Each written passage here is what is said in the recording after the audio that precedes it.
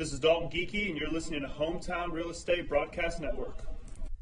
Good afternoon, and welcome inside Regency Furniture Stadium for a doubleheader between your Southern Maryland Blue Crabs and the visiting Lexington Legends. Andrew Bandstra here to take you through today's contest, joined by Brennan Casera and Matthew Hargrove. Southern Maryland coming into this game 29-28 in the second half, 60-57 on the season, hosting this Lexington Legends team, looking for a massive doubleheader sweep. Let's start with last night's game. Southern Maryland picks up a crucial 6-2 win. Carl Bryce went 6 innings, allowing just 1 hit and 1 run. The right-hander gave it away to his bullpen, who shut things down from there, as the Blue Crabs raised, according to ALPB Roundup, their playoff odds by 30%, and in the same time as the Revolution lost, decreased the Revs' chances from 52% to 7% to make the playoffs. Here in this Atlantic League, 3 games left for the Blue Crabs. A massive doubleheader today, Brendan. Yeah, huge doubleheader. We continue with, the mentality for the Blue Crabs is that they have to continue to win every single game. They're the only team in the Atlantic League North that controls their own destiny. And so for Southern Maryland, it continues to just be win each game that you have on the docket. Today we have 2, and they're going to have to get 2 wins. And that would really set them up nicely going into a Sunday game tomorrow afternoon. And, if you're Southern Maryland, you potentially clinch tonight with 2 wins and, of course, a Long Island loss. That's the big thing. The big piece to today is that the Blue Crabs have the chance for the first time since 2017 to clinch a spot into the playoffs. You can check it out on the screen right now. The Blue Crabs, if they sweep their doubleheader today and the York Revolution win their game tonight, the Blue Crabs would be headed to the playoffs in this Atlantic League North Division. Toss up the standings on the screen real quick, show you where we sit right now.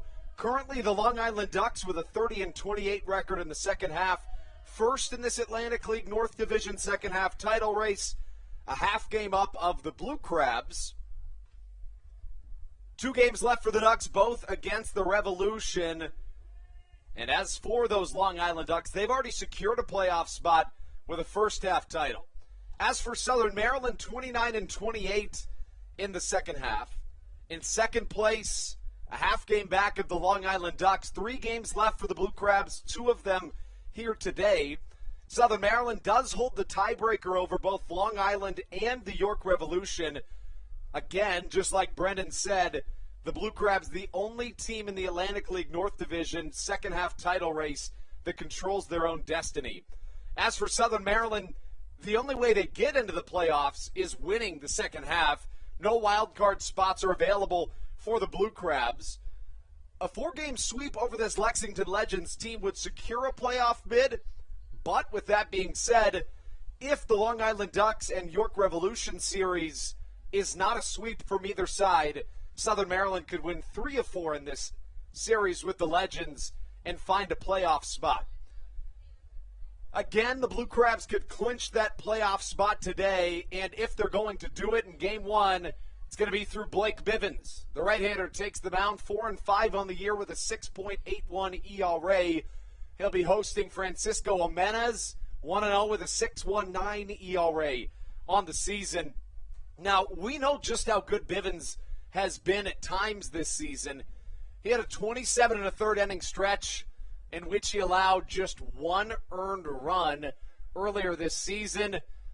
Since July the 26th, 3 of Bivens' 7 starts have been 7+ inning outings with 0 earned runs and holds a 1.07 whip. But he's also struggled in a couple of starts of late. What do you expect out of Bivens today, Brendan?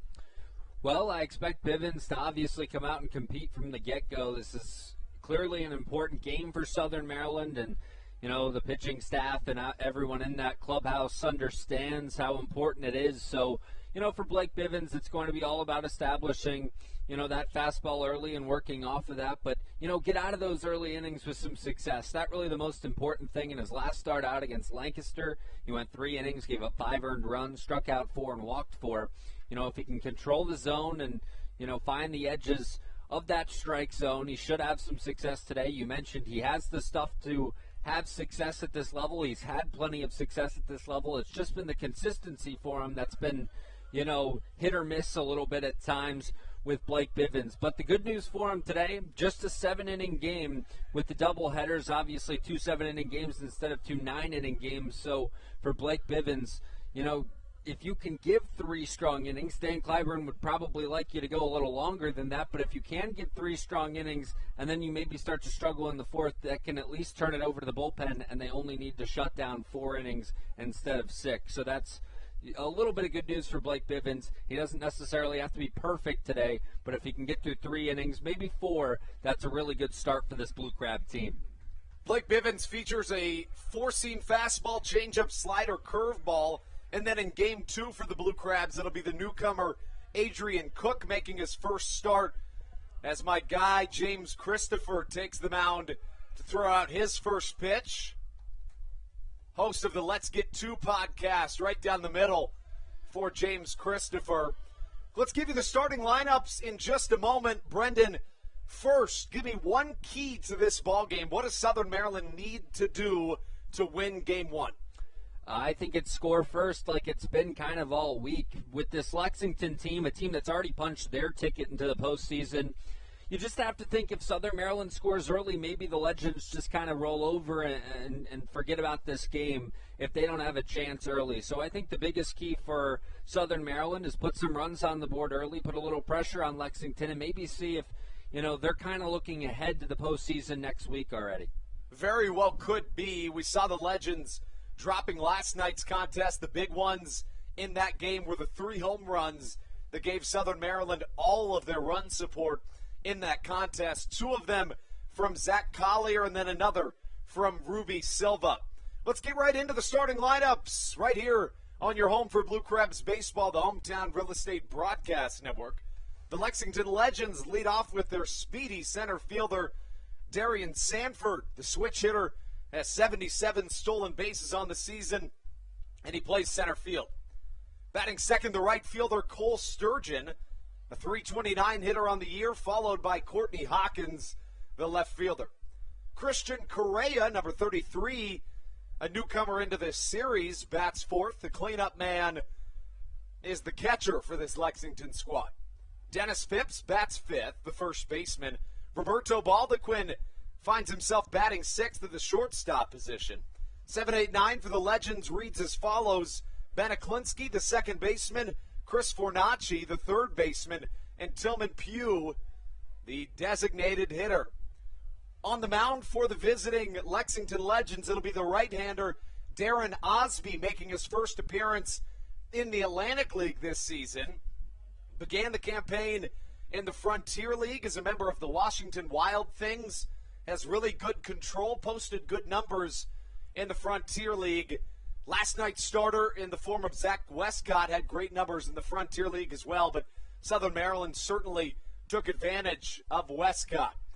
As for the Blue Crabs, the right-hander Blake Bivens on the mound, 4-5 with a 6.81 ERA on the season. The offense behind him reads as follows. The left fielder Matt Hibbert leads things off. Batting second, the right fielder Ruby Silva.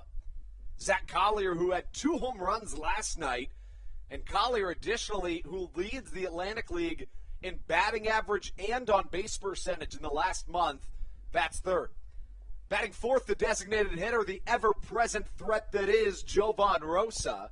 Batting fifth, Alex Crosby, the first baseman. Batting sixth, Tucker Nathans, the second baseman.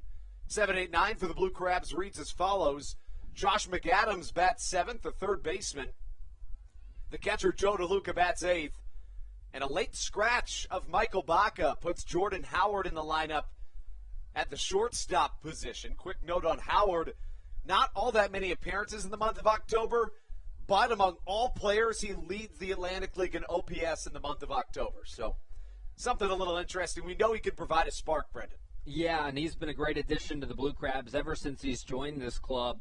We saw him. He got here around when Matthew and I joined the broadcast team, so we've gotten to see a lot of Jordan Howard, and he works hard. He's always in the cage, and we've seen him have some big games for the Blue Crabs. He's capable of it, and I really like him in that 9 spot. You have some speed at the back end of that Blue Crab order, and then a little bit of power, too. He's shown that he has a little more power than you may realize when you first see Jordan Howard, but he is able to go deep as well, and he plays hard. He's going to leave everything out there for your team, and that's exactly what you want. If you have to scratch Michael Baca like you did if you're Stan Clyburn, you want a guy who's going to leave it all out on the field right here in this postseason push, and Jordan Howard will do that.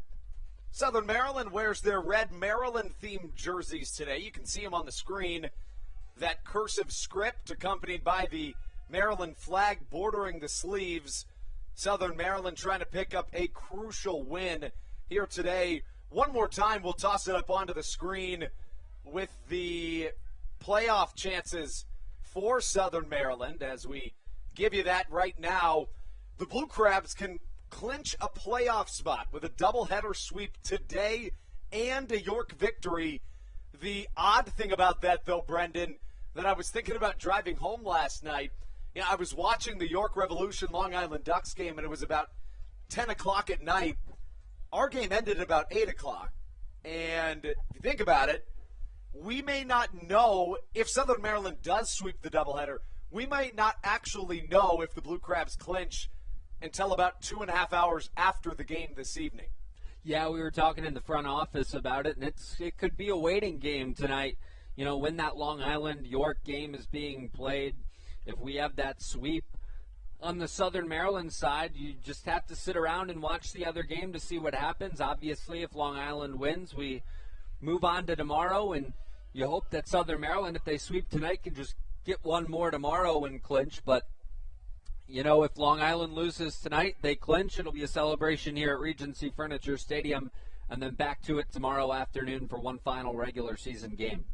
And to that point, Southern Maryland does have the opportunity here this evening to find themselves, like you said, in a situation at the end of the night not clinching, even if they do sweep that doubleheader. Here today, the Revs a game back in the Atlantic League North Division race as we toss that logo up on the screen one more time here on the Hometown Real Estate Broadcast Network, and then get into some keys to this ball game.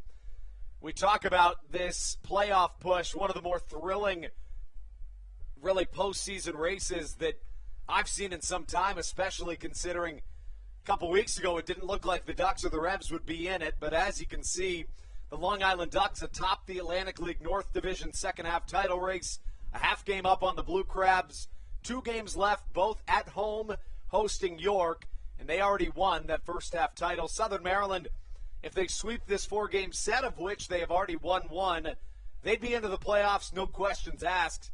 It's just if they lose one where you really got to start looking at the math. Here on the Hometown Real Estate Broadcast Network, about 5 minutes away from first pitch, give me a key offensively tonight for Southern Maryland. Who do you think will stand out in this game one? In this game one, I think you have to continue to rely on the big bats. If you're Southern Maryland, that'll be Zach Collier, the guy you've leaned on all year to be productive offensively in that 3 spot. So I think Zach Collier will be the key tonight. But, I think early on against Darren Osby, making his first appearance in the Atlantic League this season, and with his team, the Lexington Legends, I think you're patient early. You force him into the strike zone. There might be a little bit of nerves there for Darren Osby. See if he can get into the strike zone early, and then if he can, you change your approach and you get a little more aggressive with it. But when a guy is making his debut, I think that first time through the order, you see a lot of pitches. You get a good feel for what he's throwing, what he has, what's working, and what isn't. And then that second time through the order, you make those adjustments and exploit it. So that first time through the order, I'm looking for some patience from the Blue Crabs hitters. And then maybe later on throughout the game, you see that aggression kind of elevate. We mentioned that Michael Baca was a late scratch. Same thing with the starter that was at least scheduled for today for the Lexington Legends. It was supposed to be Francisco Jimenez, but they'll go with the newcomer right-hander Darren Osby, 6'4", 245 pounds, 25 years old, almost 26. Went to Troy University before starting his professional career peaked at the Frontier League level before today, and he's posted good numbers in his professional career. The right-hander, 17-13 in 3 seasons with a 3.37 ERA, but something you brought up earlier, the command really stands out. Yeah, the command stands out, and if you look at 2019 in the Frontier League with Joliet, Darren Osby's really had success. The whip at 1.13, 116 pitches thrown in that game, a 2.95 ERA, and then you look at this season with the Washington Wild things, 6-4, a 3.76 ERA, and 103 innings pitched, 96 strikeouts, and just 28 walks during that time. So he is definitely good with the command. You wonder if the transition to the electronic strike zone will make a little bit of a difference here this afternoon. And then, of course, this is a higher level of baseball, so there's obviously going to be nerves, some different hitters, maybe a different approach on the mound for a guy like Darren Osby. So you wonder if he'll have that same control he was able to find in the Frontier League. But those numbers obviously stand out, and the whip numbers especially, the 1.13 back in 2019 and the 1.36 this season with Washington. Very good numbers there for Darren Osby. Additionally, with the Atlantic League MLB partnership, the mound has moved back to 61 feet 6 inches. See if that has any impact on him. The goal of this movement, according to Major League Baseball, was to increase balls being put in play. And then also another thing to look out for, the double hook designated hitter rule today, just in terms of today's game. That rule states that once a team's starting pitcher is replaced, the team will lose its designated hitter for the remainder of the game, and the club will be required to use a pinch hitter, or the relief pitcher can bat for himself. The double hook rule represents a potential compromise between the historical rules of the National League, which has employed the DH in every year other than 2020, and the American League, which has used the designated hitter since 1973. The goal is to make starters go deeper into ball games. Of course, these Atlantic League rule changes have been successful in the past. 2 of them have made it to the Major League level already, one of them being the runner starting at second in extra innings in the regular season, which looks like it will not continue, but nonetheless, also the 3-batter minimum rule started in the Atlantic League in 2019 is now at the MLB level. Some of the other ones, 18-inch bases started here. Now they're in AAA. A defensive shift ban finds itself in AA as Blake Bivens takes the mound. Biggest start of the year for the right-hander, looking to make things happen here on a Saturday afternoon at the Reagan Waldorf. It's Crabtober, folks. Let's get things going right after the national anthem on the Hometown Real Estate Broadcast Network.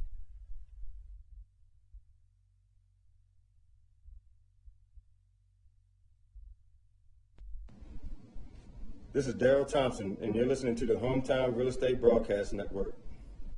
Whether it's Chris Paul, Cliff Paul, Aaron Rodgers, or even the son of a former Blue Crab, Patrick Mahomes, you've seen many athletes endorsing State Farm. That's because your State Farm agent has your back through good times and not so good times. That's why all the Blue Crabs, Daryl Thompson and the whole team, trust State Farm with their insurance needs. State Farm is the company people have trusted for over 99 years to help life go right. Call your local State Farm agent, Greg Conklin, today at 240-776-4289.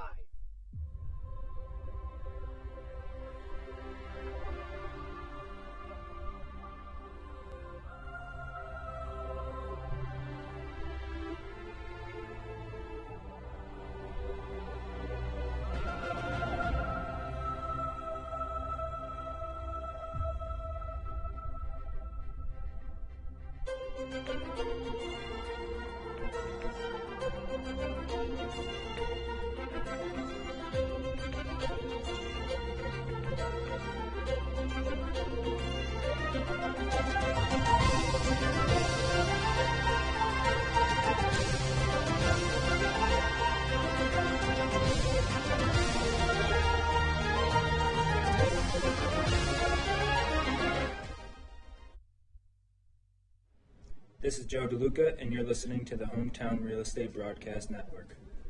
A lot of big pieces in today's game. My expected X factor in today's contest is going to be the guy that just welcomed you into this inning, Joe DeLuca. He's currently riding a 13-game hit streak, the second longest by a Blue Crab here in this 2021 season. And during that time, he's hitting 22 for 46. DeLuca absolutely crushing the ball at the plate right now. Yeah, anytime you're hitting close to 500 in any period of time, it's pretty impressive. You mentioned the 13-game hitting streak, and it all comes at the right time for Joe DeLuca. He's been, very solid behind home plate, especially here on this homestand of late. We've seen some good blocks behind home plate. He plays catcher every single day, and, when you have a guy like that who's played in a long season like this Atlantic League season, and he's played behind home plate as often as he has, you wonder if a guy like that would maybe struggle towards the end of the year, just tired, a lot of fatigue throughout the course of a season, but not for Joe DeLuca. That 13-game hitting streak has been huge for the Southern Maryland team in their push towards the postseason, and if he continues that success over the next 2 days, you'd think Southern Maryland's chances are going to be pretty good. Over the last 3 weeks, Joe DeLuca hitting .481, which is 81 points better than anybody in the Atlantic League over these last couple of weeks. A guy that's just seeing the ball really well right now as he catches a couple more of Blake Bivens' warm-up pitches. The right-handed Bivens on the season finds himself 4-5 with a 6.81 ERA. Somebody who's been reliable for Southern Maryland to give you a chance to win ball games, and sometimes even more than that. Bivens, a guy earlier this season who had a 27-inning stretch in which he allowed just 1 run, and he'll start things off against the speedy Darian Sanford here in Waldorf, Maryland. Southern Maryland looking at a massive doubleheader here today. Bivens, the right-hander, features a four-seam fastball, changeup, slider. First pitch of the night in there for a called strike to the switch-hitting Darian Sanford from the left side. Top of the first here in Southern Maryland, 2 7-inning games as Sanford rips one down the first base line, just inches foul. First base coach trying to make his case. It's not going to be changed in the count 0-2. Really good start for Bivens. Yeah, just barely foul there. You mentioned it, and with Darian Sanford, that's not a guy you want on the base paths early to start a game off. So that, huge that didn't stay fair, but you still got to get him out if you're Blake Bivens here. Bivens out of the windup, the 0-2. Slider inside, taken for a ball. We saw Sanford last night lead off with a walk. He would later score. Carl Bryce had runners at second and third with no outs in the first inning. Ended up working out of that jam. Allowed just that 1 run in his 6 innings of work, 1 hit as well. A ball and 2 strikes, Bivens from the first base side of the rubber. Out of the windup, the right-hander. Chop to the right side. Nathans will take it on a bounce, throw to first in time, and getting Sanford out to start this game is a big deal for Blake Bivens and the Blue Crabs. Yeah, anytime you can get the first out of the inning recorded, that's a good. With the first batter, that's a good start for your pitcher, and that's one thing, if you had to critique Carl Bryce's performance last night, he struggled early in innings, letting guys on early. So if Blake Bivens can cut down on that, limit the opportunities for Lexington to score a little bit more, he should settle in and have a pretty good start this afternoon. That gives way to Cole Sturgeon. Sturgeon coming up today after going 0 for 2 last night, but drew a couple of walks. The 0-1 from Bivens, slider outside, just barely misses the zone. Bivens has shown us fastball and slider to this point in the contest. Also has a curveball and a changeup. Fouled back into the protective netting, 1-2, and Bivens doing a really good job attacking batters early. Yeah, and that's what you want to do if you're Blake Bivens. Pound the strike zone, force these guys to put it in play, and no free passes early against this Lexington team. Here comes the 1-2. Another chopper to the right side. Crosby's got it in the back of his glove. Steps on first, out number 2. Blake Bivens getting quick ground outs here early in Southern Maryland. When Bivens pounds the zone, he's a guy that's basically unhittable. And starts where he's walked 3 or fewer batters with 5 or more innings pitched this season. The numbers are eye-popping. And that seems to be the real thing with Atlantic League starters is, they have pretty good stuff, a lot of them. It's just whether or not they can command it, especially when they really need to. And obviously, the electronic strike zone, you wonder if that adds a little more offense to the league or not. But when they can command the ball, especially a guy like Blake Bivens, he can have a lot of success. That was why it was so weird to have, a guy like Misiel Severia who never missed, but the whip got elevated due to a lot of hits. You're right. Most of the time, the guys that can keep it in the zone find great success. Bivens induces a pop-up in the infield. Crosby coming in on it. Now DeLuca, who goes and catches for out number 3. That is exactly the start you're looking for if you're Blake Bivens here at Regency Furniture Stadium. 1, 2, 3. Go the Legends.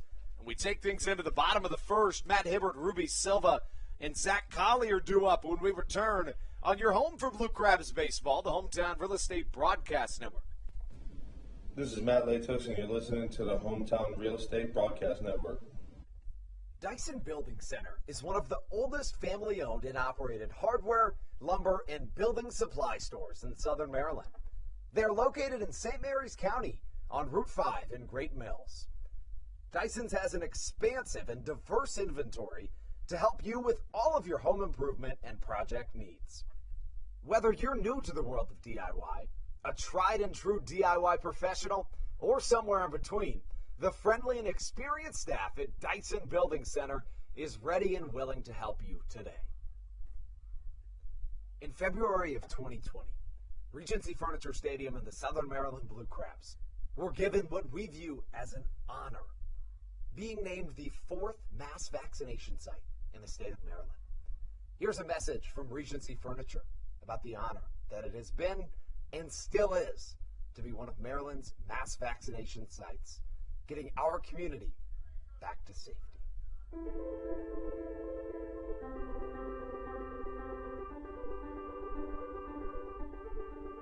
During these times of uncertainty, it helps to know there are things we can control to help ourselves and others. For me, it presents the hope that soon enough, my friends and family will be together again.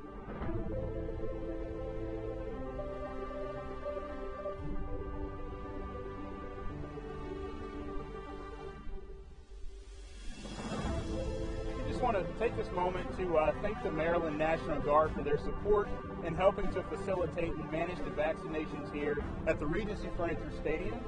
We just think it's so important for everyone to do their part, and we're just grateful for their support.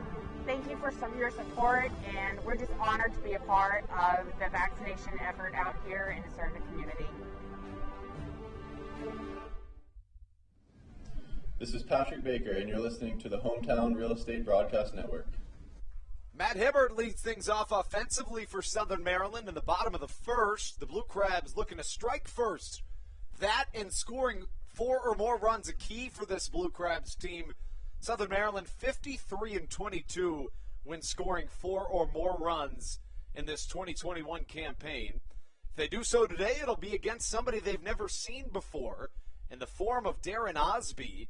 First time facing an electronic strike zone, misses upstairs and looked to be somewhat confused by not getting that call. Osby, wearing number 20 on his jersey, misses upstairs with a curveball, and now the count 2-0 to Matt Hibbert. Was watching him throwing his warm-up pitches. Looks like he gets a lot of extension kind of from the back with that arm. As the count goes to 3-0 to Matt Hibbert. You know, Brennan, you talked about the numbers. Quite impressive how he's been able to command the strike zone, but here in his first Atlantic League start, having troubles with the command. 3-0 misses upstairs, and Osby starts this game with 4 straight balls. Hibbert aboard, the first base runner of the game.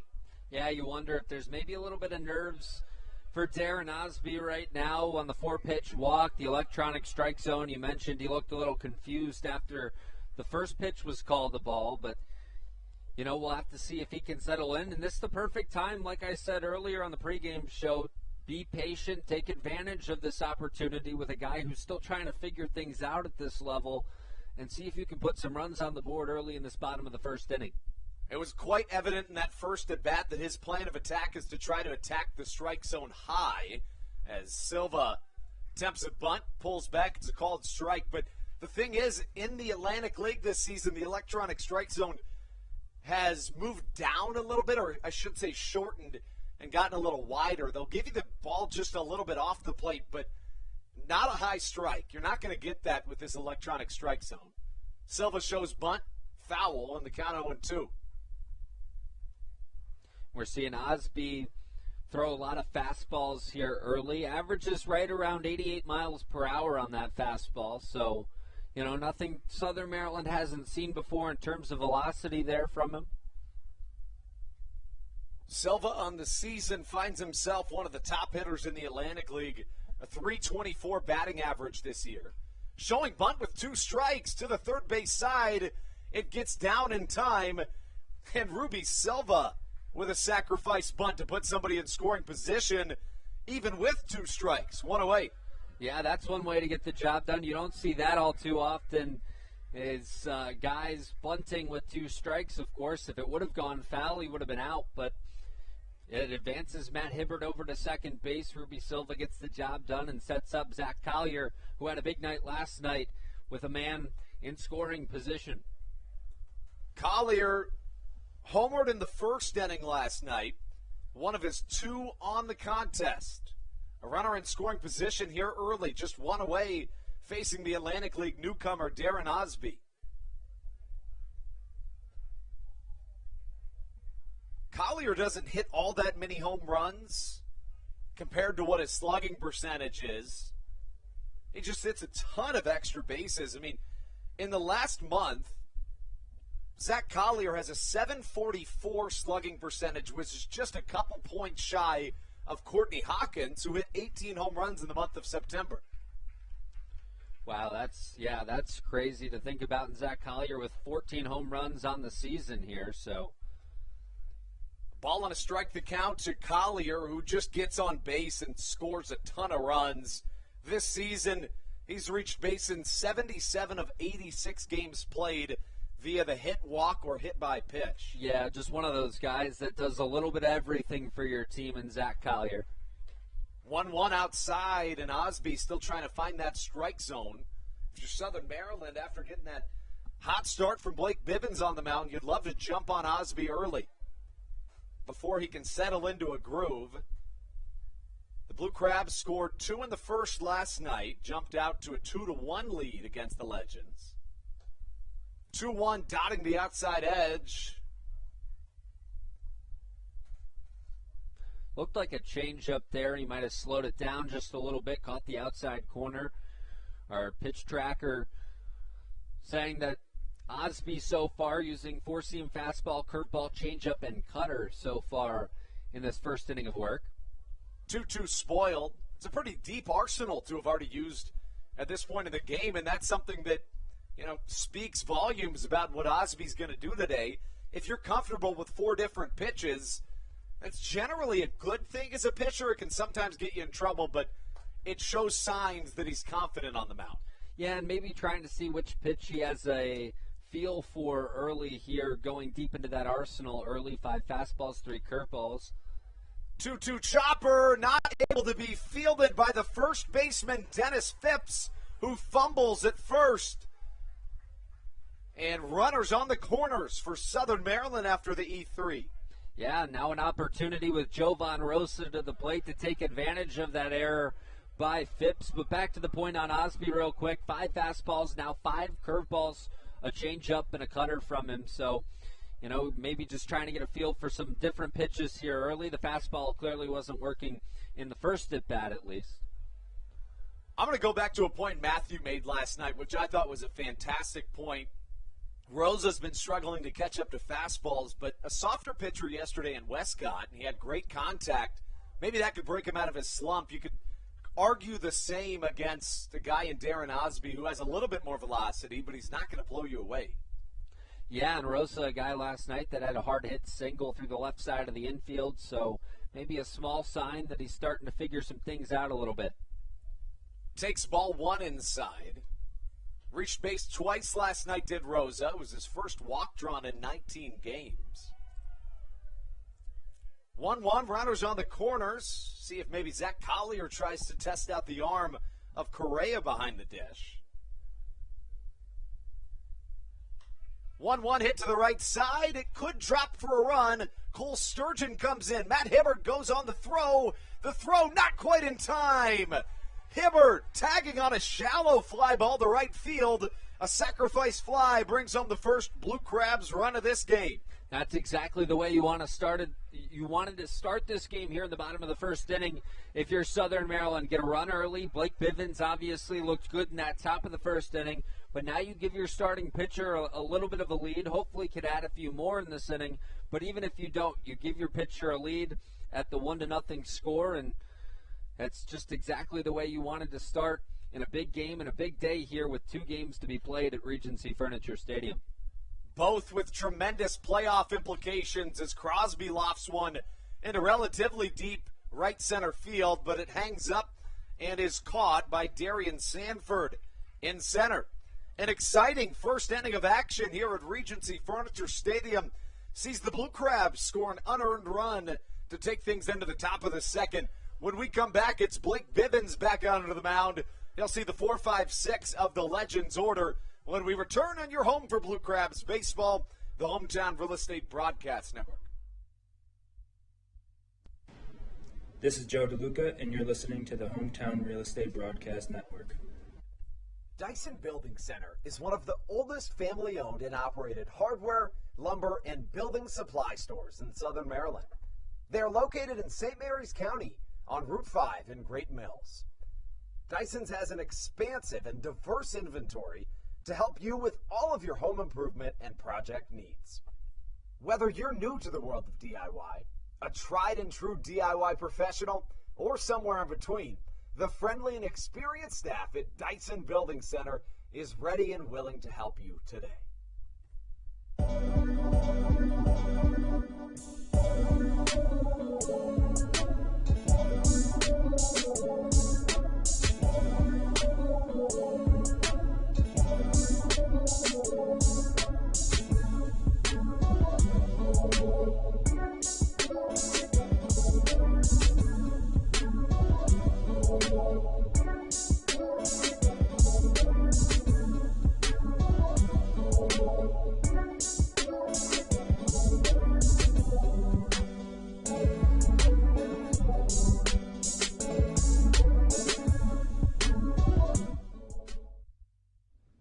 This is Blake Bivens, and you're listening to the Hometown Real Estate Broadcast Network. Blake Bivens welcomes himself into his second inning of work. First one was good. The right-hander went 1-2-3 against a dangerous Lexington lineup. In the month of September, Brendan, Lexington led the Atlantic League in batting average, but in this month of October, while short-lived, in 7 games, by far and away the lowest batting average in this Atlantic League. Yeah, and you wonder if that has something to do with just the fact that they had already clinched the postseason, maybe just trying to get to the postseason with no injuries and, you know, relaxing a little bit in this October, but they're going to have to pick it up to, you know, have success in that postseason, but an interesting stat nonetheless. Southern Maryland this year 5-5 against the Legends. Have won each of their last 5 games as Christian Correa floats one out to the left side, and it exceeds this stadium's capacity over the left field mini monster, tying this thing up at a 1 apiece here early in this ballgame. And Bivens back in that first inning, pitched to contact, and that's the one thing, you know, when you pitch to contact, you make a mistake. Every once in a while, ball may find its way into the seats. You shake it off, though. You got the 1 run if you're the Blue Crabs in that first inning, so it's just a tie ball game here at 1-1. And now with nobody on, still a clean inning, you know, nobody out and everything. Just continue your work. Don't let them do any more damage, and then set up your offense from here on out. Just the 3rd home run of the season for Correa. Hasn't played in all that many games. First pitch to Dennis Phipps, outside a called strike. Phipps, a .257 hitter since joining this Lexington squad. Line drive to the left side. Matt Hibbert coming under and catching for out number 1. And it looks like Lexington going to go with the approach early against Bivens of swinging early in the count. They're not going to wait and see too many pitches. They're going to try and jump on them early. So, if I'm Bivens every once in a while, maybe early in the count, I'm dropping a pitch outside of the strike zone, seeing if I can get these Lexington hitters to chase. That brings up Roberto Baldequin. Baldequin, one of the top hitters in the Atlantic League this season, did not play yesterday, but has found tremendous success here in 2021 in the Atlantic League. A .356 hitter with a .447 on base percentage for Baldequin. Changeup misses downstairs. The count draws even. Blake Bivens in his 125th career professional appearance, 73rd career start, 12th of this season, as Baldequin spoils one foul. Bivens was originally a fourth-round draft pick by the Tampa Bay Rays. Reached as high as the AA level with the Montgomery Biscuits in 2019. Fastball high and away. The count draws even at 2-2. Baldequin, a Cuba native. 6 foot, 199 pounds is what he's listed as. Curveball inside, watches it go for strike number 3, and Bivens clearly has his stuff here today. That curveball, just disgusting. Yeah, and when Bivens can establish the fastball and work off of it with that nasty curveball, he's going to set himself up for some success. He's looked really good here early, minus the one mistake, and so, if you're Stan Clyburn in Southern Maryland, you shake that off, but you don't feel all too bad about the way things have looked for Blake Bivens on the mound to get started here. Wind really blowing here today at the Reg in Waldorf. Don't see the wind blow a ton here, especially this season, but it's really coming out tonight. Yeah, the flag's moving for about the second time I think since we've started calling games here. Especially during game time. It almost seems like right around 6 o'clock it stops. So we've got this day game here today. Southern Maryland 11-9 in day games this season. Fastball in there for a called strike, 1-2. Blue Crabs tied up at 1 with the Lexington Legends here in the top of the second inning. Blake Bivens sees the ball lifted to the left side. Matt Hibbert comes under about 10 feet in front of the warning track to catch for out number 3. A solo home run led this thing off, but outside of that, Blake Bivens has been perfect this evening. Take things into the bottom of the second. Southern Maryland trying to regain their lead. It'll be Tucker Nathans, Josh McAdams, Joe DeLuca, and more when we return on your home for Blue Crabs baseball, the Hometown Real Estate Broadcast Network. Hey, Blue Crabs fans, make sure to visit the All-American Steakhouse and Sports Theater at 35 St. Patrick's Drive, right here in Waldorf, for some great food with great friends. Their steaks are fresh, hand-cut, in-house daily, as well as many other fresh seafood, chicken, and beef options. They offer outdoor and indoor dining, available each and every day, along with the same great menu to go if you would like.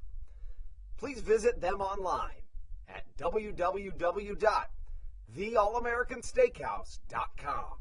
That's www.theallamericansteakhouse.com. You can also visit them on Facebook or Instagram. They have daily specials that you just can't pass up. Thank you, Blue Crabs fans. All Pawn is Southern Maryland's premier pawn shop and is the official pawn shop of the Southern Maryland Blue Crabs. Stop by and say hello today. They've been a part of the Southern Maryland community for 18 years. If you need some cash to hold you over, or if you're just doing some spring cleaning and want to clear some stuff out, please bring it by All. This is Patrick Baker, and you're listening to the Hometown Real Estate Broadcast Network. If you haven't made your way out to Regency Furniture Stadium yet for our second to last day of the regular season, it's not too late. In the first game of a doubleheader, you can get a free bobblehead on your way in of Governor Larry Hogan, who will be joining us here at the stadium later today. Tucker Nathan set to lead things off in the bottom of the second inning. Blue Crabs in the second of 4 games against the Lexington Legends here in this series. First pitch inside, a called strike. You know, Brendan, in some ways, the Blue Crabs got fortunate in that this is only a 4-game set because a game at Lexington was rained out. Yeah, it ends up working out here, you know, towards the end of the season, because the only reason the Blue Crabs control their own destiny for sure this weekend is because they have that extra game. Nathan sees a curveball miss upstairs, 2 balls and a strike to count from Darren Osby, who's been leaving stuff elevated, and you're not going to get that strike call with an electronic strike zone, but still could be dangerous as Tucker Nathans rips one to the left side. This ball to the warning track, not quite getting out of here, but a very good piece of hitting for Tucker Nathans, and the Blue Crabs are just seeing the ball well today. Yeah, and talking about guys that have kind of sneaky power, Tucker Nathan's one of those guys. Since he's joined the club, 3 home runs. That one was an opposite field shot that almost got off that wall in left field. So Tucker Nathan's with a little more power than you may expect when you first see him at the plate. Brings up Josh McAdams, the third baseman, hit a grand slam a couple days ago. That was a 6 RBI day for McAdams, 1 shy of a Blue Crabs franchise record. Coming into 2021, it would have been a franchise record, but both David Harris and Ruby Silva have knocked home 7 at some point in this season. Silva did it on August 1st at Lancaster. David Harris did it here at home when he also tied the Blue Crabs franchise record in home runs in a single game with 3. It was on August 22nd against the Long Island Ducks. Josh McAdams from the right side sees a 2-1 count. Darren Osby into his second inning of work. Line drive, left field. Chasing it down is Courtney Hawkins for out number 2. And the good news for the Blue Crabs in this inning, offensively, haven't been able to really produce anything, but they've been loud outs towards left field. McAdams was all over that one, just couldn't quite get it to the wall. Tucker Nathans, you know, a good AB, sends it oppo and just couldn't quite get it to the wall as well. So, you know, looking at the positive for Southern Maryland here, you may not be getting the hits that you want right now, but knowing this first time through the order, you've been able to hit Osby pretty hard. It just hasn't gone your way, or the baseball hasn't found some grass. You know, maybe that second time through the order, you can figure it out and really start to put together a big inning. Osby generally finds success in not walking batters and pounding the zone, something that's worked very well for him at the Frontier League level. It is yet to be seen how it works in the Atlantic League, and to your point, some really hard contact so far in this one. Joe DeLuca at the plate, a 1-1 count. The catcher riding a 13-game hit streak, second longest by a Blue Crab this season, trailing just Alex Crosby, who strung together a 17-game hit streak, third longest in the league this year. That was back in late June into early July for Crosby. DeLuca takes Lowen inside, 2-1. During this 13-game hit streak, Joe DeLuca leading the Atlantic League in batting average, 22 hits and 46 tries. Osby coming home. 2-1 comes up and hits Joe DeLuca. That may have got him in the elbow. Looks like maybe in the hand for DeLuca, so that's going to be a foul ball. I wonder if it, ended up making contact. The contact sounded like it hit the bat, so I wonder maybe it got, a piece of the hand and the bat for Joe DeLuca.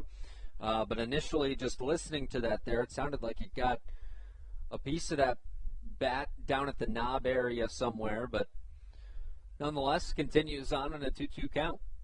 And if you want to know how temperamental the wind can be here at the Reg in Waldorf, the flag has completely stopped moving. It was blowing out towards right, which of course helps left-handed batters like Joe DeLuca. The 2-2. Curveball inside, swung on and missed, and Darren Osby goes 1-2-3 in the Blue Crabs, half of the second, picking up his first strikeout of this contest. To the third we go. Brennan Casera on the play-by-play when we return. Blake Bivens out for his third inning of action on your home for Blue Crabs baseball. the Hometown Real Estate Broadcast Network. This is Dalton Geeky, and you're listening to Hometown Real Estate Broadcast Network. There's nothing quite like when the Blue Crabs retire the side. At Wealth Management Partners, they're on your side for your retirement planning needs. It's never too early to start planning your retirement. Talk to the experienced financial advisors of Wealth Management Partners located right here in Waldorf. Call them today at 301-885-0955. Again, Wealth Management Partners. Call them today at 301-885-0955. Weiss Markets is a proud sponsor of the Southern Maryland Blue Crabs and has been since their inaugural season in 2008. Weiss Markets also presents one of the Blue Crabs' best and most famous promotions every single year. Kids can get in free to every single Blue Crabs game of every single year simply by wearing a jersey thanks to Weiss Markets. Weiss Markets can help you with all of your game day needs for a great price. Stop in at your local Weiss today. Eat better, spend less. That's wise. Weiss Markets is a proud sponsor of the Southern Maryland Blue Crabs.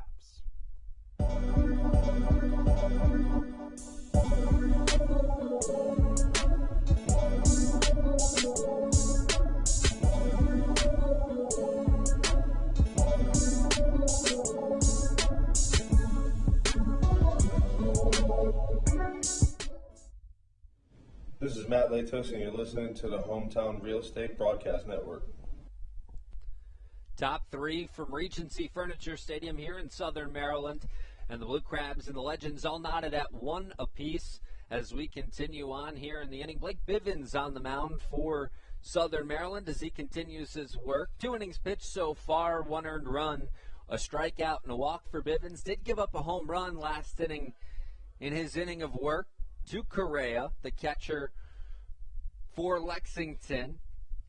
And so for Lexington, in this inning, it will be Formaci to get things started. Chris Formaci looks at a fastball upstairs for ball 1. Bivens working on the mound. Formaci, the only guy, or one of 2 guys who hasn't seen Bivens so far yet, as that one outside. 2-0 the count for Bivens. And Bivens so far has been pitching to contact, gave up the 1 home run, but has looked pretty good for the most part, Andrew. Yeah, he really has. A guy that seems to have found his groove here today. Struggled in each of his last couple of appearances, but looking really sharp here this afternoon. The Blue Crabs obviously playing a 7-inning game here in Game 1. We'll play a 7-inning game in Game 2 as well this evening. So a little bit shorter. Blake Bivens doesn't necessarily have to go super deep into this game. 3-4 innings could turn it over to your bullpen, especially if you have a lead, as he kicks and fires. That one up and in, 3-1 the count. Bivens has shown good control to this point. Has only faced 7 batters. The only one to reach base was that solo home run you mentioned to lead off the second from Christian Correa. Bivens kicks and deals the 3-1 pitch. That one is upstairs, and that'll draw a walk for Chris Formaci. So the first man aboard for this Lexington lineup, and bring up Tillman Pugh now, batting 9th for Lexington. He'll be in the right-handed batter's box, and he's at the DH spot this afternoon. Yeah, and for Tillman Pugh, you mentioned, you talk about guys in this league with sneaky power. He's certainly one of them. 26 home runs, 107 RBIs on the season for the 9-hole hitter Pugh. He's hit 3 homers against the Blue Crabs this season. Yeah, you mentioned the home run and RBI numbers. Pair that with a .326 average for the number 9 hitter, and it's been a pretty good season for him with Lexington as he looks at a fastball in there for strike 1 to get things started. So 1 on, nobody out, and an 0-1 count to Pugh as Bivens checks the runner over at first base. Kicks and deals. That one just outside for ball 1. So 1-1 the count to Pugh. Looked like a slider from Bivens there. He's featured fastball, slider, cutter, curveball, and changeup so far in this one. So going deep into his arsenal of pitches this afternoon, he's thrown a total of 30 pitches, 19 of them fastballs. That's good for 63% as the 1-1 is swung on and missed for strike number 2. 1-2 goes the count. Doing a good job attacking the zone here if you're Blake Bivens, coming back after walking your first batter of the game and working a quick 1-2 count. And a very important batter here in Tillman Pugh, as the lineup card will flip over once he either reaches base or is retired, as he awaits the 1-2 pitch. Slide step from Bivens. This one a chopper down the left side, but it'll get foul, and that one kicked off the grass pretty aggressively and got foul. Looked like it was going to be a swinging bunt initially there from Tillman Pugh. Yeah, that's just one of the luckier bounces Southern Maryland might get all season. That ball looked like it was on a 90-degree downslope all of a sudden and just rolled foul. Probably would have put runners on first and second with no outs. Instead, the count's still 1-2. I can't remember exactly. I think it might have been against High Point, but somebody laid down a bunt down the right field line as well. A similar thing happened to him, and whoever it was pretty frustrated by that as well. But Tillman Pugh back into the box in that right-handed batter's box with a 1-2 count here as Bivens comes set on the rubber, checks first base, kicks and deals the 1-2 pitch. This one skied out towards center field. Collier racing back on the track, right at the wall, will make the catch. Zach Collier with a big out as Tillman Pugh put a charge in that one. Runner retreats to first and Fornacci, and the lineup card flips over for Lexington now. It'll be Darian Sanford to get things going. That one just kept carrying and carrying and carrying to the point where you got a little nervous if you're a Southern Maryland fan, but just hangs up in front of that outdoor creation sign. Good job tracking that one down by Collier. Luckily for Southern Maryland, that one hit to the deepest part of the ballpark, and so Collier able to make the play. Darian Sanford to the plate now, a ground out back in his first at bat. He grounded out to second base.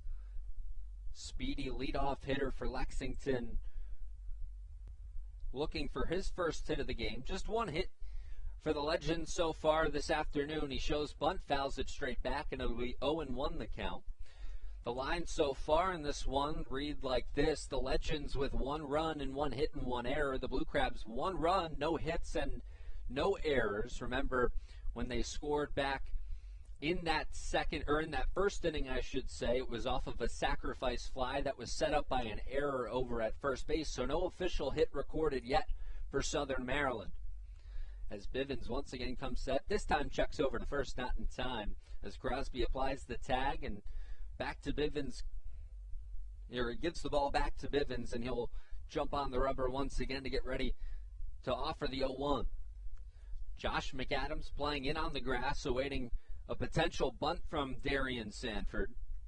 77 stolen bases for Darian Sanford this season. Gives you an idea how speedy he is. This time he pokes this one into right field, and it'll be a base hit for Darian Sanford. So Ruby Silva is able to glove and fire back into the infield, but not before Sanford gets aboard. It'll be first and second with 1 out here in this top of the third inning for Lexington now, and it'll be Cole Sturgeon to the plate.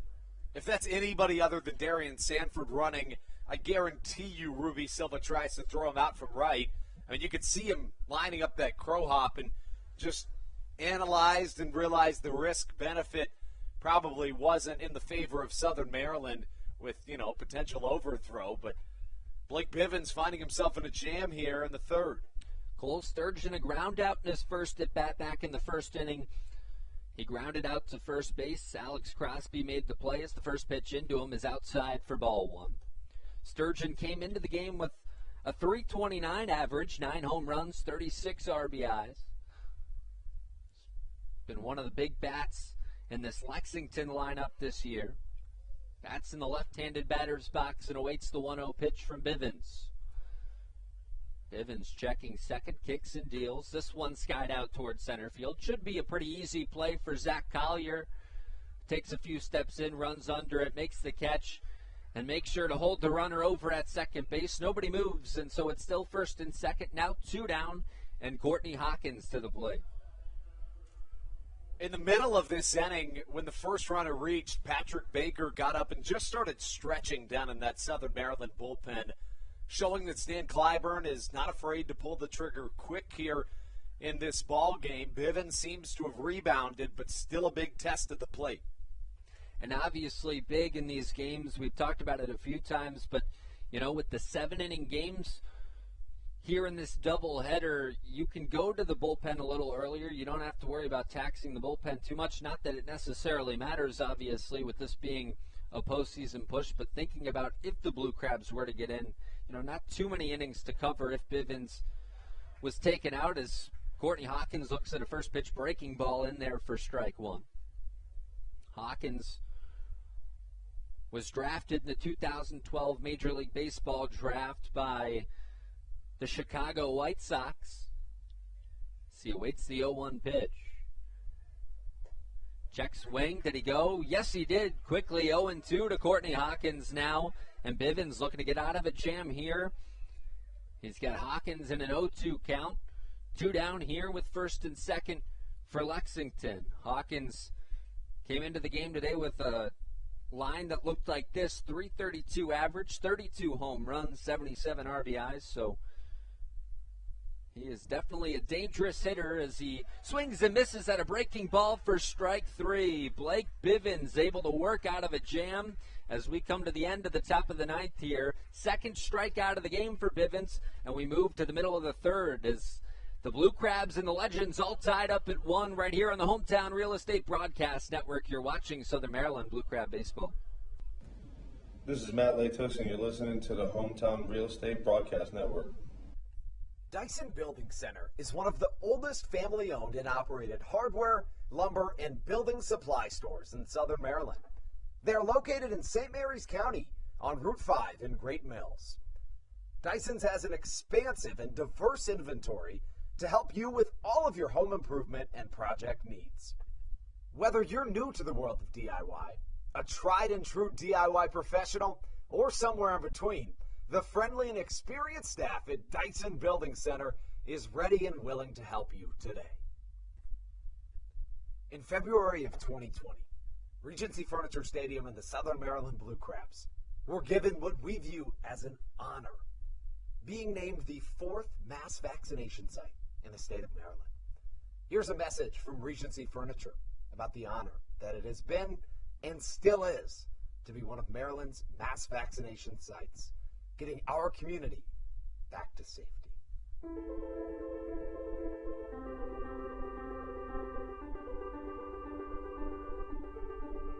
During these times of uncertainty, it helps to know there are things we can control to help ourselves and others. For me, it presents the hope that soon enough, my friends and family will be together again. This is Patrick Baker, and you're listening to the Hometown Real Estate Broadcast Network. 1-1 between the Blue Crabs and the Legends in Game 1 of this doubleheader day at Regency Furniture Stadium as Darren Osby continues in there for the Lexington Legends. It'll be 9-1-2 for Southern Maryland. It will be Jordan Howard, who replaced Michael Baca just before the game started this afternoon, followed by Matt Hibbert and Ruby Silvas. Howard grounds it over to second base, gloved and fired over to first for the out by Aklinski to get things started. 1 pitch and 1 out for Darren Osby. First time through, Darren Osby has not allowed a hit, but he's walked one. There's been a sac bunt, an error, a sac fly in the mix. So Southern Maryland getting something going at the plate, but still trying to really figure out Darren Osby, who after walking Matt Hibbert on 4 straight pitches to lead off this game has seemed to have settled in. Yeah, it certainly seems that way as Osby now 2 1/3 innings of work as the first pitch is in there for strike 1 to Matt Hibbert. 1 strikeout, 1 walk, no earned runs so far. The Blue Crabs run coming from an error back in that first inning as Osby kicks and deals the 0-1, a breaking ball that misses outside, 1-1 the count. So the lineup card flips over for Southern Maryland. Matt Hibbert's second at bat of the afternoon. A walk back in the first inning. And this one's lifted out towards left field, but should be a pretty easy play for Courtney Hawkins, who tracks under it and makes the catch. So quickly out number 2 here in this bottom of the 3rd inning, and Ruby Silva now to the plate. Southern Maryland's offense clearly needing a spark right now, and if there was ever somebody to do it, it'd be this guy. Ruby Silva batting left-handed, coming into the game today, a .324 average with 18 home runs and 71 RBIs, playing right field. This afternoon, Silva, a sacrifice bunt back in his first at-bat. He awaits the first pitch from Osby, who slows it down and misses inside for ball one. I feel like we don't talk about often enough, because we've come to accept Silva as good as he is. He leads the Atlantic League in batting average since he got traded here. Grounds that one hard, gloved by Osby. He's going to have to pick it up and fire it to first. He does. So a very quick 1-2-3 inning for Darren Osby. And he continues on here in this bottom of the third inning. We'll move to the fourth from Southern Maryland. The Blue Crabs and the Legends still knotted at one apiece on the Hometown Real Estate Broadcast Network. You're watching Southern Maryland Blue Crab Baseball.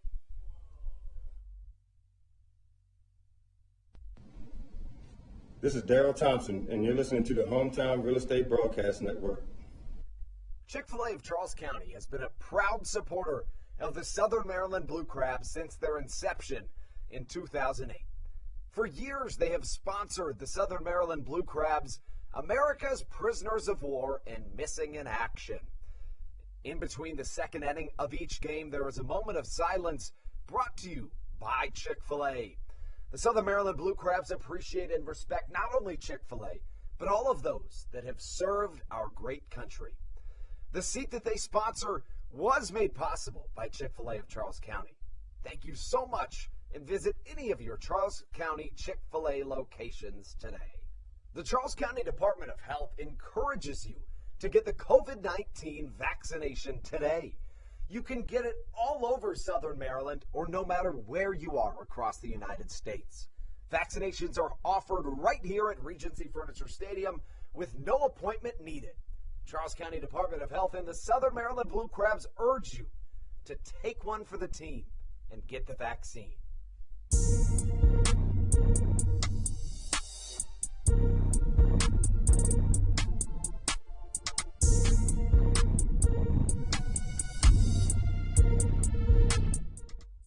This is Coach Doug's, and you're listening to the Hometown Real Estate Broadcast Network. Cruising on in this crucial game one of a doubleheader on this Saturday afternoon from Regency Furniture Stadium. It's 1-1 Blue Crabs and Legends as we enter the top of the fourth inning. Blake Bivens continues his work. 3 innings pitched so far. Has given up the 1 home run. That's the only damage Lexington's been able to do to the big right-hander for Southern Maryland so far. And so we'll see if Bivens can kind of settle in a little bit more. He has struggled a little bit, or he did struggle a little bit more back in that last inning. Was working out of a jam, but eventually got out of it. So we'll see if he's able to control his pitches in this top of the fourth inning. To this point of the game, Bivens has used the fastball 51% of the time, has gotten into the strike zone about 3/4 of the time. The man who hit the home run against him, Christian Correa, up to the plate to get things started. Correa playing catcher today, hitting in the cleanup spot as the first pitch missed for ball one. Correa came into the game hitting .211. That was his 3rd home run of the season. Earlier in this one, back in the top of the second inning, as that one misses high. So Bivens looking to retire Correa this time.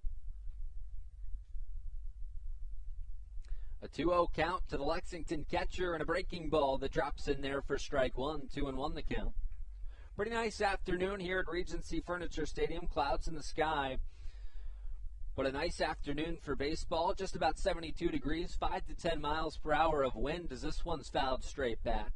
And it'll be 2-2 the count to Correa as it evens up. You know, we've seen a lot of off-speed today from Blake Bivens.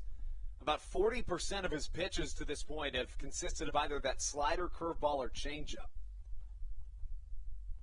Correa awaits the 2-2 pitch. That a breaking ball low in the dirt, so a full count to the cleanup man for the Lexington Legends. It'll be Dennis Phipps to follow him. Roberto Baldequin will then follow in the 6th spot, so 4, 5, 6 in this top of the fourth for Lexington as the payoff pitch is up and inside for ball 4. Bivens not happy with himself there, but the man goes to first, a man on first, nobody out, and now bring up Dennis Phipps. On the bright side of that, you look back to earlier in the day, and Bivens allowed the walk in the third to lead things off, the home run in the second to lead things off, but no damage after either of those leadoff men. And it just seemed like Bivens was trying to be a little bit more careful this time with Christian Correa, who doesn't have great speed out on the base paths. So Phipps playing first base with a man on first now and looks at a first pitch ball outside, 1-0 the count. Got to point it out again, the no batting gloves for Dennis Phipps this afternoon. The old school traditional approach at the plate for him. I think I've only seen that one other time in the Atlantic League this season as a check over to first, not in time, as Correa gets back safely. Blue Crabs still awaiting their first hit of the game. Hopefully it comes in the bottom of the fourth inning. Lexington now with 2 hits. As Bivens kicks and deals. A fastball in there for a strike, 1-1 the count. Nice crowd on hand for Paint the Park Pink here at Regency Furniture Stadium. As Andrew mentioned earlier, Governor Larry Hogan will join us for Game 2 at the stadium as this one's lifted high and deep out towards left field. Hibbert going back, looking up with Collier, and that one's gone. Dennis Phipps, a 2-run shot here in the top of the fourth inning, puts Lexington ahead 3-1. And for Phipps, his first home run of the season. Clearly the wind helping that one out a little bit, just kept carrying, and eventually sneaks over that left field wall. That one into the left center field gap. Wasn't a cheap home run by any means from Dennis Phipps, and now the Blue Crabs in a position where they're going to have to play from behind here in this one. Remember, as I've mentioned a couple of times on the broadcast, this is just a 7-inning game, so this is a crucial time for Southern Maryland here in this ball game. And it'll be Roberto Baldequin now in the right-handed batter's box as he awaits the first pitch from Bivens. That a strike on the outside corner on a fastball. Baldequin, Andrew mentioned the fantastic offensive numbers for him this season for Lexington. 356, 14 home runs, 75 RBIs coming into the game. Is that one in the dirt, 1-1 the count. Baldequin struck out in his first at-bat. Bivens went slider, slowed it down on Baldequin, and he couldn't get the barrel to it as he grounds this one through the hole on the left side of the infield. Howard tried to backhand it as it got past Josh McAdams at third, and so a man aboard now. Still nobody out in this inning. So now things getting a little nerve-wracking if you're Stan Clyburn here in this inning. Nobody up and working in that Blue Crab bullpen currently. Andrew mentioned that Patrick Baker was up and stretching earlier. Fourth hitter game for the Legends, just sneaking to that left side. And now Ben Aklinski to the plate, batting in the right-handed batter's box. A fly out to left field in his last at-bat. And this one chopped down the left side on the first pitch from Bivens into that Blue Crab dugout for strike one. So now, Andrew, does this change the offensive approach if you're Southern Maryland at all going against Darren Osby as you continue on throughout this game? I don't think this necessarily does, but I think as you continue into this game, soft thrower and Osby likes commanding the strike zone. I think you start looking opposite field. You're getting stuff well to the pull side of right-handed hitters, but the wind is just pulling you the exact opposite direction. And against a soft thrower and Osby, I'd like to see the oppo become a little bit more of a focal point for the offense, but it's an offense that's been resilient all season.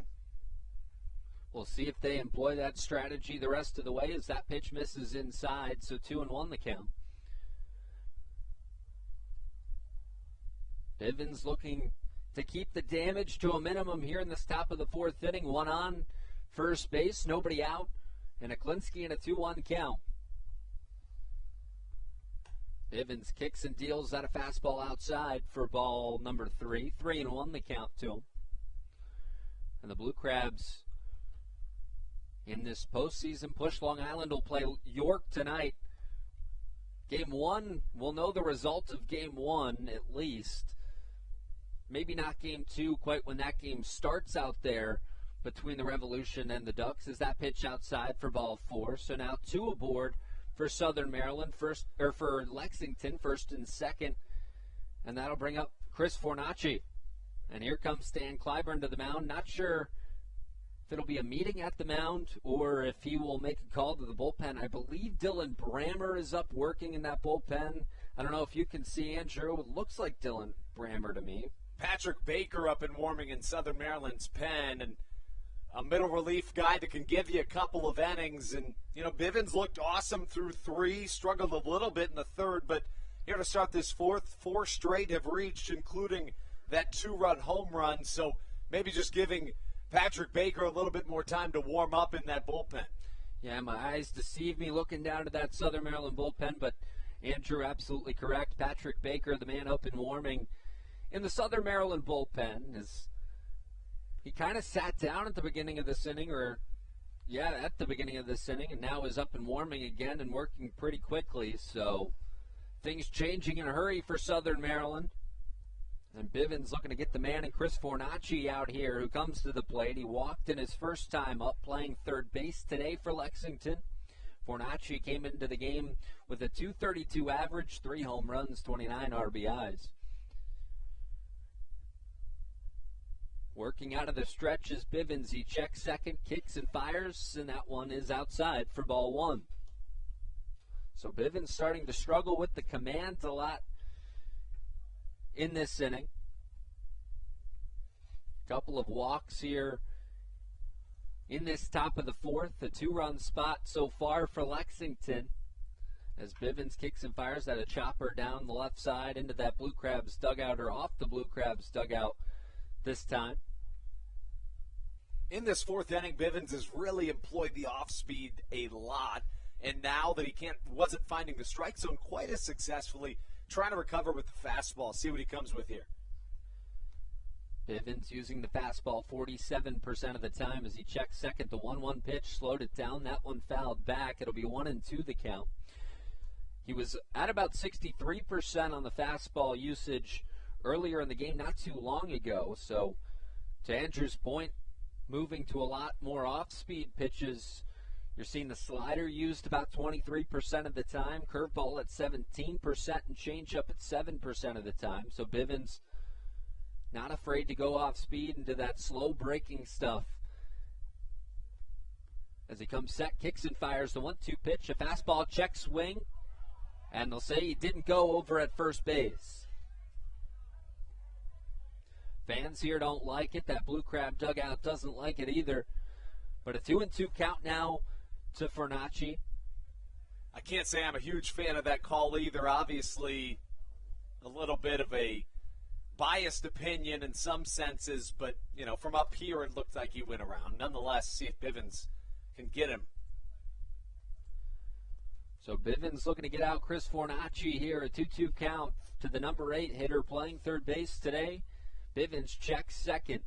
Now kicks and deals. A fastball outside, and it'll be 3-2, a full count.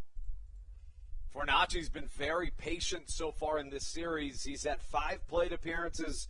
4 of those have resulted in walks. And a walk is not what you want to give up here if you're Blake Bivens. That would load the bases for Tillman Pugh, who's obviously had some phenomenal offensive numbers this season. We'll mention those numbers again when he comes back up to the plate. As Bivens checks first, now looks over to second, kicks and deals. The payoff pitch swung on and missed, strike 3. A much-needed out for Blake Bivens on the strikeout, recording out number 1, and with 63 pitches, his third strikeout of the afternoon, and now here comes Tillman Pugh to the plate, the number 9 hitter. Pugh back in his first at-bat. He's in the DH spot today, flew out towards center field, put a charge into it, though. Zach Collier had to go all the way back on the track and right at the wall made the catch. It's been the changeup that has gotten Blake Bivens out of that jam he worked himself into. 6 of his 7 changeups have been in the zone. 2 of them have been swung on and missed. And that one swung on and missed by Pugh to get things started. So Bivens working from in front here in an 0-1 count. So now if you're Stan Clyburn, Andrew, are you thinking, well, maybe we just see if Bivens can get going here and, not worry too much about Patrick Baker, or is it just kind of a batter-by-batter basis right now? Yeah, I think it's the latter, in my opinion. I think if Bivens works out of this real nice, maybe you just call it a day, but I think it really just depends. This one skied up on the infield. DeLuca going back, converging with Josh McAdams, who makes the play. So that'll record out number 2, a huge out number 2 for Southern Maryland. As the runners can't advance on that, it'll still be first and second for Lexington, but now 2 down in the inning. You got to feel really good about that if you are the Blue Crabs. Runners were at first and second. 2 runs already scored in this inning, and Bivens, after allowing the first 4 batters to reach in this frame, gets 2 crucial outs. So flip the lineup card over once more. It'll be Darian Sanford to make his 3rd appearance at the plate. A single to right back in the 2nd inning. A ground out over to second base back in his first at bat in the 1st inning. And it'll be first and second for him in a situation with runners in scoring position for Sanford. He has 25 RBIs this season. And he awaits the pitch from the big right-hander for Southern Maryland, and Bivens, who pitches a fastball outside for ball 1. It's never out of the question that Sanford will lay one down. You see Josh McAdams lined with third base bag right in the baseline just in case Sanford tries to drop one down. Now, if Sanford were to drop one down, let me know what you think about this. Maybe dropping it down the first baseline instead of the third baseline, because Josh McAdams has such a good arm over there at third base. It's a good point. With runners on first and second, if something goes down the first baseline and there's 0 or 1 outs, it's the first baseman's responsibility. Not the case with 2 outs. Pitcher would have to go for that one. 1-0 to Sanford was a fastball that got in there for strike 1. So 1-1 the count, even with 2 down here in this top of the 4th. A 3-1 score. Lexington on top of the Blue Crabs here early at Regency Furniture Stadium. And this is 7-inning game 1 of a doubleheader this afternoon and this evening. It's that fastball spinning out of the way is Darian Sanford. It was inside. So now Joe DeLuca going to go remove some dirt from in front of home plate. We'll get set for the 2-1.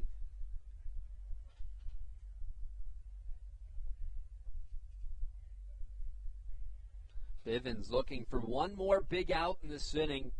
He had first and second with nobody down, was able to retire two in a row, looking to make it 3. Sanford grounds it up the middle. Tucker Nathans gloves it, flips it over to Jordan Howard at second, and that's how the inning will end. So the Legends are able to get 2 on the board, but Southern Maryland minimizes the damage in that inning. We'll move to the middle of the 4th inning here from Regency Furniture Stadium.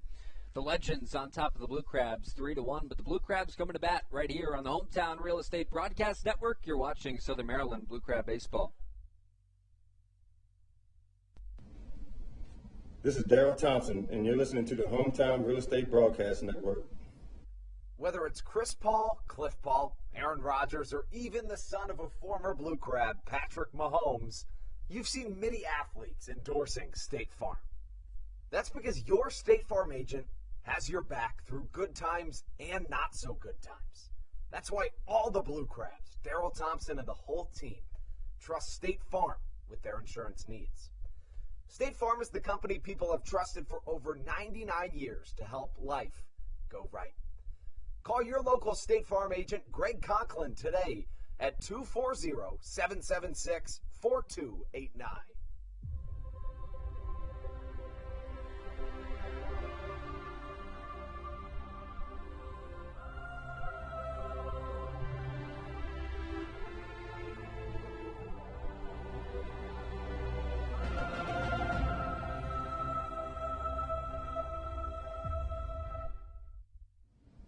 This is Kent Blackstone, and you're listening to the Hometown Real Estate Broadcast Network.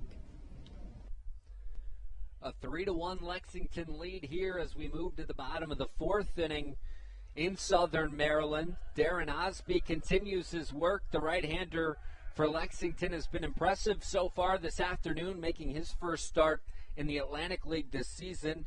He'll be faced with the meat of the order for Southern Maryland as we move in this bottom of the fourth inning. Zach Collier, Jovan Rosa, and Alex Crosby, 3-4-5 to come to the plate for the Blue Crabs. You know, an interesting note is both of these teams come in with a season record of 60 and 57. The Blue Crabs have really been even throughout the season. The Legends have struggled in the second half, but a good rebound towards the end. First pitch to Collier, up and away for ball one. Collier, a big two-home run night last night, I should say. Home run would be nice for Southern Maryland here as pitch number 2, a slowed down breaking ball that misses for ball number 2. And Andrew, what have you seen from Darren Osby that's made him so successful early? I think he's doing a really good job changing speeds and commanding the strike zone, not missing a whole lot despite starting out 3-0 here, but he's just done a good job inducing contact. Southern Maryland's made good contact, but to that point, no hits through the first 3 innings. You wonder if he's just being careful with Zach Collier here as he pumps a fastball in there for strike 1. So 3-1 goes the count.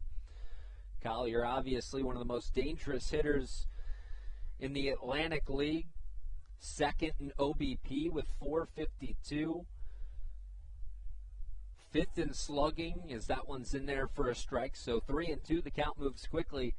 We work at a full count now. Collier with a .596 slugging percentage. That good for fifth in the Atlantic League, as I mentioned.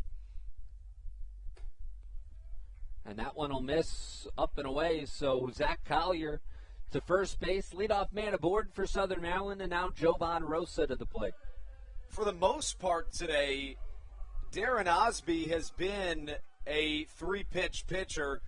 You've seen that curveball almost as much as you have the fastball. 11 curveballs, 14 fastballs to this point in the game for Darren Osby, who walks just his second batter of this game. So Osby, you mentioned the second walk of the game. Now Jovan Rosa batting right-handed, and he rips one through the left side of the infield. That'll be a base hit for Jovan Rosa. Runners at first and second. Southern Maryland in business here in the bottom of the fourth inning, and now Alex Crosby to the plate. Big-time hit there from Jovan Rosa, the big bat in the cleanup spot, doing his job.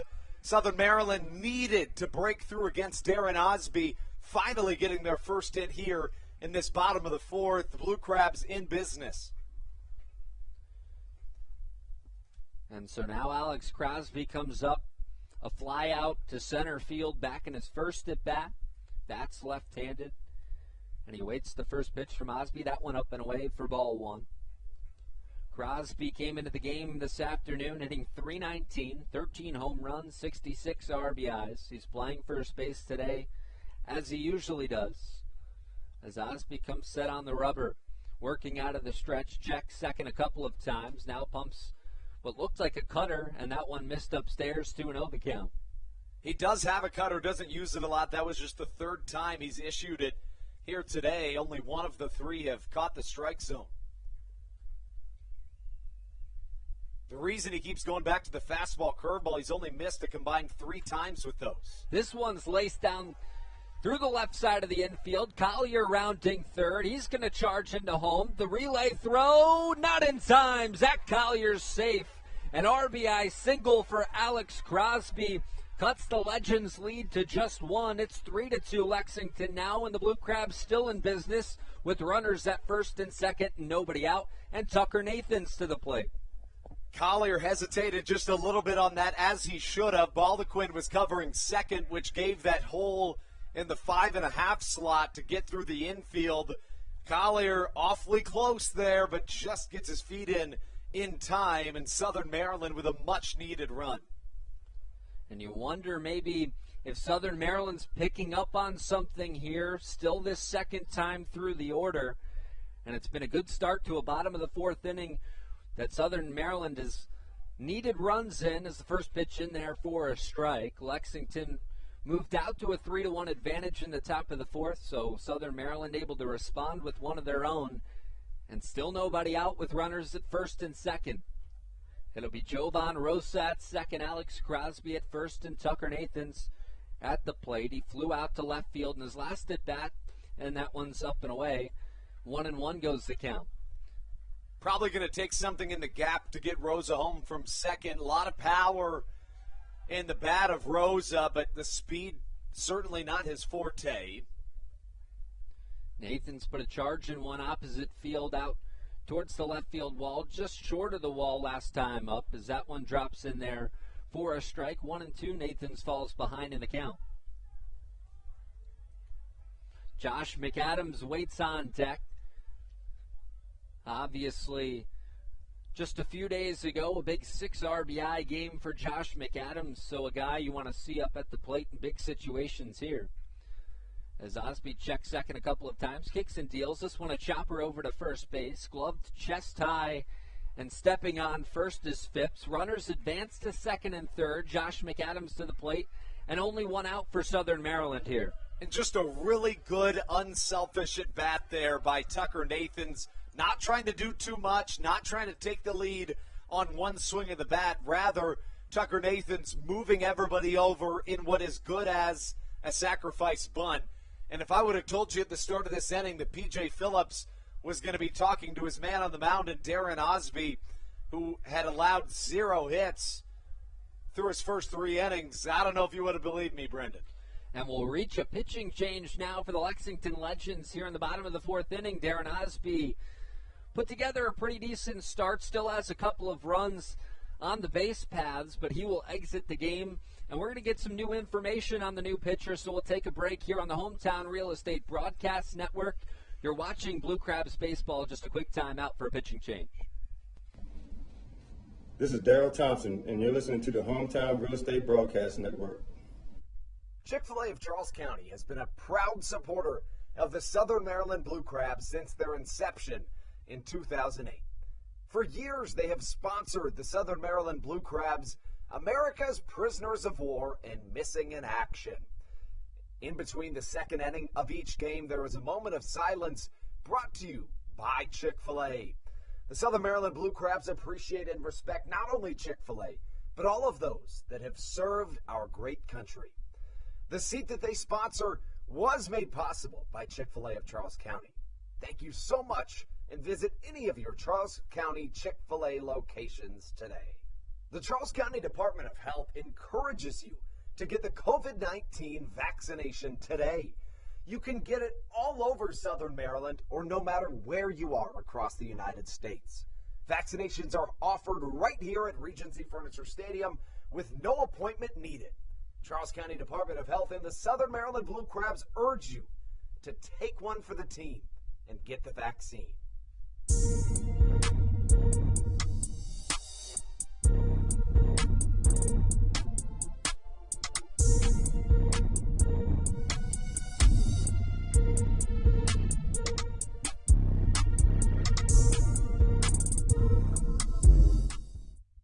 This is Coach Doug's, and you're listening to the Hometown Real Estate Broadcast Network. A new pitcher on the mound for Lexington as the Blue Crabs threaten here in this bottom of the 4th inning. Josh McAdams at the plate, runners at second and third. The new pitcher, Jeff Thompson, a 6'6", 245 right-handed pitcher out of Louisville, Kentucky. Previously played with Sussex County. 4-1 with a 7.07 ERA this season, 49 2/3 innings of work. So we'll see what he can do here. It's the book not closed on Darren Osby, yet still responsible for the runners at second and third. And the first pitch from Thompson to McAdams is in there for a strike. We saw Jeff Thompson 2 times in 2 days last time Lexington was here in Southern Maryland. Fared well against the Blue Crabs. See if that reigns true today. Infielders at the cut of the grass. As the 0-1 pitch is bounced in the dirt. Runner coming home. Jovan Rosa going to come in safely, and that'll tie the game at 3. So a wild pitch from Jeff Thompson allows the runner to come score in Jovan Rosa. The game's all knotted up at 3, and now Josh McAdams an opportunity with Alex Crosby at third base to bring in another run and give the Blue Crabs a lead on just a sacrifice fly. Really good awareness there from Jovan Rosa, who takes advantage of the Jeff Thompson mishap. Infielders continue on at the cut of the grass with the runner at third. Thompson kicks and fires a fastball pumped by McAdams, and it's 1-2 the count. McAdams always a home run threat when you face him. 22 bombs on the season, 89 RBIs. Could bring home RBI number 90 right here. The 1-2 pitch, that one up and in. That one gets away from the catcher. Crosby going to come home to score. And so a couple of wild pitches, a couple of runs for the Blue Crabs, and that's how they take a 4-3 lead. Wow. Not the way you expected to get it done, but Southern Maryland fans can take a deep breath of fresh air here in this playoff push. Just a 7-inning game in the lead taken here in the fourth. No need to do it with the bat. Just let the other team make a few unforced errors like they did there, and that's how the Blue Crabs take the lead. A 3 spot on the board in the bottom of the fourth as Josh McAdams strikes out on a breaking ball for out number 2. I told you Jeff Thompson appeared 2 times in 2 days, and technically he did, but it was kind of bizarre, Brendan. It was a game that was delayed in the fourth, and it was continued the next day, which generally doesn't happen in the Atlantic League, but it did that day. Thompson was on the mound when the game was delayed due to rain, and then came out the next day and pitched an inning to continue the game. So kind of a bizarre sequence in that game. 2 hits, 2 runs, both earned. And now Joe DeLuca to the plate. Jordan Howard on deck here with 2 down. Thompson kicks and fires. DeLuca shows bunt. It hits him. But did he offer at it? No, they'll say he'll take his base. He got out of the way. So Joe DeLuca down to first base with 2 down. And now Jordan Howard to the plate. Couple unforced errors here. Jeff Thompson, a guy that's only had 6 wild pitches this season, makes a couple of crucial mistakes here in this fourth. Southern Maryland feeling good despite having just 2 hits. A lot of small ball being played today. Neither of the runs applied to Jeff Thompson, though. The book is now closed on Darren Osby, 3 1/3, 3 earned runs, 2 walks, 1 strikeout. And now Jordan Howard to the plate in the left-handed batter's box. Looks at a first pitch in there for strike 1. A ground out over to second base back in his first at-bat. Only saw 1 pitch from Darren Osby in that at-bat. And now he awaits the 0-1 from Thompson with DeLuca at first base. That one up and away, so 1-1 the count. Matt Hibbert waits on deck should Jordan Howard reach. Infield playing pretty straight away. Runner being held on at first base. Outfield playing straight up as well. Thompson kicks and fires a fastball outside. 2-1 the count. Mentioned on the pregame show in limited opportunities, Jordan Howard has been excelling not only here in Southern Maryland, but in the month of October, he leads the league in OPS. Slowed it down to Thompson. That one drops into the strike zone, so the count evens at 2-2. And yeah, Jordan Howard fit in nicely almost immediately here, definitely immediately here with Southern Maryland. A home run in his first at bat, or in his first game played with the Blue Crabs. So that one's fouled straight back, 2-2 the count. Howard clearly one of those guys who cares a lot about this team, cares a lot about baseball, wears his emotions on his sleeve as he awaits the 2-2 pitch from Jeff Thompson. That one slowed down, swung on and missed for strike 3, and that's how the inning will end. But the Blue Crabs able to strike for 3 runs in the inning and reclaim the lead. It's a 4-3 advantage for Southern Maryland as we move to the 5th from Regency Furniture Stadium. You're watching Blue Crab Baseball on the Hometown Real Estate Broadcast Network. This is Coach Doug's, and you're listening to the Hometown Real Estate Broadcast Network.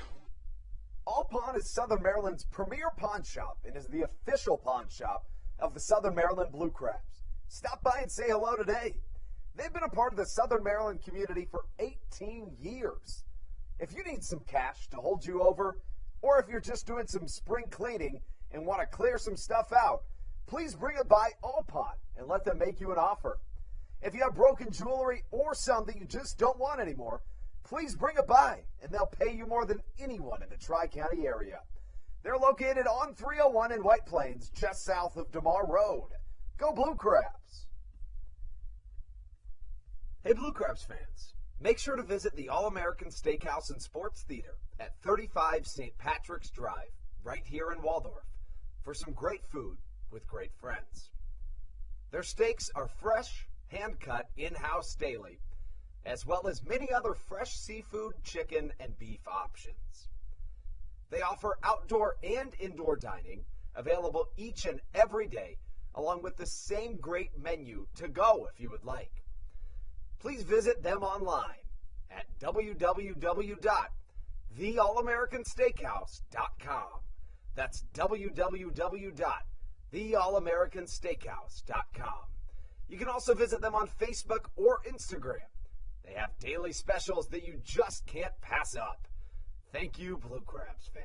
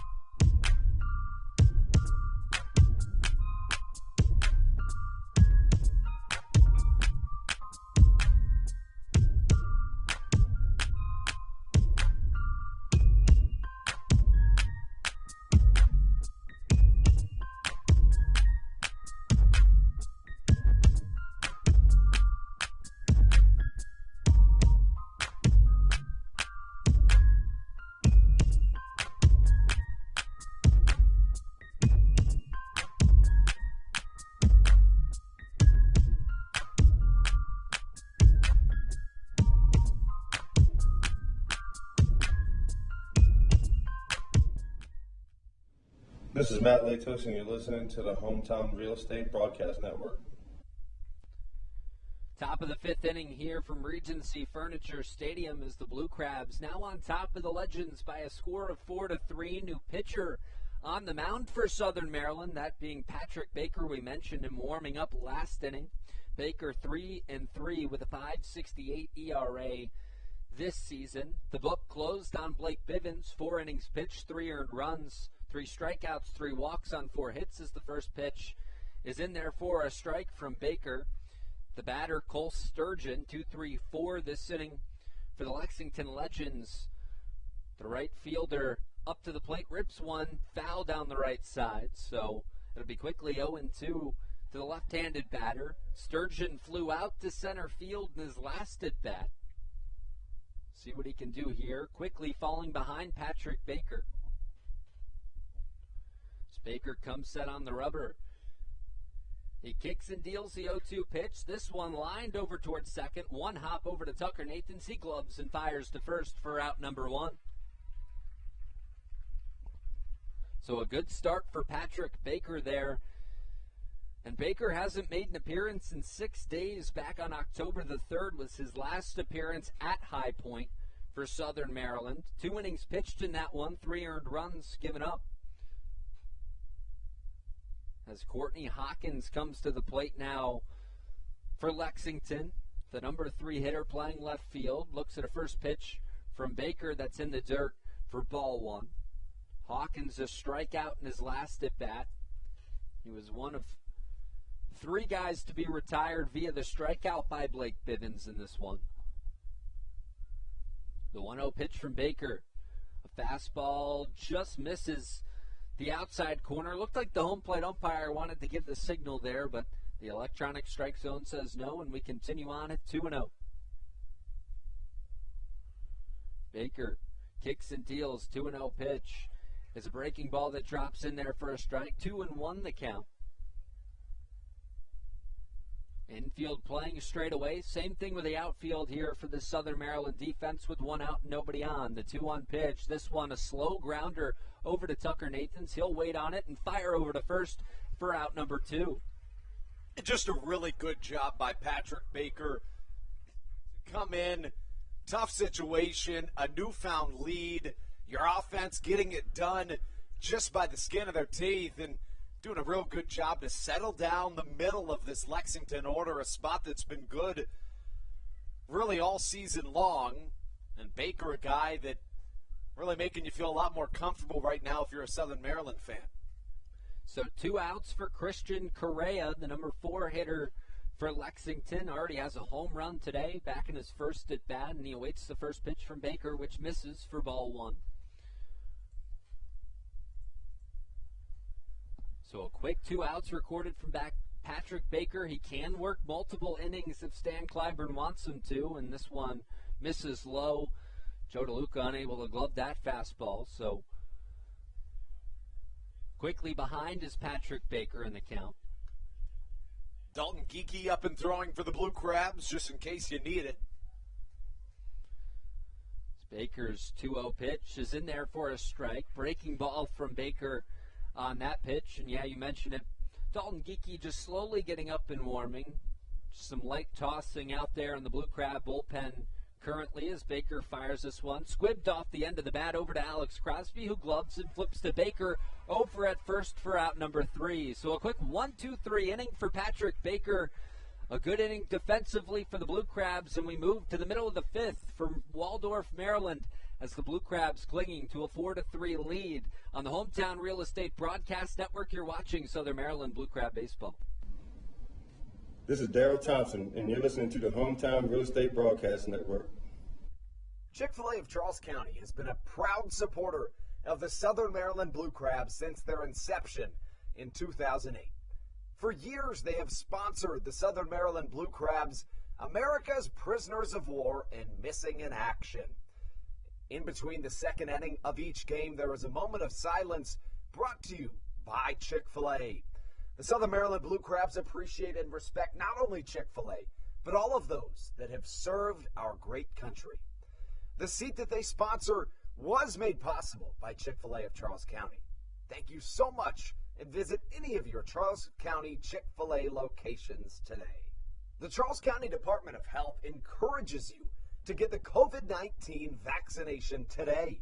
You can get it all over Southern Maryland or no matter where you are across the United States. Vaccinations are offered right here at Regency Furniture Stadium with no appointment needed. Charles County Department of Health and the Southern Maryland Blue Crabs urge you to take one for the team and get the vaccine.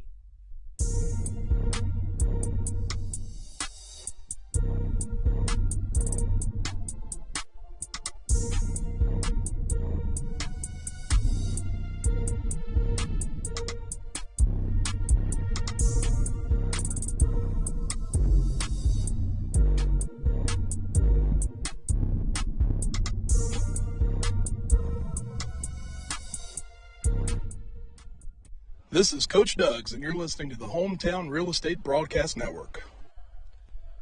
Jeff Thompson's work continues here in this bottom of the 5th inning for Lexington as the Blue Crabs hanging on to a 4-3 advantage. Remember, this game, just a 7-inning game, first of 2 on this Saturday at Regency Furniture Stadium. A doubleheader today for the Blue Crabs, making up a game that was rained out previously in the season as Matt Hibbert skies one off of the first pitch from Thompson, and it's going to get fouled, just foul from Matt Hibbert. It'll be 1, 2, and 3 this inning for Southern Maryland. Matt Hibbert, Ruby Silva, and Zach Collier will come to the plate. Hibbert a fly out to left field in his last at-bat, a walk back in his first at-bat. So we'll see what the Southern Maryland offense can do. And Andrew, you know, it's really just offensively, you need some insurance runs. You don't feel safe quite yet, especially in this Atlantic League where teams can kind of explode on you offensively pretty quickly. Yeah, you really don't feel all that comfortable if you're Southern Maryland. It's insurance runs, insurance runs, insurance runs. If you are the Southern Maryland Blue Crabs offense right now, that's the only thought going through your mind. The good news for Southern Maryland, they have one of the best bullpens in the Atlantic League. Guys like Andres Briseño, Matt Latos. We've already seen Patrick Baker as that pitch is lined out towards second, and the easy grab going to be made by Aklinski. So now Ruby Silva to the plate. Silva, a sacrifice bunt back in that first at-bat that would move Matt Hibbert over to second with only 1 out. and then a ground out back to the pitcher. Back in his second at bat, it was a hard hit ground ball that Osby had to glove. It ricocheted off the glove of Osby, and he had to corral the baseball, throw over to first. The first pitch to Silva, this time ripped through the middle of the infield. That time a pitcher can't get the glove on it, and Thompson and Silva's aboard with one out here in this bottom of the fifth. Thompson, just somebody that Silva sees extremely well. Now 3 for 5 against the bullpen arm on the season. So now Zach Collier to the plate. Reminder, a 2-home run night last night for him. A walk back in his second at bat. Reached on an error back in his first at bat in that first inning. He'll get his first look at Jeff Thompson here as he kicks and fires. That one grounded through the right side of the infield. Silva going to hit second and stop there. So it'll be first and second as the check over to second. Ball gets away now. Silva thinking about it, but going to retreat back to second base. So first and second for Southern Maryland. And Silva, just a really high IQ baseball player, is going to try to take third here. He's going to argue he called time, and he did. What happened there is that Silva tried to almost run into the shortstop who was in his way, causing an interference call, and immediately trying to get that call, but he's not going to be given that call. Stan Clyburn wants to argue. Stan Clyburn going to go have a conversation down there on the field.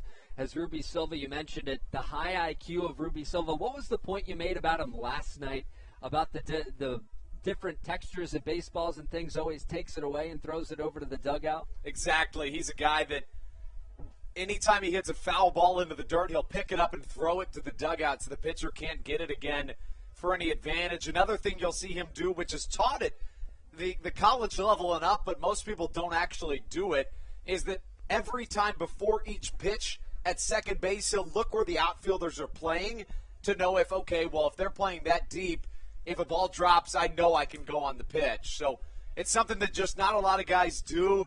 He takes advantage of the little things, just a really smart baseball player. Ruby Silva, one of the best players on this Blue Crabs team for a reason. Andres Briseño continues to work in the bullpen now. So we saw Dalton Geeky up and warming earlier. Briseño now working is, you have to imagine maybe Stan Clyburn in that 6th and 7th goes Briseño Latos with a 1-run advantage. And now Cesar Trejo will make an appearance at the plate for Jovan Rosa. With Bivens being replaced, remember that double hook rule here in the Atlantic League requires a replacement. Either your pitcher has to hit or a new position player that's on your bench has to hit in that double hook rule. Cesar Trejo, the man who will take Jovan Rosa's spot here, which means Patrick Baker's day is done. All the more reason to believe Stan Clyburn goes Briseño Latos to finish things out as the first pitch is in there for a strike, but Silva running, and they got him. Ruby Silva being aggressive on the base paths, but it doesn't work out that time, and that'll be out number 2. Yeah, you said it, probably just being a little too aggressive there if you're Silva. Had clearly noticed something from Jeff Thompson in between pitches, but Thompson doing a good job defending his position there. So Trejo batting in the right-handed batter's box. We haven't seen a lot of Trejo of late. The 0-1 to him is a chopper up the middle. Aklinski going to glove on the run. Double clutches, has to throw, not in time. And that's where Cesar Trejo's speed comes in handy. He beats out the throw on the infield single. It'll be first and second now for Southern Maryland. And Alex Crosby to the dish. Southern Maryland with 3 straight base hit singles here against Jeff Thompson. A little stretching in the Lexington bullpen, but that's about it. Now you see the guy who broke things open for Southern Maryland. Alex Crosby, that RBI single to left field back in the bottom of the 4th inning. Going to look to continue things on here in this bottom of the 5th. Maybe add some insurance as the first pitch inside for ball 1. Crosby in the left-handed batter's box flew out to center field in his first at-bat. Had that RBI single, as I mentioned, in the second at-bat of the afternoon. Southern Maryland scored 4 runs, but they only have 1 hit that has resulted in an RBI today. The 1-0. Crosby fouls over to the right side. And, yeah, back in that first inning, the Blue Crabs get a run. No hits in that inning, though. Jovan Rosa's sacrifice fly. Really just good small ball being played here today. And then, of course, a couple of pass balls that certainly favored the Blue Crabs. Southern Maryland doing everything they can to try and win these games as they continue on in this postseason push. 3 games remaining as that one's fouled back. I should say 2 games remaining, 1 tonight, 1 tomorrow afternoon, and the third one we are in the process of finishing up right here as we're in the bottom of the 5th inning. So 1-2 count to Alex Crosby, runners at first and second. Zach Collier at second base. Cesar Trejo over at first. Jeff Thompson on the mound, looking to get out of the inning. And a pitch inside. And I believe that was a strike call. I think Crosby is arguing that it hit him. It was... I don't think it came close to him, but there was only one ball. That's the only thing I could think. Right, that's what I was thinking too. Didn't see the umpire actually make the motion for the strike call, but that didn't look like it was anywhere near Alex Crosby from my vantage point up here, unless I missed something. So now we will have a meeting between all 3 umpires to discuss what's going on here. Alex Crosby clearly didn't like it. He's pointing at his right elbow to the catcher and Christian Correa, saying, "It got me, it got me." And they're going to tell him he stays at home. And so we'll do it at 2-2 to Alex Crosby. Tucker Nathans waits on deck should Crosby reach. Base hit would be huge here for Southern Maryland in providing some insurance as we move towards the final 2 frames here in Game 1 of this doubleheader. Jeff Thompson kicks and deals a breaking ball upstairs, and it'll be 3-2. So a full count to Alex Crosby. Really good speed at first and second. Runners will go on the pitch. Something in the alley will score 2. 3-2 count, 2 outs. The pitch from Thompson swung on and fouled off. Just got a piece of it, did Alex Crosby. Will do it again at 3-2. Not a ton of stolen bases this season for the Blue Crabs, but they really have good speed throughout. You really can't point out too many individuals on the team that have poor speed, and Trejo certainly one of the best base stealers in the Atlantic League. Great speed. Thompson checks second, kicks and deals the payoff pitch. That one grounded towards the right side and foul, so we'll do it again at 3-2. And you mentioned the speed, and one thing, that doesn't get talked about a whole lot is how valuable the speed can be on the base paths. A guy that can go from first to third, guys who can go from second to home. You talk about stolen bases a lot, but there's also some value in that. A base hit should score Collier, especially with the runners going here on a 3-2 count. 2 down here in this bottom of the 5th inning. Runners at first and second. The pitch to Crosby swung on and missed. Strike 3. So that's how the inning will end. The Blue Crabs unable to push any runs across, but they still have a 4-3 lead as we move to the 6th inning right here at Regency Furniture Stadium. Andrew Banstra will take over the play-by-play for the final 2 innings here on the Hometown Real Estate Broadcast Network. You're watching Southern Maryland Blue Crab Baseball. This is Edric Riceno, and you are listening to the Hometown Real Estate Broadcast Network. American Radiology is the clear choice for all of your medical imaging needs. With locations in Charles and Calvert counties, they offer a full range of imaging services. Some of their latest innovations included 3D mammography and wide-open MRIs for our claustrophobic patients. For your convenience, they even offer extended weekday hours and Saturdays. For more information or to schedule an appointment, visit their website at AmericanRadiology.com. 2020 was a year unlike any other for everybody. Quickly, the Southern Maryland Blue Crabs came to the realization that baseball must take a backseat to humanity. Immediately, the Blue Crab staff and all of Crustacean Nation teamed together to provide COVID-19 tests and eventually vaccinations.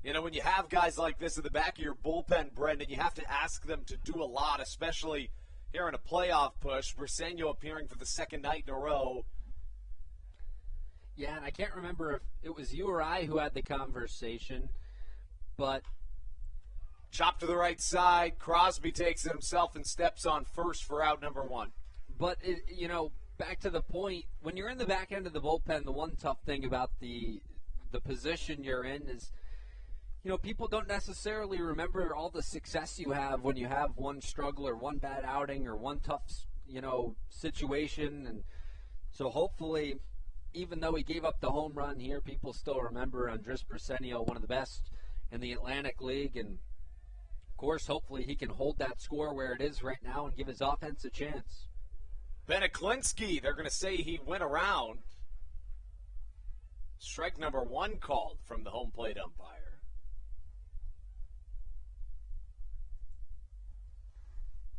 No balls and a strike the count. Briseño allowed that leadoff home run. It's the second leadoff homer of the day for this Lexington Legends team.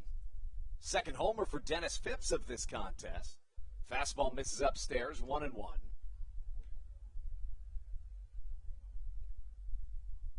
For Beneklinski, a guy that's racked up some pretty good numbers this season. The right-handed hitting middle infielder. Sees a fastball just miss outside. It's a really good location for Briseño. Beneklinski, 27 home runs, 103 RBIs entering play today. From the right side, here comes Briseño, number 37 on his way. Curveball, they're going to say went around again. 2 balls, 2 strikes the count. A lot of off speeds being employed by the tall right-hander on the mound for this Blue Crab squad. Southern Maryland wearing those red Maryland-themed jerseys. 2-2. Swung on and missed. Andrés Briseño allows the leadoff homer. Gets a ground out and a strikeout. 2 away. That's the way you follow it up. A tough start to the inning for Andrés Briseño, but follows it up nicely with 2 straight retired for Lexington, and now looking to get out of the inning. Just keep it at a tie game and obviously give your offense a chance from there on out. Chris Fornacci comes up to the plate. He's walked and struck out today. He's drawn 4 walks in his first 6 plate appearances of this series. Fastball inside, just missing.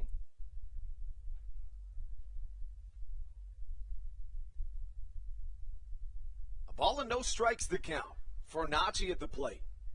Briseño misses upstairs with a fastball. 2-0 the count. The Blue Crabs 5-5 against the Lexington Legends this season, having won 5 straight against the Atlantic League South Division first half champions. Gets one in there for a strike. Lexington was virtually unstoppable throughout most of the first half.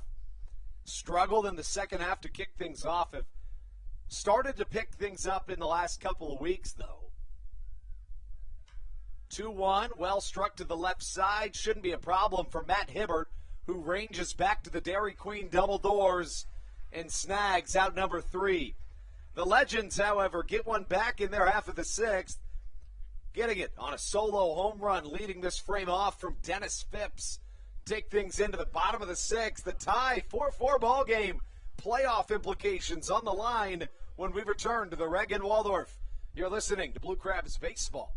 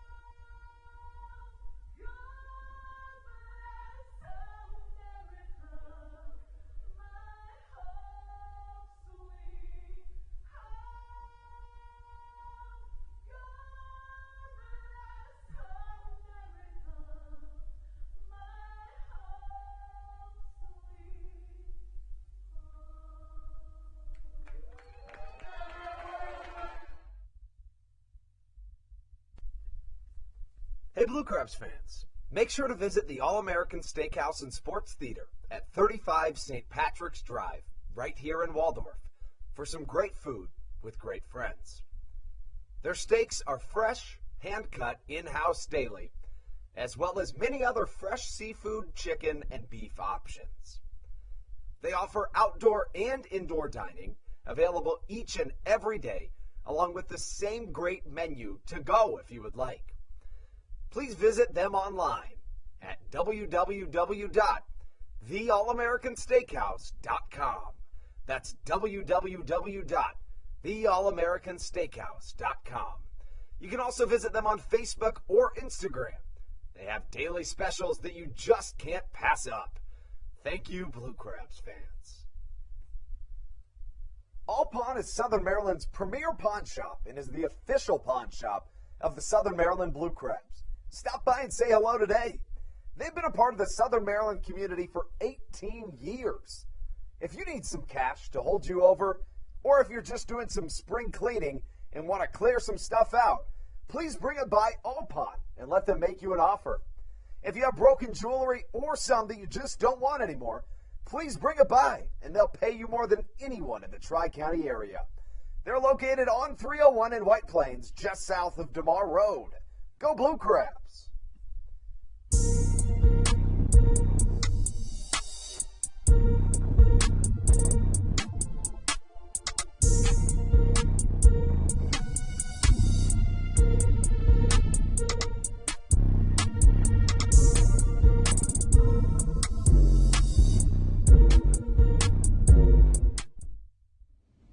This is Patrick Baker, and you're listening to the Hometown Real Estate Broadcast Network. The Legends get one back in their half of the sixth inning. So we take things into the bottom of the sixth, the tie ball game here in Waldorf. 4-4 your score. Matt Latos still warming in Southern Maryland's bullpen. 7-inning game, first game of a doubleheader today.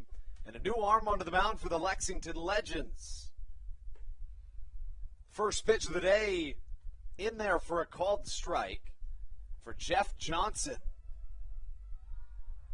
And now you go to the small ball, which is where, Southern Maryland's gotten a lot of their runs here in this game so far. If you can get a man aboard, maybe you bunt, push him over to second, and just try and get a man in with runners in scoring position on. Jeff Johnson, the right-hander, has made 10 appearances with the Lexington Legends this season. Has walked 6.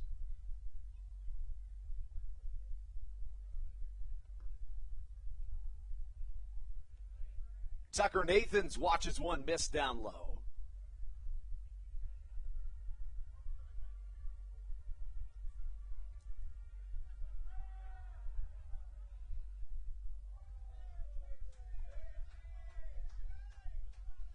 Tucker Nathans, to this point in the ball game, finds himself 0 for 2. Pop out and a ground out. Chops this one to the right side. Beniklinski fields on a bounce and fires to first for out number 1. That brings up Josh McAdams. McAdams 0 for 2 today, a line out to left.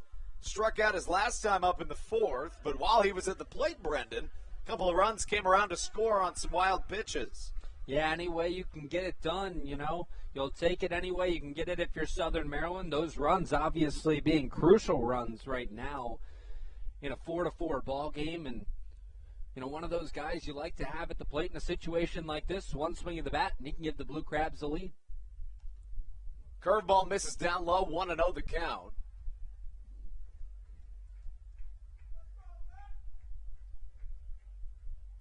Josh McAdams in a critical situation, having already propelled the Blue Crabs to a lead in this homestand with a grand slam a couple of days ago.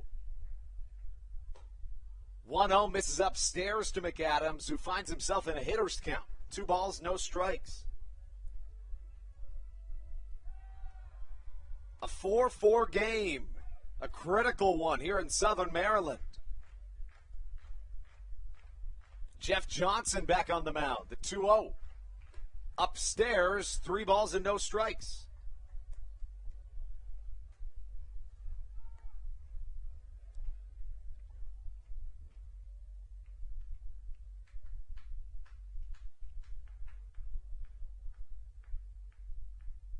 Johnson's 3-0.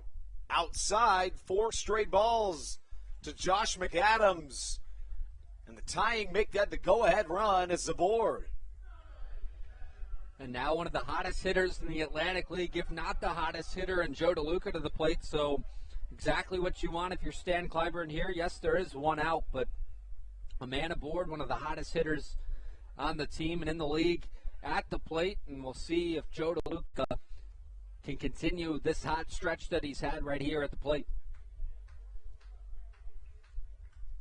Joe DeLuca still trying to extend that 13-game hit streak. Second longest in the Atlantic League this season. Rips one to the right side. That gets over the second baseman. Vaniklinski extends that hitting streak to 14 games on a huge base hit single. And now you move a runner into scoring position, only one out. So runners at first and second, and Jordan Howard to the plate now for Southern Maryland. Bottom of the 6th inning, Blue Crabs and Legends all knotted at 4 apiece. And now some talking going on at the mound. Just a quick conversation between Christian Correa and his pitcher, Jeff Johnson.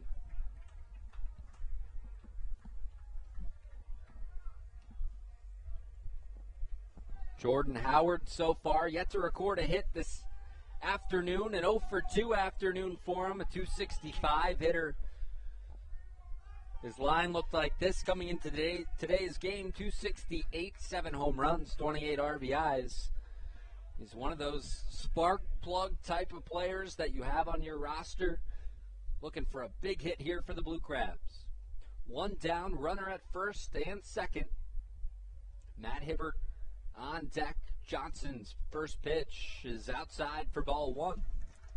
And Brendan, obviously, Michael Baca was a late scratch. Jordan Howard's in for him. You would love to have Baca up in this situation, but Jordan Howard's a guy who can get the job done as well. Absolutely, as we welcome Matthew Hargrove back onto the broadcast now. Johnson turns around, looked to throw over to second. Nobody home, though. So the runners all safe at first and second. Howard looking for that big hit. And Johnson looking to get out of a bit of a jam here. The Legends were able to score 1 in the top of the 6th off of a Dennis Phipps home run. And that tied things up. Blue Crabs looking to take the lead back as Howard pops this one up, but well foul. So we'll do it at 1-1. Outfield is playing pretty far back. A ball that is touching that outfield grass should get the run in. So we'll see if Jordan Howard can make that happen here in a 1-1 count. A ground out back in the 3rd inning, a strikeout in the 4th for Howard. He was put into the lineup with a late scratch. Michael Baca was scratched, typically the 9-hole hitter for the Blue Crabs, playing shortstop. The 1-1 to Howard. That one catches the outside corner. Howard doesn't agree with the call, but the robo umpire made the call, so it's 1-2 the count. No arguing with the robo umpire, and you move on to the next pitch. Really nasty off speed. Definitely looked like it caught the black, if anything. Wouldn't be surprised if Johnson goes right back to it. Howard's got to be thinking left field. Infield shifted towards the right side. The pitch to Howard in the dirt. And it'll be 2-2 the count. So the count evened up. Good job by Christian Correa to block that, obviously, in this game. We've already seen a couple of wild pitches result in Blue Crab runs. So Christian Correa doesn't want to allow that to happen again. That's one thing that we always forget late in the ball game when runners are at scoring position. The pressure, we don't realize there's a ton of it on these catchers. The 2-2 offering, that one outside, 3-2. Howard works himself into a full count. Johnson tried to go back to that backdoor slider. Didn't have the same break as he got on it on the previous strike. So a 3-2 count to Jordan Howard, one out here in this bottom of the sixth inning. Runner at second and a runner at first for Southern Maryland, looking for a go-ahead run here in this inning. Howard gets ready for the pitch, rips one out towards right field. That one, bat flip, gone! A home run for Jordan Howard, a 3-run shot, and the Blue Crabs take a 7-4 lead.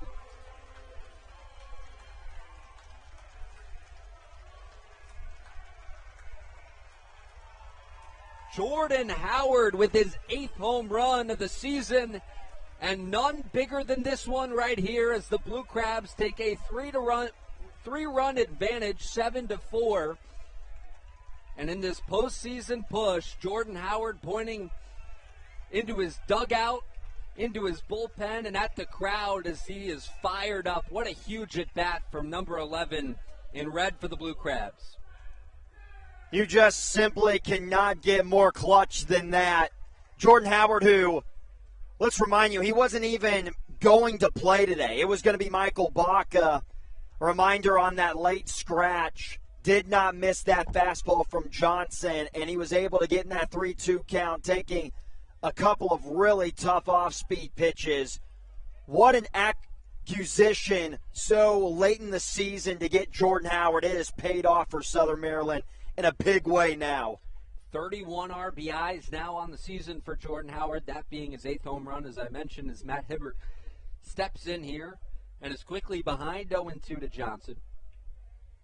1 run would have been nice because, you got Latos warming up in the Blue Crabs bullpen, and 1 run, Matt Latos can definitely do the job, but 3, you almost get the feeling like this one's pretty much over. Matt Latos never stopped warming in that pen as a quick 3-pitch strikeout for Matt Hibbert, recording out number 2 for Johnson.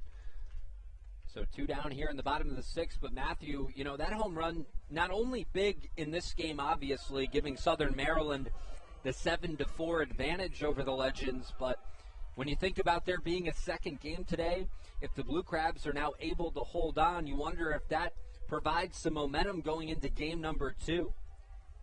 Definitely can, because of how late the home run came. If this was a blowout, you're kind of going in slowly into that second game, if you will.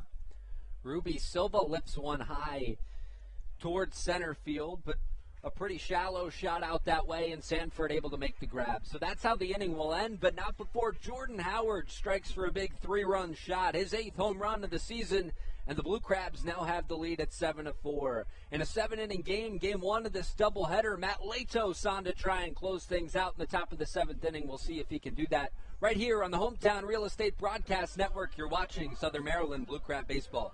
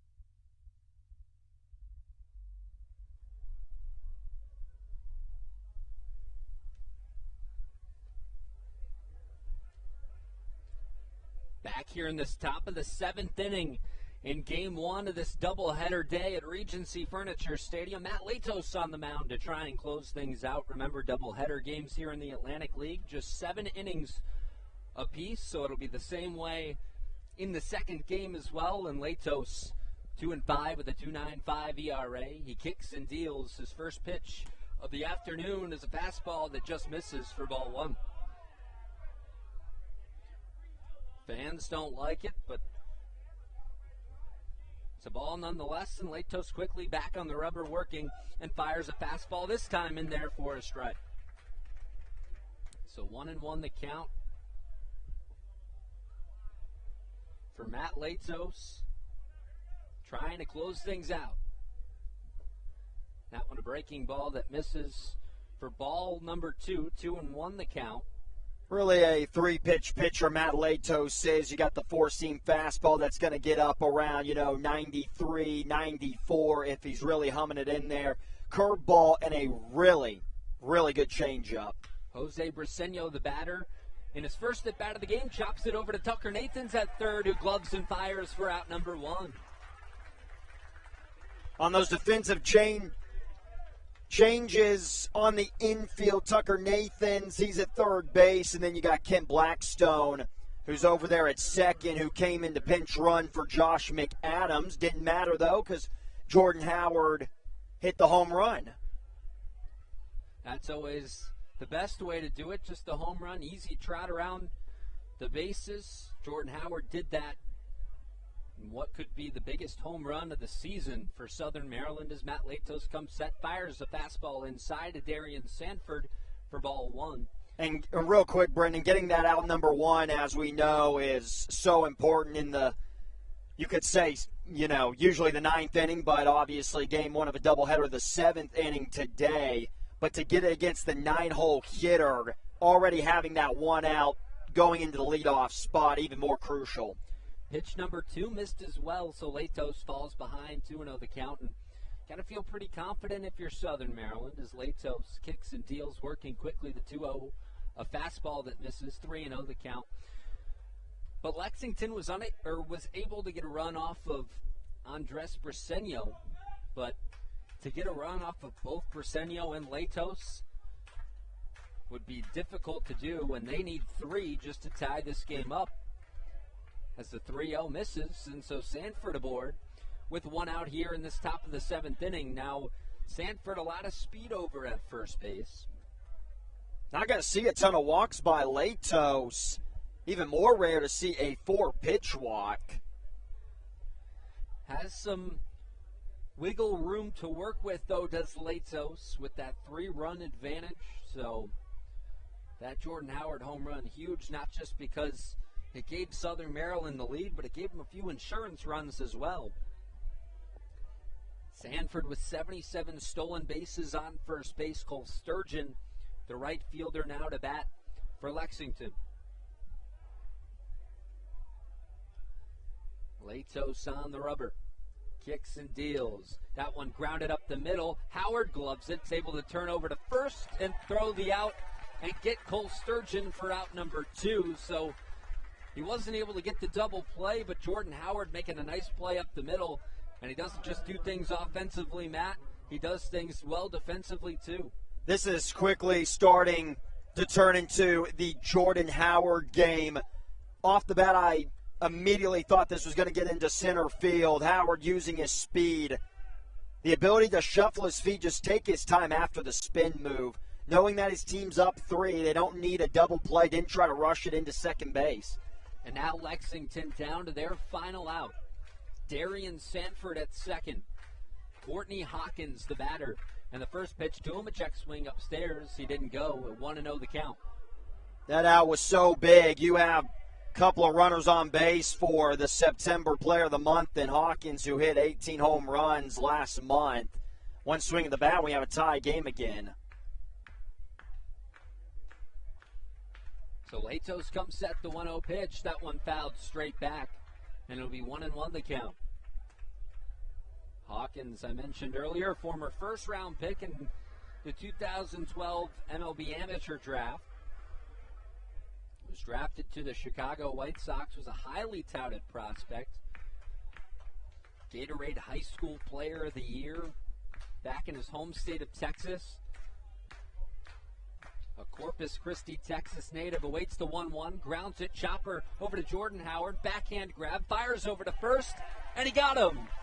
That's how it will end, and how fitting is that? The man with the big 3-run home run, and Jordan Howard records the final out of the game, and the Blue Crabs are able to come away with a big victory here in Game 1 of this doubleheader, a 7-4 win for Southern Maryland. And Matthew, what'd you see from the Blue Crabs in this one? Man, a win like this so late in the season, you can just start to feel some of that October, that postseason magic going on. Jordan Howard with the big 3-run bomb in the bottom of the 6th inning that eventually was the game-winning home run, the game-winning hit, had the really nice play in the 7th. But what I saw from Southern Maryland is adversity, and that's something that they have been going through the entire year during this playoff push for most of the second half in September and now in the first couple of weeks of October. But they get down 3-1. They score 3 runs in the bottom of the 4th. Briseño, who comes into his outing this afternoon, an ERA below 2, one of the best relief pitchers in all the Atlantic League. He gives up a game-tying home run, and then they proceed to score 3 more runs in the bottom of the 6th inning. Just adversity, and you just can't tell me right now that this team is not a playoff team the way that they have showed out on this homestand so far. Yeah, you mentioned the adversity from Southern Maryland in this one, a game in which Lexington was able to respond to a Southern Maryland run early, made it 1-1. Lexington would later take a 4-3 or a 3-2 advantage, 3-1 advantage that then became 3-2. Southern Maryland would come back and make it a 4-3 game, and then later on, Jordan Howard was able to unleash a 3-run home run after Lexington had tied it at 4 runs apiece. Looking at the final lines on the starters from today, Blake Bivens, 4 innings pitched, 3 earned runs, 3 strikeouts, and 3 walks on 4 hits. Darren Osby, 3 1/3, 2 earned runs, and 2 walks, 1 strikeout in his first appearance for Lexington this season. And going back to just Blake Bivens, first of all, what you see from him today, Matthew, and what was he able to do to keep his team in the ballgame today? He battled. It was looking like it was about to get out of hand in that 4th inning. He gives up the 2-run home run, and Bivens, second and first, nobody out. Sam Kleinburn starts warming up Patrick Baker. Blake Bivens was a bad pitch away from being taken out of the game going, 3 innings and it being 6-1 Legends, and that would have been basically ball game. I don't think we have the comeback if Bivens isn't able to work out of that jam. But the 2 guys who have been struggling out of that starting rotation in back-to-back nights, that's the reason why they have been able to push the Southern Maryland Blue Crabs to the first 2 wins in this series. Going back to last night's ball game, we see Carl Bryce. You take a look at his box score, it's not the prettiest box score in the world in the walk category specifically with the 6 walks, but the name of the game was to get out of the jam, and that's kind of what Blake Bivens did today. Just keep your team in the ball game, and we know the struggles all around the Atlantic League on the pitching side, and that just has to be in their brains as they are going in to these crucial games into the postseason and potentially in postseason games, is they have to say to themselves, I don't have to be perfect. I just have to keep my team in the ball game, especially for the Blue Crabs, because you're going to get Jordan Howard, a guy like Jordan Howard, who's going to hit a 3-run bomb in any inning. They're just so explosive. And after Blake Bivens, it was Patrick Baker, Andres Briseño, and Matt Latos doing the job today for this Blue Crab bullpen. They were phenomenal. Matt Latos picks up save number 23 out of 24 opportunities, and it was a big one right here at Regency Furniture Stadium. This was just game 1 of a 2-game doubleheader here this afternoon on this Saturday in Waldorf, Maryland. Game number 2 will be starting in about 30 minutes or so. It'll be Adrian Cook on the mound for Southern Maryland, a recent acquisition for the Blue Crabs, making his first start for Southern Maryland. And Eli Garcia, the right-handed pitcher for Lexington, posting a 5-5 record with a 7.66 ERA. Cook's numbers, a 0-0 record with a 9 ERA. Matthew, one last question for you. What do you expect from Adrian Cook in game number 2? What I guess you could say Stan Clyburn is expecting is Adrian Cook kind of do the same thing as Blake Bivens and just go out there and compete and keep his team in the ball game. And for Adrian Cook, he has to really settle down in that first inning is going to be a key, because this is the highest level of professional baseball that he has played at. So, in turn, this is the biggest start of his professional career in a playoff push in the Atlantic League. So, with that being said, you get through a clean first inning. That just allows him to calm the nerves a little bit. Don't try to do too much. Let your defense work. Don't think that you have to go out there and strike out a ton of guys. He has an electric fastball. Just paint the corners. Be competitive. Have the opposing team hitters. Like I said, just make your defense work and just don't have to do too much out there, and he'll be fine. So the Blue Crabs pick up win number 30 in the second half here in game 1 of this doubleheader by a score of 7-4 over Lexington. Game 2 should start pretty shortly here at Regency Furniture Stadium. If you have time and are in the area, come on out to Regency Furniture Stadium and watch your Blue Crabs play in this playoff push in game number 2. One of 2 final home games that the Blue Crabs have left here, the one tonight and the one tomorrow afternoon. A reminder, Adrian Cook will be on the mound for Southern Maryland in game number 2, opposed by Eli Garcia. So Southern Maryland and Lexington getting ready to do it again for game number 2 of this doubleheader. For my partners, Matthew Hargrove and Andrew Banstra, we thank you for joining us. I'm Brendan Casera saying so long from Southern Maryland on the Hometown Real Estate Broadcast Network, but stick with us because we got another game coming shortly here from Regency Furniture Stadium.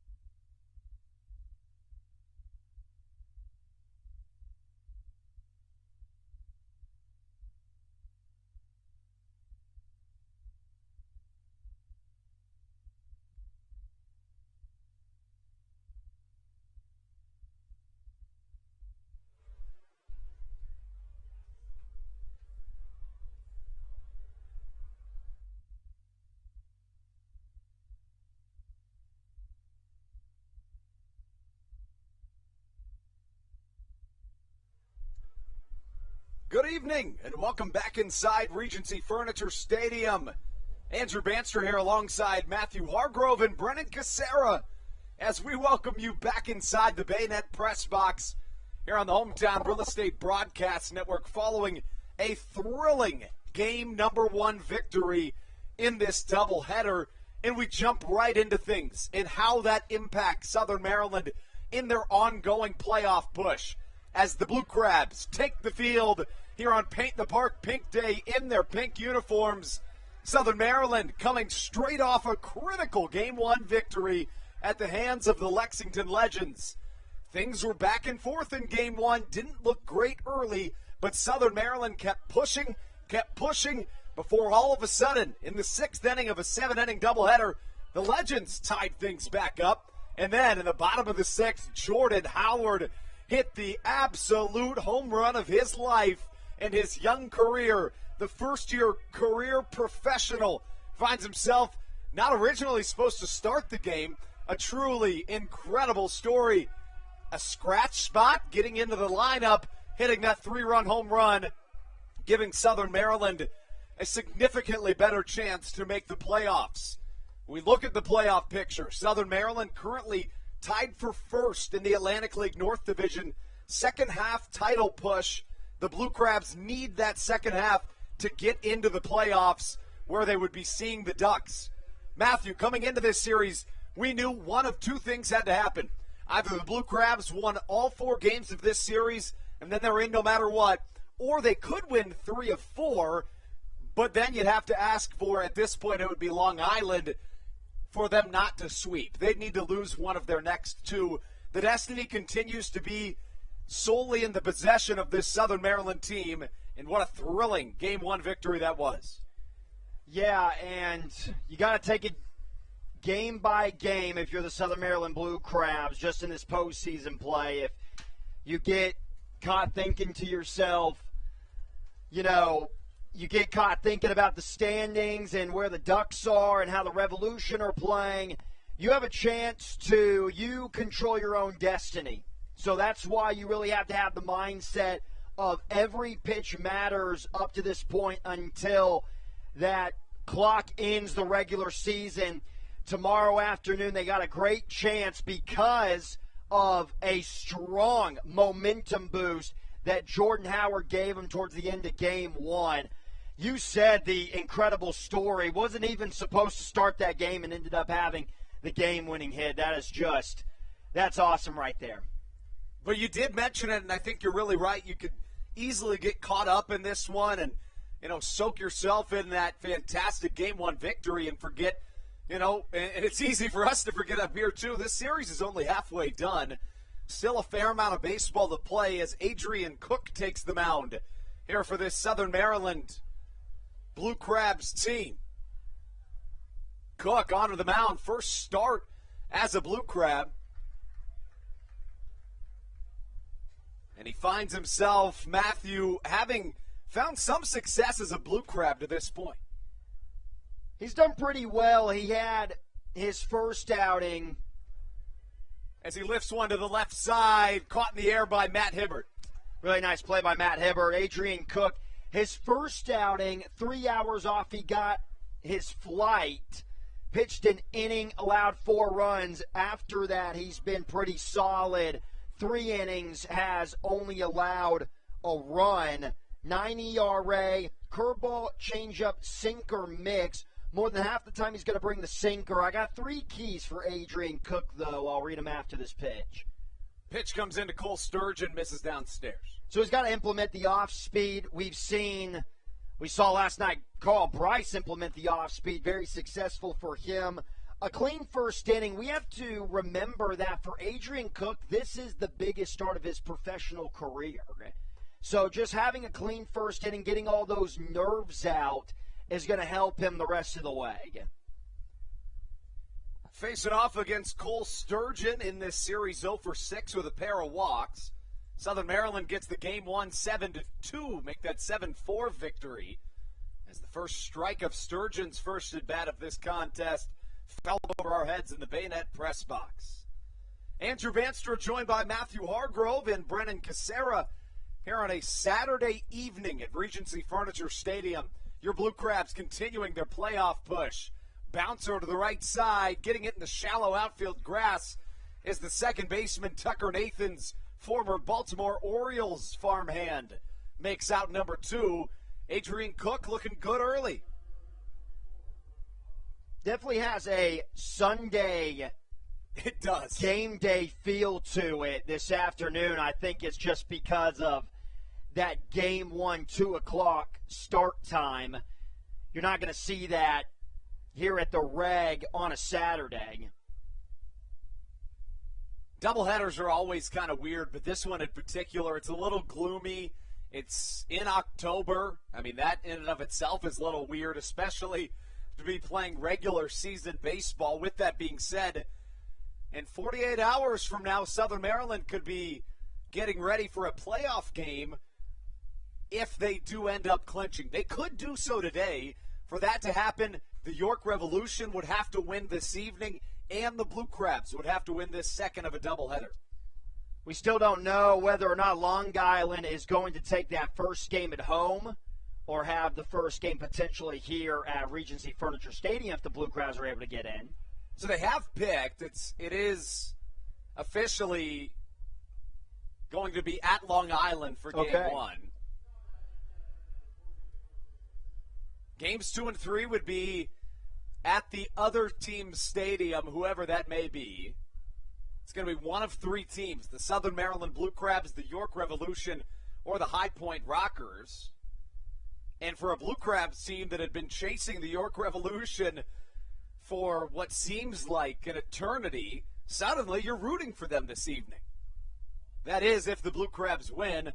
First pitch upstairs, fouled back to Jose Briseño after the single from Courtney Hawkins. Hawkins, a former first-round draft pick, just got his first hit of the series. Started off with back-to-back 0-for-4 games. No balls and a strike the count to the MLB veteran Jose Briseño. Briseño did play in the series opener yesterday. Went 1 for 3, drove in a run, struck out as well. Cook with a look over to first. A slider just misses upstairs as the count draws even and a ball and a strike. And that one run driven in was a big one. Home run, pretty big swing by Briseño.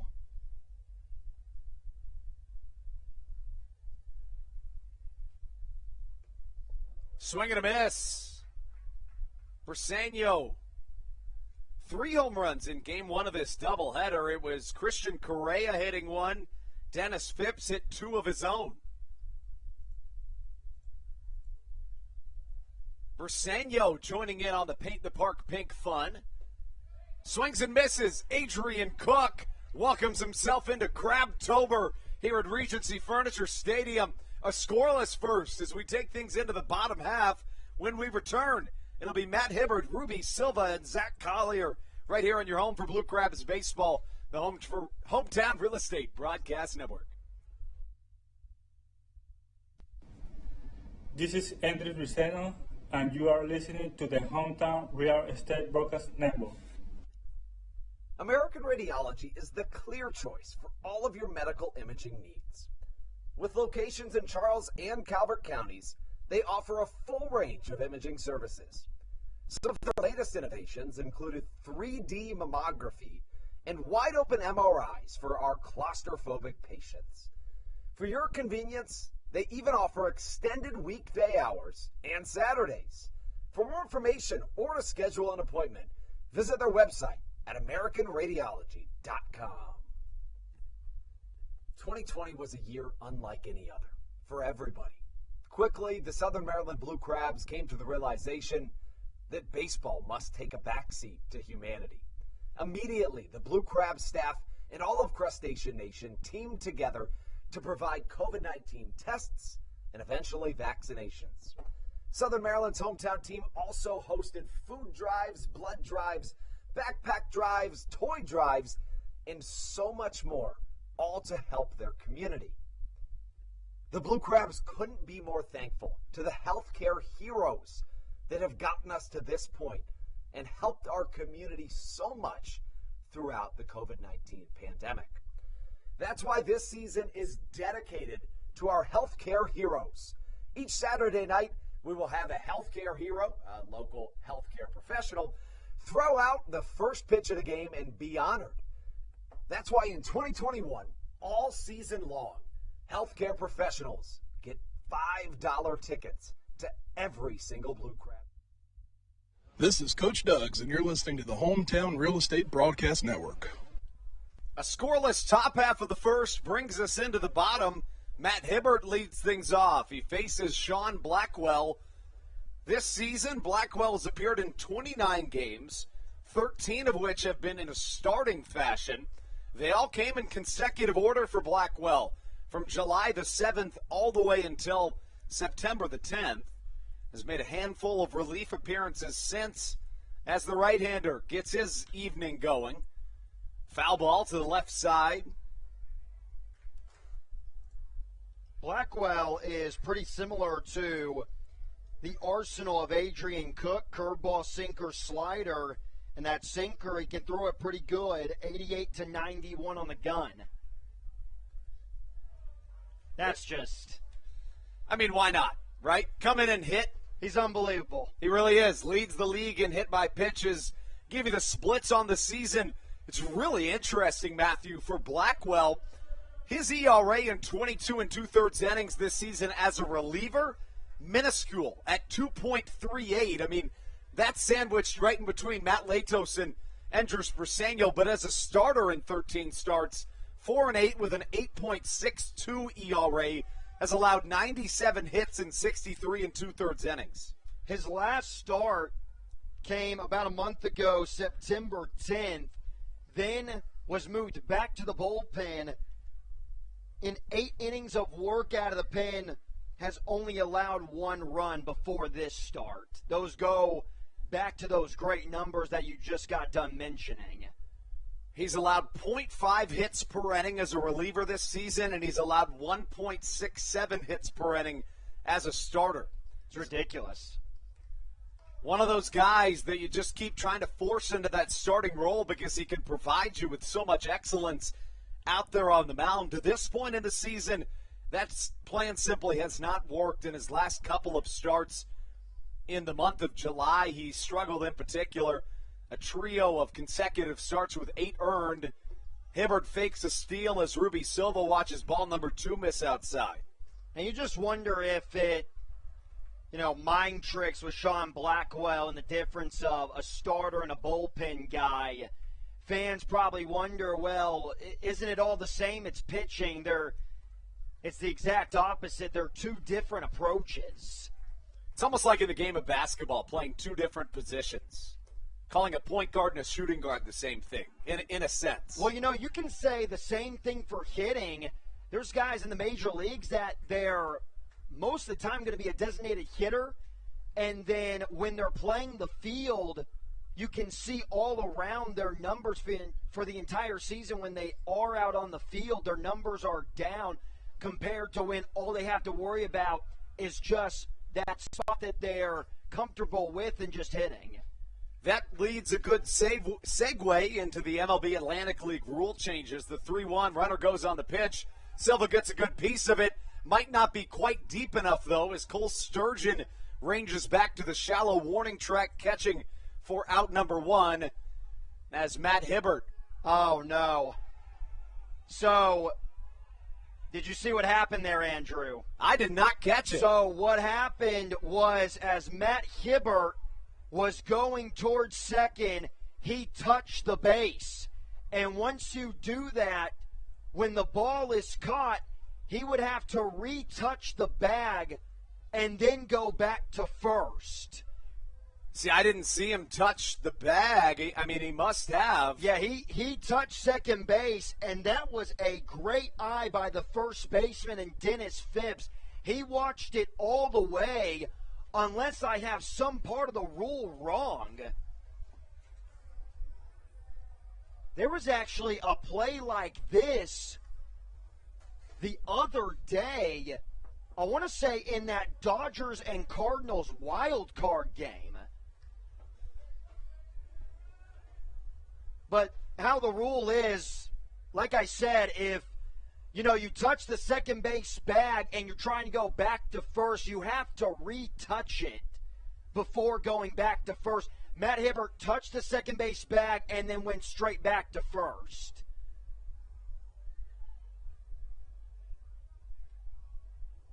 But a really good eye by Dennis Phipps. He was watching Matt Hibbert all the way, and right when that ball was caught by Sturgeon in right field, and Matt Hibbert started going back, he immediately was pointing towards the second base bag.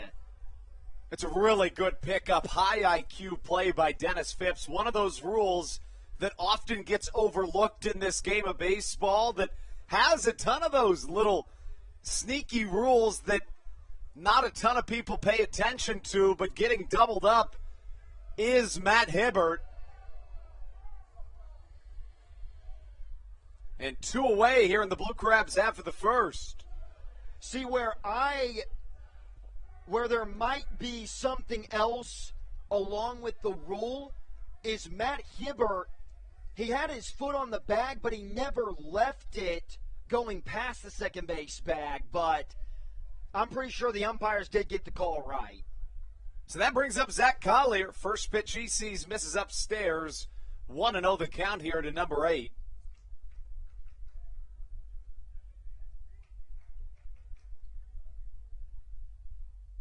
Collier, one of the better hitters in all of the Atlantic League. As the count goes to 2 balls and no strikes, Zach, really just on the attack at all times, has reached base via the hit, walk, or hit by pitch in 78 of 87 games this year. Former AAA farmhand at a couple of different organizations. Originally a first-round draft pick back in 2008 by the Philadelphia Phillies. Collier awaiting the 2-1. Swing and a miss. 2 balls, 2 strikes the count as Sean Blackwell's first inning continues. Really nice to see Zach Collier with that 2-home run night last night, showing off that low-key power that he has. The 2-2. Chopper to the right side. First baseman Phipps takes it himself. The foot race to the bag, just beaten out as Collier, and that gets us through an inning of baseball played here at the Reg in Waldorf. Through 1, we'll be right back on the Hometown Real Estate Broadcast Network.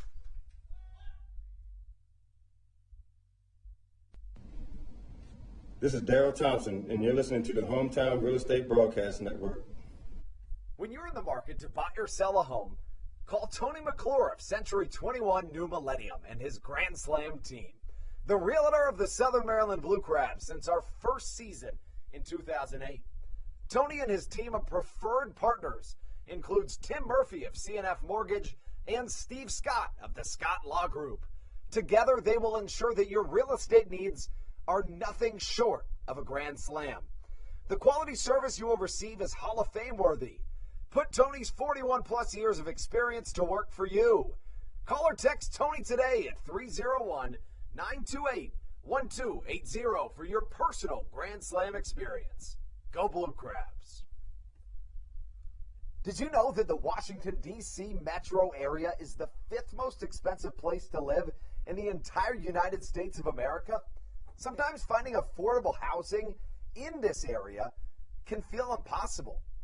If you're struggling to find affordable housing, look no further than the Villages of St. Charles by Ross Properties. You can visit them online at villagesatstcharles.com for more information today. Villages of St. Charles. They'll have you safe at home.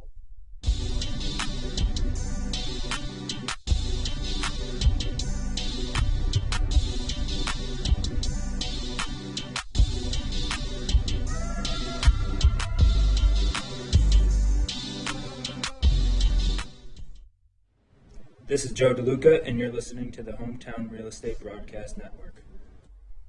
Take things into the top of the second. An obscure bottom half of the first leads things to Dennis Phipps coming to the plate.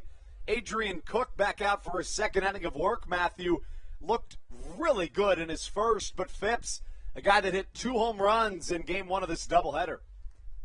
And those 2 home runs were via the slider, I believe, just hung right down the middle. Adrian Cook, the reason why he had a really nice first inning was that slider was a moving and grooving, the changeup dropping off the table. And that was one of my keys to the game for Mr. Cook. Implement that off speed. His last outing threw that curveball 32% of the time, and when he's been roughed up, he just goes to the sinker a little too much. He has got a great off-speed pitch. Again, we saw it last inning. He's got a lot of movement. That righty-righty matchup, almost impossible to hit when he places it perfectly on the outside part of the plate. As for Adrian Cook, he began this season his first year as a pro in the United States Professional Baseball League, a guy that found tremendous success before joining his highest level of competition here in this Atlantic League of Professional Baseball. Run through some of the rule changes in the Atlantic League, MLB's first partner league. We have the double hook designated hitter rule, which says once a team's starting pitcher is taken out of the game, so is the DH. The reliever takes his spot in the batting order.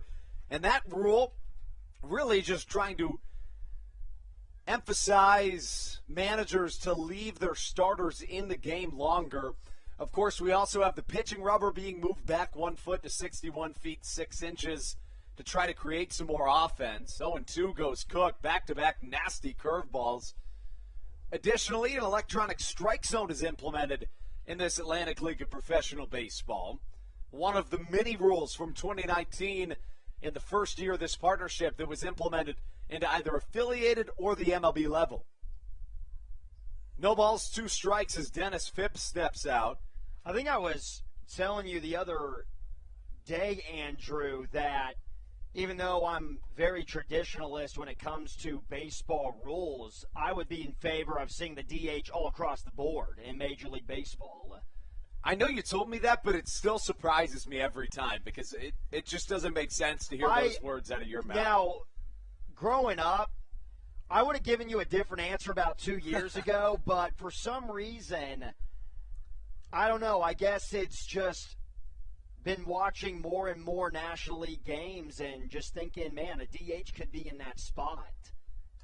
0-2 spoiled over our heads in the Bayonet press box. So with that being said, Matthew, I think it's been over a month since you've been here. What do you think about the electronic strike zone?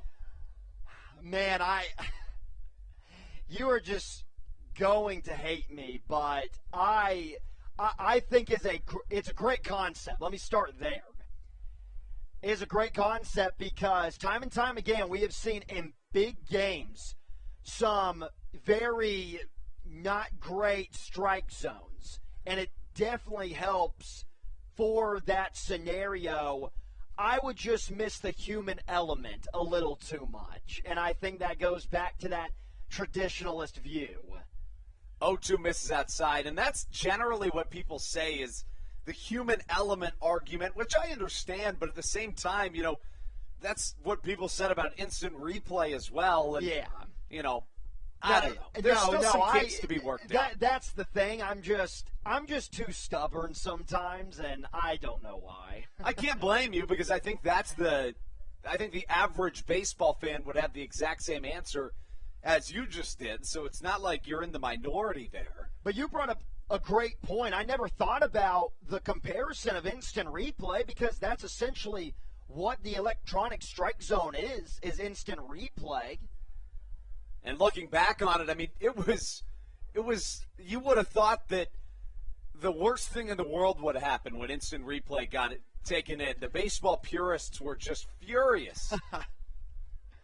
And looking back, I was probably one of them. I hear you. I mean, I think I was too. But looking back, 2-2 outside. But you know what? I think the reason why we see instant replay in the big leagues before potential electronic strike zone is because you could argue that plays around the base pass have costed more teams than the strike zone. Maybe that has shown up in the research. I'm actually just taking a guess. Obviously, I don't have numbers, but maybe that was in the research. 3-2, Adrian Cook doing his thing, Matthew. Picking up a big strikeout, his second of the game. That curveball, he continues to have a really good feel for it in the early going. You know, last night in the post-game show, we were thinking that it was going to kind of be a bullpen game for Game 2, and Adrian Cook was going to be in the role of an opener and start out with just going 2 innings. But the way that he has begun so far in this one, potentially could get 4 or 5 innings out of Adrian Cook. You know that his arm's going to be feeling very live today. The juices are flowing. This is his first ever Atlantic League start. And, you know, you'd love that if you were Stan Clyburn getting, 4, maybe 5, even 6 out of him, because you used in that Game 1 Patrick Baker, Andrews Briseño, and Matt Latos. Now, you could use them again, but you'd rather not. Of course, you still have Dylan Brammer and Dalton Geekie sitting in that bullpen, but if you could get 5 out of Cook, it would really be ideal. And that slider, even though it missed, Matthew, has tremendous movement. It's almost straight out of a pitching ninja tweet. Yeah, it's great. It's that late life to it. And I got done saying this a couple of games ago, talking about whether it be a curveball or a slider, that it doesn't matter how long the break is, it matters how late the break is. If a hitter can see the break from the pitching hand all the way into the mitt, it's not going to fool anybody, but that late life, that late push is what gets the guys off balance. Especially with an electronic strike zone. If you have that early break, it's not going to touch the plane. Also, another reason why I thought that, the traditionalist view of the electronic strike zone just, it getting on my nerves a little bit is I've always been a pitcher's guy, so those calls just off the black are not there anymore, essentially. Like that one. 3-2. Yeah, I think you're right. A human umpire calls that a strike. You're just not going to get that, and, I have just always been on the pitcher side of things, so I've always liked when umpires give way just off the black a little bit, especially if they're dealing. Now, with that being said, that's the whole reason that it's in the Atlantic League, too, is because, it started out that it was just a straight strike zone, and it was a 3-dimensional plane that covered the entire zone, and it was your traditional strike zone. Then, at the start of this year, they moved from a 3D strike zone to a 2D strike zone. So it can just only cross that one plane that's right at the start of the triangle of the plate. And then at the second half of this season, they changed again and they shortened the strike zone and also widened it. So that's kind of the beautiful thing about having this in the Atlantic League is that you can't put it right into the majors because there's kinks to be worked out, but you figure things like that out and then maybe you can put it into the majors. You know what I think would be an amazing idea? Let's hear it. Is if, after another great curveball by Adrian Cook, if the electronic strike zone was in Major League Baseball, you go to every single umpire and they set how they want their strike zone to be set up. Interesting. So every strike zone is going to be different, and that's how it is with every single umpire. High fly to the left side.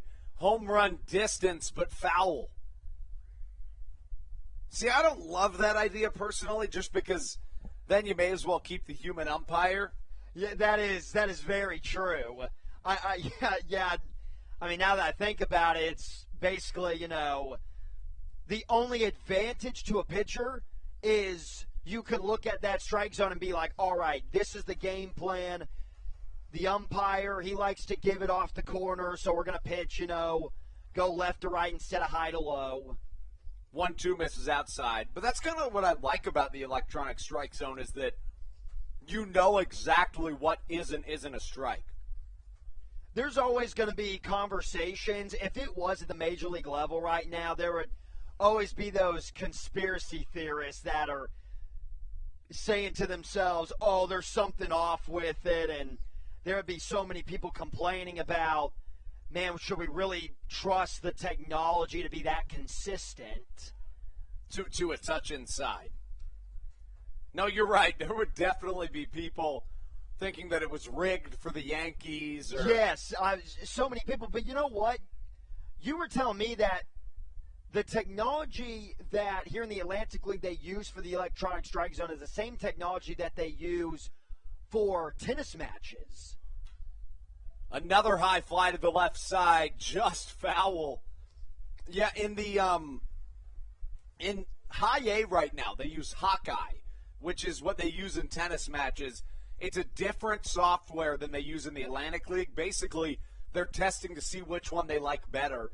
TrackMan is what's used here. Well, the thing is if you're watching the U.S. Open and they show a replay of if the ball is on the line or not, nobody's ever arguing those. It's true. Can you imagine if that was just up to the umpire's discretion? High fly to the left side, caught by Hibbert. So why would someone argue that for an electronic umpire, and the only reason would be that it would just be newer? You wouldn't see those arguments if you got it 20 years in the making. Now you're starting to come over to my side of things.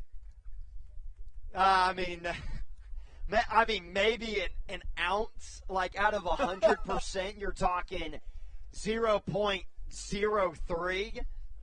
I just love the human element, man. I love seeing the strikes given just outside the strike zone and the arguments and the fans getting into it. Chris Fornacci watches one outside, 1-0 the count. If I could choose to go back in time and watch 1940s baseball, you know I'd be there for some reason. Would. 1-0. Fornacci up to the plate. Sinker in there. And Adrian Cook has been so great with this slider that I would say that more than half of the time he's brought it with the off-speed stuff, a little game plan change, and you like to see that in his first start. 1-1 hit well to the left side, past the diving glove of Josh McAdams. Matt Hibbert feels down the left field line and gets it in after the base hit single from Fornacci, his first of the series. Again, too, with Adrian Cook, especially in basically a postseason setting, like in this game 2 against the Legends, if you're Stan Clyburn and you're trying to give your guy a pep talk, mine would be to Adrian Cook. You don't have to go out there and be perfect. Just keep your guys in the game because you have an excellent offense. And I remember hearing this kind of saying in the 2018 World Series. John Smoltz was having that conversation about Clayton Kershaw with the Dodgers when Kershaw was really struggling, and him just talking about how Kershaw doesn't need to have the mindset of going out there and being perfect. Beautiful off-speed pitch, and you're exactly right. I mean, you can see a little bit of that from the right-hander on the mound, Cook, right now, and it makes sense. First start at his highest level. He doesn't want to make any mistakes, but there is something to be said about the fact that he's trying to just be a little bit too perfect, and he'll figure that out as the game goes on. Check swing, chopper to the right side. Fielding is Tucker Nathans, who puts a pin on the top of the second inning. Getting out of a jam is the right-hander Adrian Cook. Through the first time in the lineup, 2 hits, no runs for the Lexington Legends. When we come back, Sean Blackwell back on the mound, right here on your home for Blue Crabs Baseball, the Hometown Real Estate Broadcast Network. This is Coach Doug's, and you're listening to the Hometown Real Estate Broadcast Network. All Pawn is Southern Maryland's premier pawn shop and is the official pawn shop of the Southern Maryland Blue Crabs. Stop by and say hello today. They've been a part of the Southern Maryland community for 18 years. If you need some cash to hold you over, or if you're just doing some spring cleaning and want to clear some stuff out, please bring it by All Pawn and let them make you an offer. If you have broken jewelry or some that you just don't want anymore, please bring it by, and they'll pay you more than anyone in the Tri-County area. They're located on 301 in White Plains, just south of DeMar Road. Go Blue Crabs! Hey Blue Crabs fans, make sure to visit the All-American Steakhouse and Sports Theater at 35 St. Patrick's Drive, right here in Waldorf, for some great food with great friends. Their steaks are fresh, hand-cut, in-house daily, as well as many other fresh seafood, chicken, and beef options. They offer outdoor and indoor dining, available each and every day, along with the same great menu to go if you would like. Please visit them online at www.theallamericansteakhouse.com. This is Matt Latos, and you're listening to the Hometown Real Estate Broadcast Network. To the bottom of the second we go here at Regency Furniture Stadium. Jovan Rosa leads things off, the designated hitter. 1 for 1 with a walk drawn in game number 1. Sean Blackwell back out for his second inning of work. The right-hander went 1-2-3 in the first, despite hitting a batter. There was a bizarre tag-up situation that resulted in out number 2. Yeah, a lot of people have not seen that. You're not going to see that a lot in the game of baseball, but what Matt Hibbert did. Well struck to the left side, up by the mini monster, and out and in of the glove of the left fielder, Courtney Hawkins, who nearly made the play of the year. Instead, it's an extra base hit for Jovan Rosa, who's getting hot at the right time. Like at Fenway Park, everyone says that as an opposing player, it's just tough to play the monster wall because you're not used to it, and that can kind of go for the same argument with the mini monster here at the Reg, just not being comfortable, kind of looking for the wall, and almost came up with an outstanding play. You're right about Jovan Rosa. I really like what I've been seeing from him late in this homestand, a little hit streak that he's got going for him. That brings up Alex Crosby, who sees the first pitch catch the outside corner. Crosby went 1 for 3 in the series, the first game of the doubleheader. Alex, so far in this homestand, 8 for 20.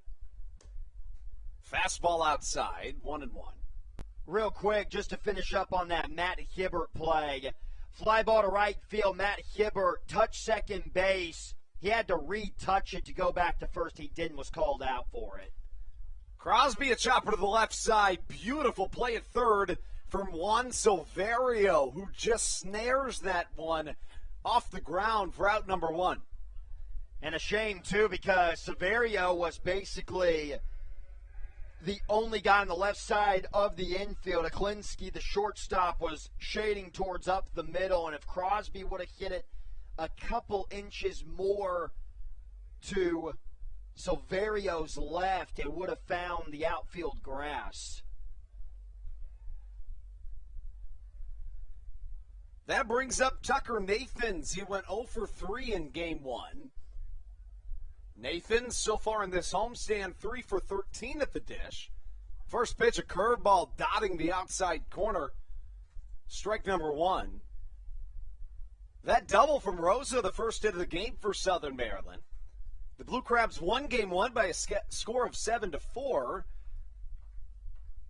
And the home run balls have been the savior in this series, Matthew. 4 of them through the first 2 games. And needless to say, if it wasn't for those, it wouldn't even be close in this series. That's exactly the answer. Zach Collier with 2 home runs last night. Ruby Silva had a 2-run bomb.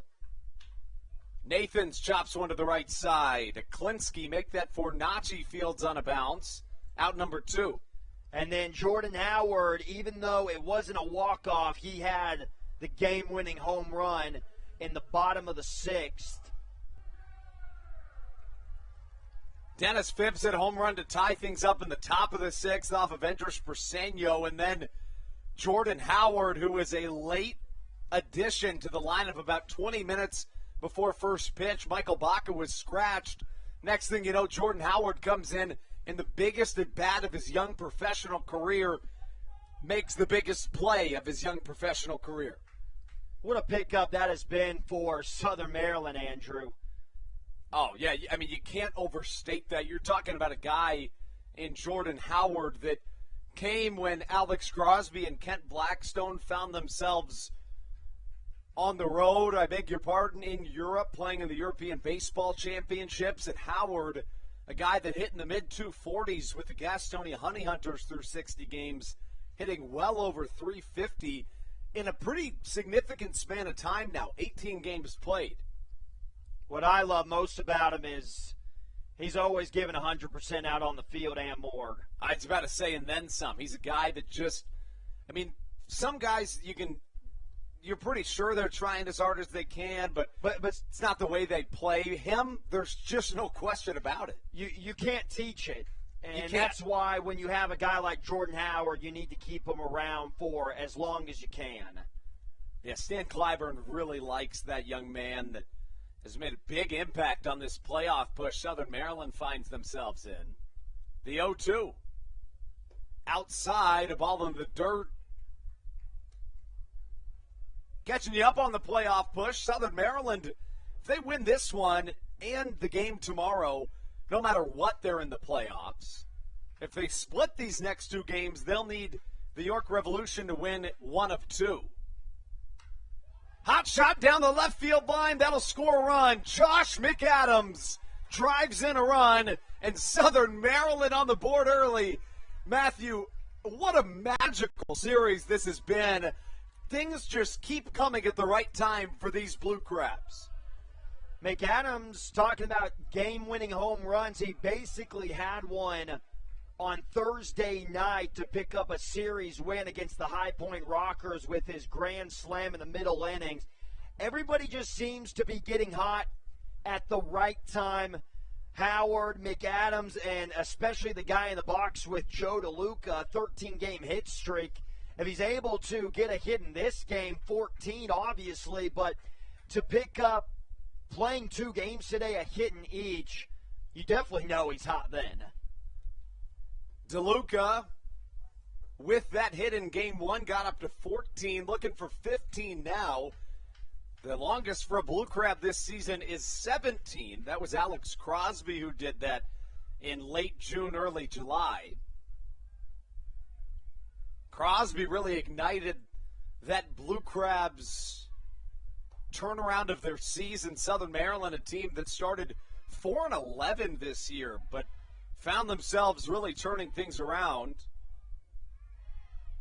What you really hope, too, is kind of moving the conversation towards Michael Baca. You just hope that everything's okay with him, being a late scratch in that first game. I mean, Jordan Howard, he can definitely fill the role, but you still need a healthy Michael Baca on the roster.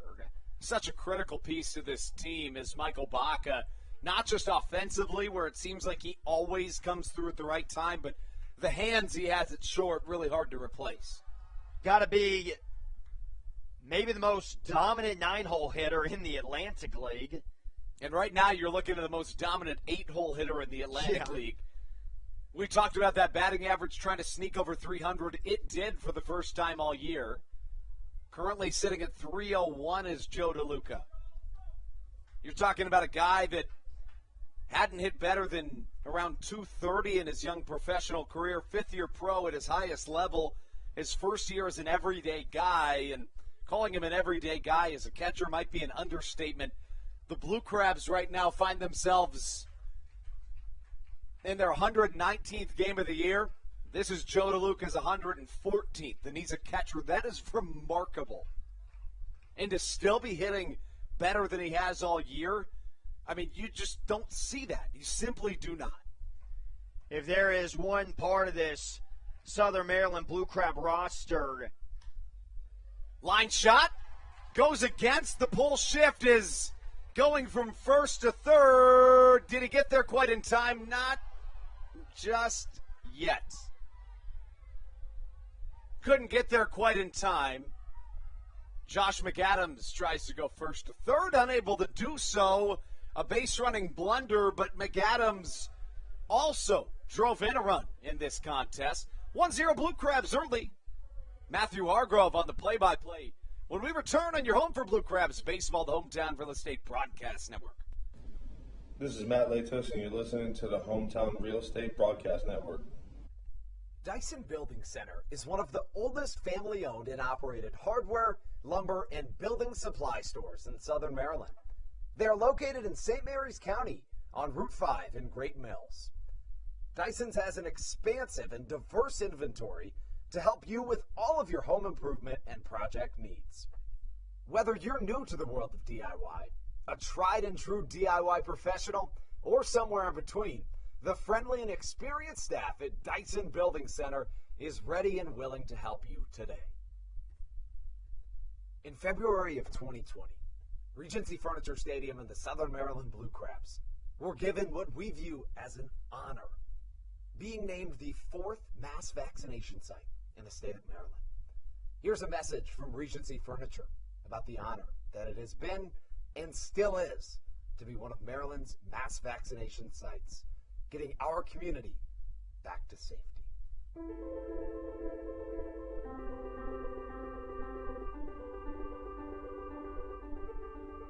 During these times of uncertainty, it helps to know there are things we can control to help ourselves and others. For me, it presents the hope that soon enough my friends and family will be together again.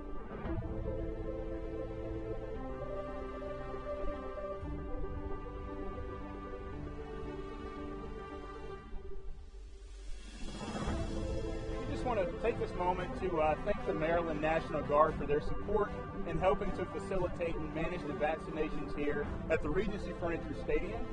We just think it's so important for everyone to do their part, and we're just grateful for their support. Thank you for your support, and we're just honored to be a part of the vaccination effort out here and to serve the community.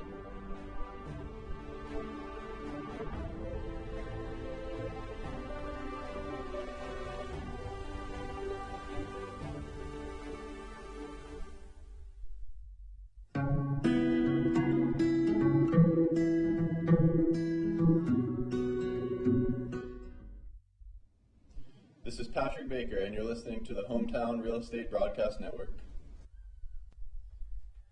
On to the third inning in Waldorf, Maryland. Blue Crabs taking a 1-0 lead in the bottom half of the second on an RBI single by third baseman Josh McAdams, who was later in that inning gunned down by the left fielder and Courtney Hawkins, trying to stretch from first to third. Adrian Cook, who has been magnificent in his first ever start in the Atlantic League. A new acquisition for the Blue Crabs during this potential postseason run, picked up midway through the month of September. Second time through the lineup now. He's thrown a lot of off-speed pitches.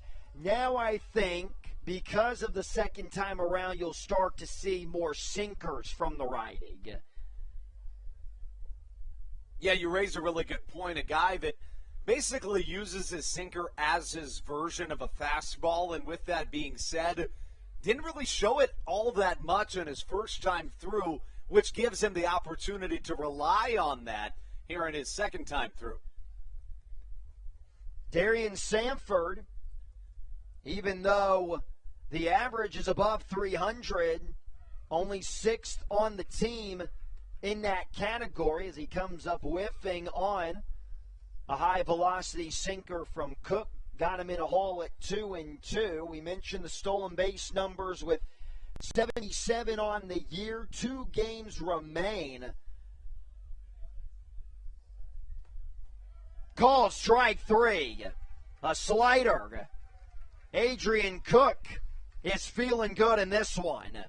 Welcome to Crabtober, Adrian Cook, a guy really finding his groove, looking good in pink. Pink's been a lucky color for this Southern Maryland team, Matthew.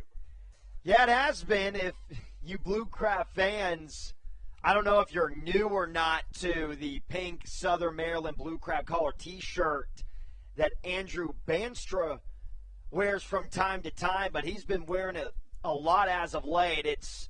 We think it's a lucky shirt. So Andrew has continued to wear it. The one day unwashed. Thankfully, though, there's a barrier between us so I don't have to smell them. There is that. Cole Sturgeon batting from the lefty box on the ground. That's going to get through into right field. A 1-out single for the Lexington right fielder. I wanted to talk a little bit more about the center fielder in Sanford and just those stolen base numbers. He really is a unicorn in the game of baseball today.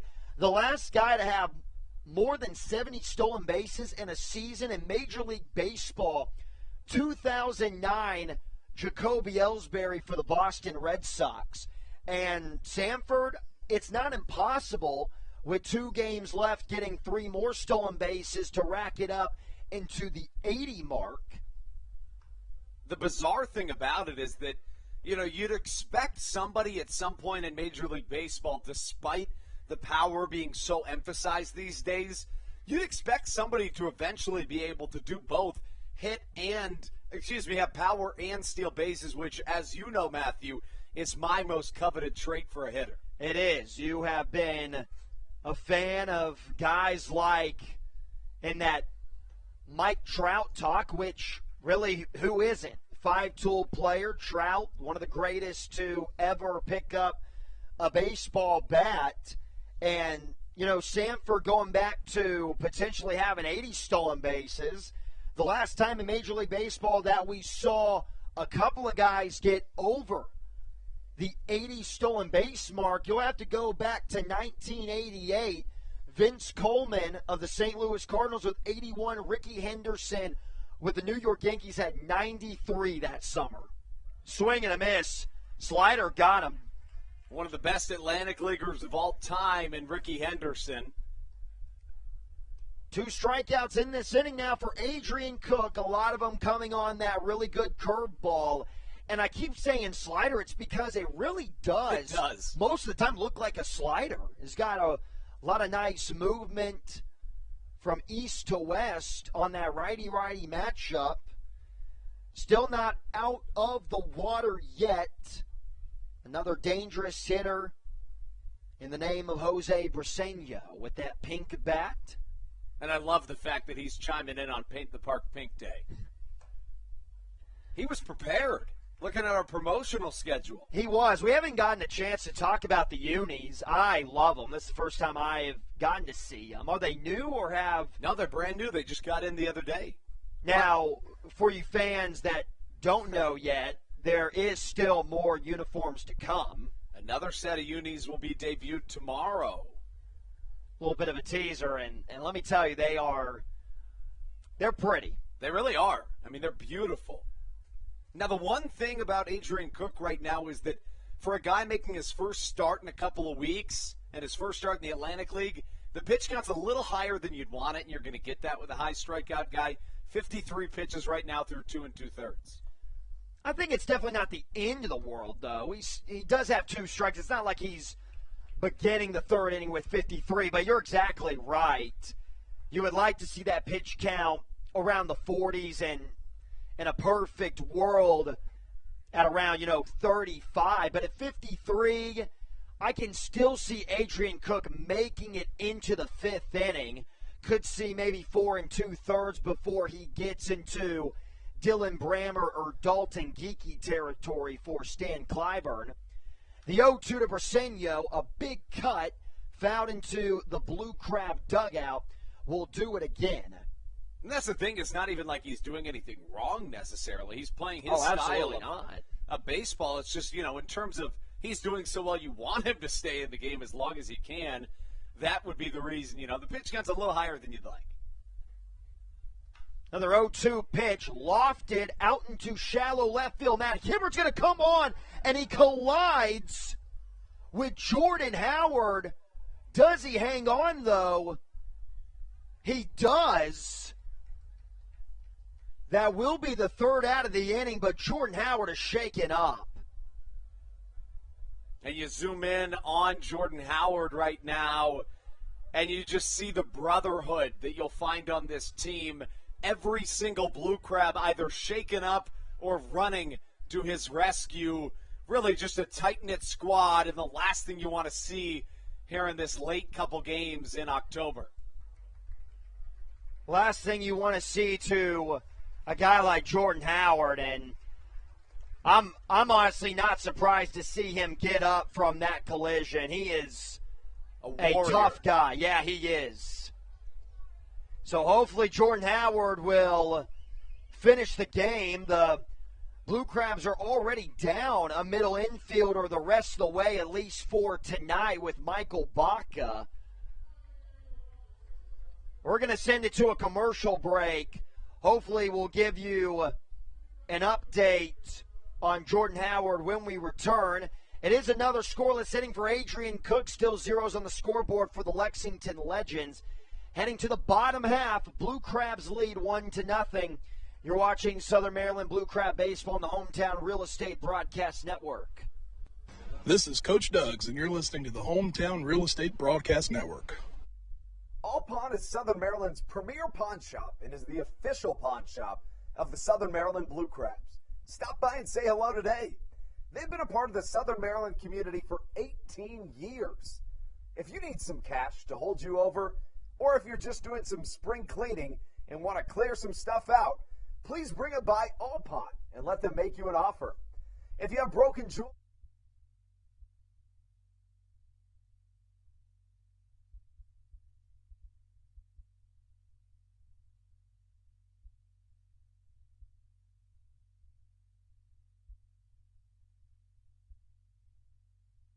visit the All-American Steakhouse and Sports Theater at 35 St. Patrick's Drive, right here in Waldorf, for some great food with great friends.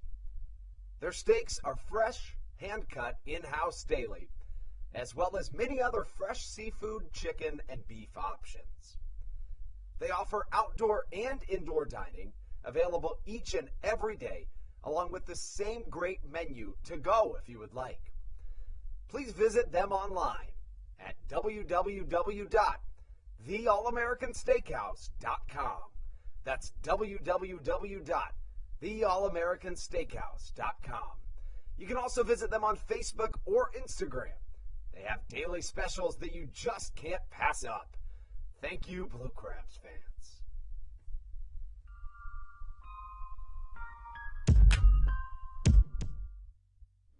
This is Matt Latos, and you're listening to the Hometown Real Estate Broadcast Network.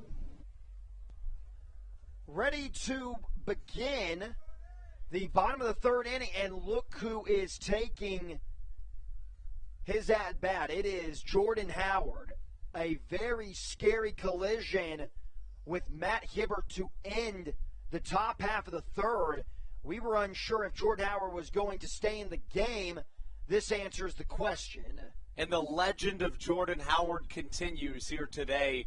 A guy that gives it his all. And, you know, what else would you expect? You just got to love the man at the plate. We also already have a pitching change. I thought Sean Blackwell, the starter for the Legends, was doing fine, but because of the ERA being so high in his starts, maybe just running the course of an opener in Game 2. Daniel Gibson, the lefty, on the bump now for Lexington. 1-1 offering to Howard. Pops it foul out of play for the second time in a row now, 1-2. So you got 9-1-2 due up in this inning. After Howard, it will be Hibbert. After Hibbert, it will be Silva.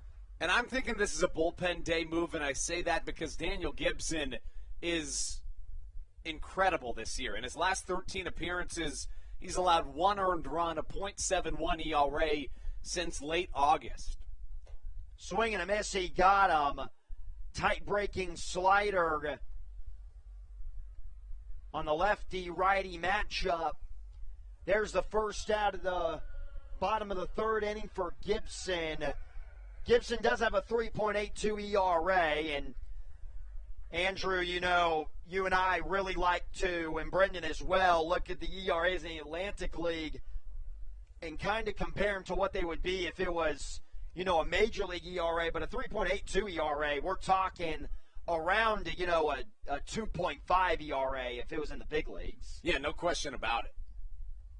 And the only reason we say that, as Hibbert is going to swing and miss on the same pitch that got Jordan Howard out on strikes. The only reason we say that is because the offense is so great this year in the Atlantic League that overall the ERAs across the board for all 8 teams are unusually high. A 5 ERA is actually considered pretty good. If it's fair, it's gone, but it will continue to hook well foul for Matt Hibbert. Hibbert only has 3 home runs this year. Not a big home run threat. That one would have been nice, though. Yeah, really would have, especially against a guy in Gibson that, again, the numbers on the year, 3.82, but he's been really good of late. But with that being said, Matthew, I wouldn't expect to see him maybe in inning tops, because heading into the playoffs, he is your top option out of your pen, if not your top, certainly one of them. Set of the belt, deep breath. Fly ball down the right field line. Sturgeon chasing after it. Makes the catch in the corner. 2 quick outs for Gibson. And one of the keys going into the series that we talked about after the finale of the Rockers series on Thursday night, Brendan and I were having the conversation as Ruby Silver's going to enter the lefty box, is that maybe Lexington, because they already have their playoff spot, is just going to kind of bow down and let this final weekend just go without a lot of usage of their big guys. On the ground to second. Nice play from Fornacci for the third and final out. But a team like Lexington that is very proud, they're not going to make it easy on Southern Maryland. We can get more into that conversation as we head into the 4th inning. Blue Crabs go down 1-2-3, still with a 1-0 lead over Lexington. You're watching the watching the Southern Maryland Blue Crabs on the Hometown Real Estate Broadcast Network. This is Joe DeLuca, and you're listening to the Hometown Real Estate Broadcast Network. Whether it's Chris Paul, Cliff Paul, Aaron Rodgers, or even the son of a former Blue Crab, Patrick Mahomes, you've seen many athletes endorsing State Farm. That's because your State Farm agent has your back through good times and not so good times. That's why all the Blue Crabs, Daryl Thompson and the whole team, trust State Farm with their insurance needs. State Farm is the company people have trusted for over 99 years to help life go right. Call your local State Farm agent, Greg Conklin, today at 240-776-4289. When you're in the market to buy or sell a home, call Tony McClure of Century 21 New Millennium and his Grand Slam team, the realtor of the Southern Maryland Blue Crabs since our first season in 2008. Tony and his team of preferred partners includes Tim Murphy of CNF Mortgage and Steve Scott of the Scott Law Group. Together, they will ensure that your real estate needs are nothing short of a grand slam. The quality service you will receive is Hall of Fame worthy. Put Tony's 41-plus years of experience to work for you. Call or text Tony today at 301-928-1280 for your personal Grand Slam experience. Go Blue Crabs. This is Patrick Baker, and you're listening to the Hometown Real Estate Broadcast Network. Adrian Cook, 4th inning of work now, and I got to be honest, I knew that Adrian Cook could definitely go out here and be very effective, but if you were to tell me that there would only be 3 hits on that scoreboard on the mini monster for the Legends and not a single run, I wouldn't be so sure about that. Yeah, I would tend to agree. He's allowed 4 base runners, 3 hits, and a walk, but you really can't complain about his performance to this point. Leadoff man is going to be the first baseman in Dennis Phipps, who had a whale of a game at 2 o'clock p.m. this afternoon. A couple of home runs, did everything he could to help his ball club secure a victory. Hard on the ground, past the diving Jordan Howard into center field for a leadoff single. And I wouldn't be surprised if us pointing out how dominant Adrian Cook has been so far that we may have jinxed him a little bit. Very well could be a guy in Adrian Cook that, this is the first time in this game he's allowed the leadoff man on. Again, has allowed 1 walk, but the 4 strikeouts to this point have been impressive, and now you get yourself into the bottom four of this Lexington lineup. Had just one hit in game one, did the bottom four of this doubleheader. No hits in the series opener. First hit of the ball game for Phipps, now 1 for 2. Fastball missed well outside. DeLuca, who has been unreal, blocking up balls, allowing them to not go to the backstop in this entire homestand. He has been elite. Silverio, the third baseman in the righty box now, creeping just over a 200 mark in the batting average at 203. Definitely doing everything he can to make sure it doesn't dip below for his final average of the regular season. Lays off a really nice curveball that has been Adrian Cook's best pitch of the night. 2-0 now. Silverio did not start in game one of the doubleheader. Got the start, though, in the series opener. 0 for 3 in that contest. Sinker just missed. 3-0. With that being said, we now see Dylan Brammer starting to toss a little bit down in the bullpen down the left field line. Pretty quick move by Stan Clyburn. The 3-0, taking all the way, but it's a fastball right down the Nashville Broadway. Waiting in the on-deck circle is Ben Aklinski, a .288 hitter. Aklinski, though, does strike out a ton, 106 of them. Leads the Lexington Legends.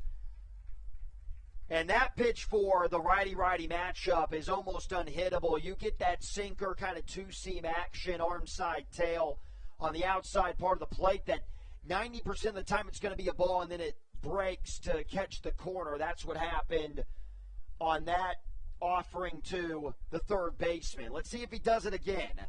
There goes the runner.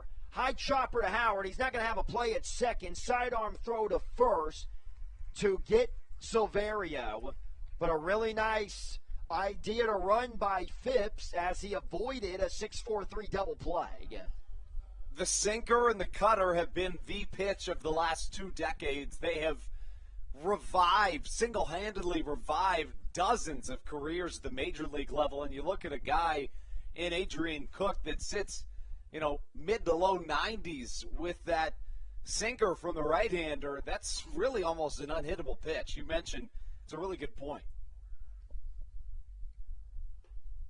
Here's now the Kentucky Wildcat prodigy in Ben Aklinski. Aklinski is 0 for 1 so far here in Game 2.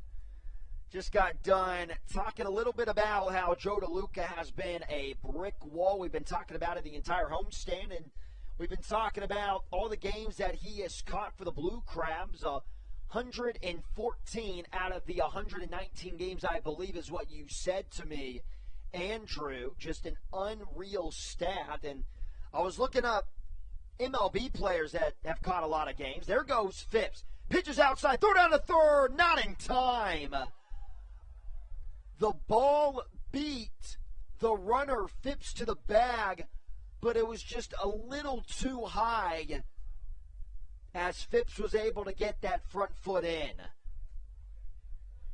Phipps a bigger guy, but has good speed. His 4th stolen base and not that many games played for the Legends, and a really critical one. Yeah, because just like that, you got a tying run 90 feet away. The infield's going to play in now. 2 balls and no strikes to Aklinski. Probably a fastball coming. It will be, but Aklinski comes up empty. I've always been a fan of managers. You see it more now. Managers playing their infield in earlier on in the ball game. I think that's a definitely up-to-date move. In the dirt, 3-1. Got the second baseman for Nachi waiting in the on-deck circle. So it wouldn't be a bad idea to give Aklinski nothing, I should say. Maybe set up for a double play. Slider just below the knees.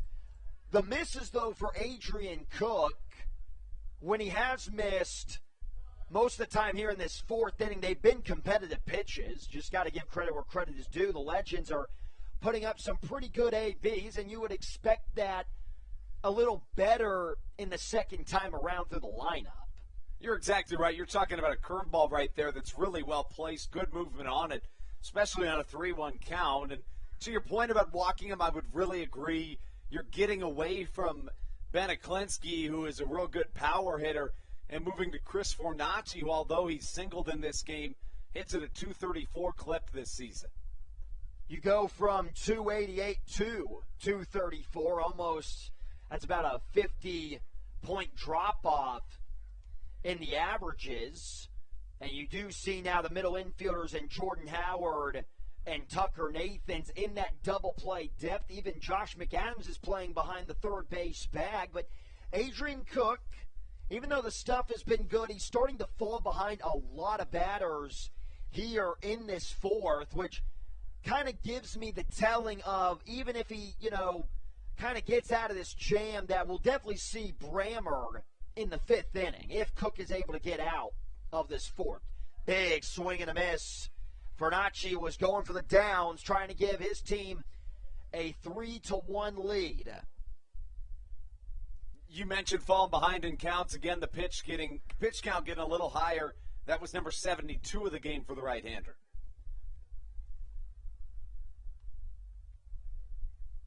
Cannot give you score updates yet around the league. First game around the league is between the High Point Rockers and the Lancaster Barnstormers at 6:30. That game doesn't mean anything, I'm pretty sure. For either side. Yeah, unless I'm missing something big. And then 6:35, York and Long Island. Line drive scorched into the seats by the Legends Club, 2-2.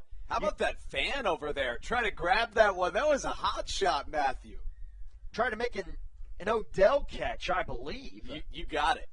I don't know. With the baseball, that would be... It wouldn't be a wise move. No, it wouldn't, but if the person was able to pull off the catch, definitely would be on Sports Center. We'd have our second Sports Center play within a month. It's true. Here at the Rag. Cook's going to step off. The last game in the Atlantic League is between the Dirty Birds and the Honey Hunters. That game's going to be at 6:50. Another game with no playoff implications for either side. Cook looking for a big punch out the 2-2. Oh, he's going to hit him. Hit him in the elbow. I think the umpire thinks it hit his bat. That's what he's definitely saying. Yeah, home plate umpire Bill Worthington. Yeah, I agree with you, Matthew. I heard skin. That's all I'm going to say. I think that P.J. Phillips right now, he has every right to be arguing this one. Yeah, I say it all the time. I'm going to try not to call out the umpires, but when I do, I'm going to call it on both sides, and I think that the Blue Crabs got away with one right there. Well, before we get into talking about it, I'm going off of what I heard. I didn't actually see it hit the elbow. The way it looked from our angle, and they're trying to point towards the mark, that's just not going to help anything. The umpires aren't going to believe that because that could be from anything. Definitely better be careful here. You don't want to show up the umpires and make them look foolish. You will definitely get tossed for that. I'm surprised that I'm not sure if they're able to do this on a hit by pitch. But go and have a meeting, because you would assume that the third base umpire and Ian Pittenger would have had a great view of it. I think what happened there is that if P.J. Phillips wouldn't have come out so hot, I think that Worthington would have talked to his fellow umpires, but he showed up right away, and after that, I don't think there was any chance that Worthington was going to go talk to his fellow umpires because he had made up his mind. Yeah, I definitely don't want to get on the bad side And now Jordan Howard talking to the trainer, Lauren Eck. I don't know when that would have happened if it wasn't in that collision, but it seems kind of random, and I think Howard might be coming out of the game right now. Wow. Just absolute chaos right now. Here in this top of the fourth inning, and it's all happening during one of the biggest moments of the game. If you're Adrian Cook, you're standing out there right now like, what is going on? So it looks like Javon Rose has got his mitt. So what I could maybe guess, I'm assuming McAdams won't be staying at third base. Yeah, I don't know who goes to short here if it's not Michael Baca. He took his sweatshirt off right away, but he's putting it back on. It's Blackstone that's going to come in, and Blackstone's going to take the shortstop position if I had to guess. Ken Blackstone started. He was the opener this season as Southern Maryland shortstop. Did so through June 4th, and then he and Michael Baca kept flipping back and forth between short and second, and now Blackstone coming in one of the bigger games of the year, trying to make an impact. Blackstone also had to come in to game one. Pinch ran for Josh McAdams, but it really didn't matter because Jordan Howard, shortly after, had a 3-run home run. What a sequence of events without a pitch being thrown. I guess with one pitch being thrown. Got the argument. Jordan Howard, I know he struck out right after that collision with Matt Hibbert in the bottom of the third, but even though he struck out, there wasn't anything obvious that I could see with the swing that told me that he was really hurt, but just during that break, obviously he couldn't take it. So here we go. 2-2. Slow roller to the second baseman. Nathans puts the tag on him. Off balance throw. Got him. Wow. What a play. How about it, Tucker Nathans? Saves a run from scoring. Blue Crabs still on top, heading into the bottom of the fourth. You're watching Blue Crab Baseball on the Hometown Real Estate Broadcast Network.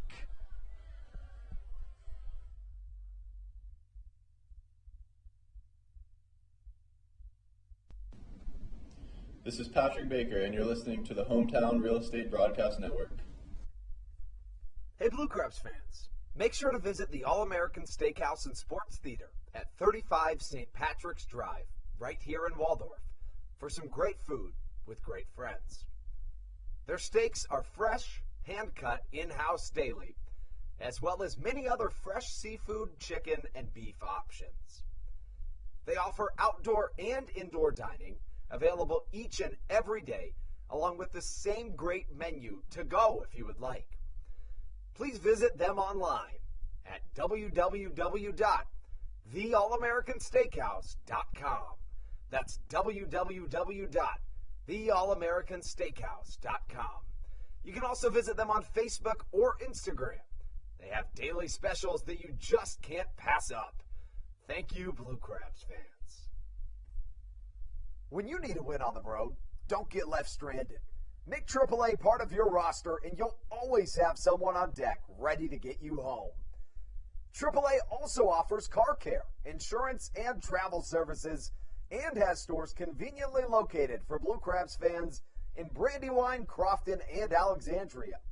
Don't forget to ask them about membership discounts for military and first responders. Please visit AAA.com to learn more or to find a AAA location near you.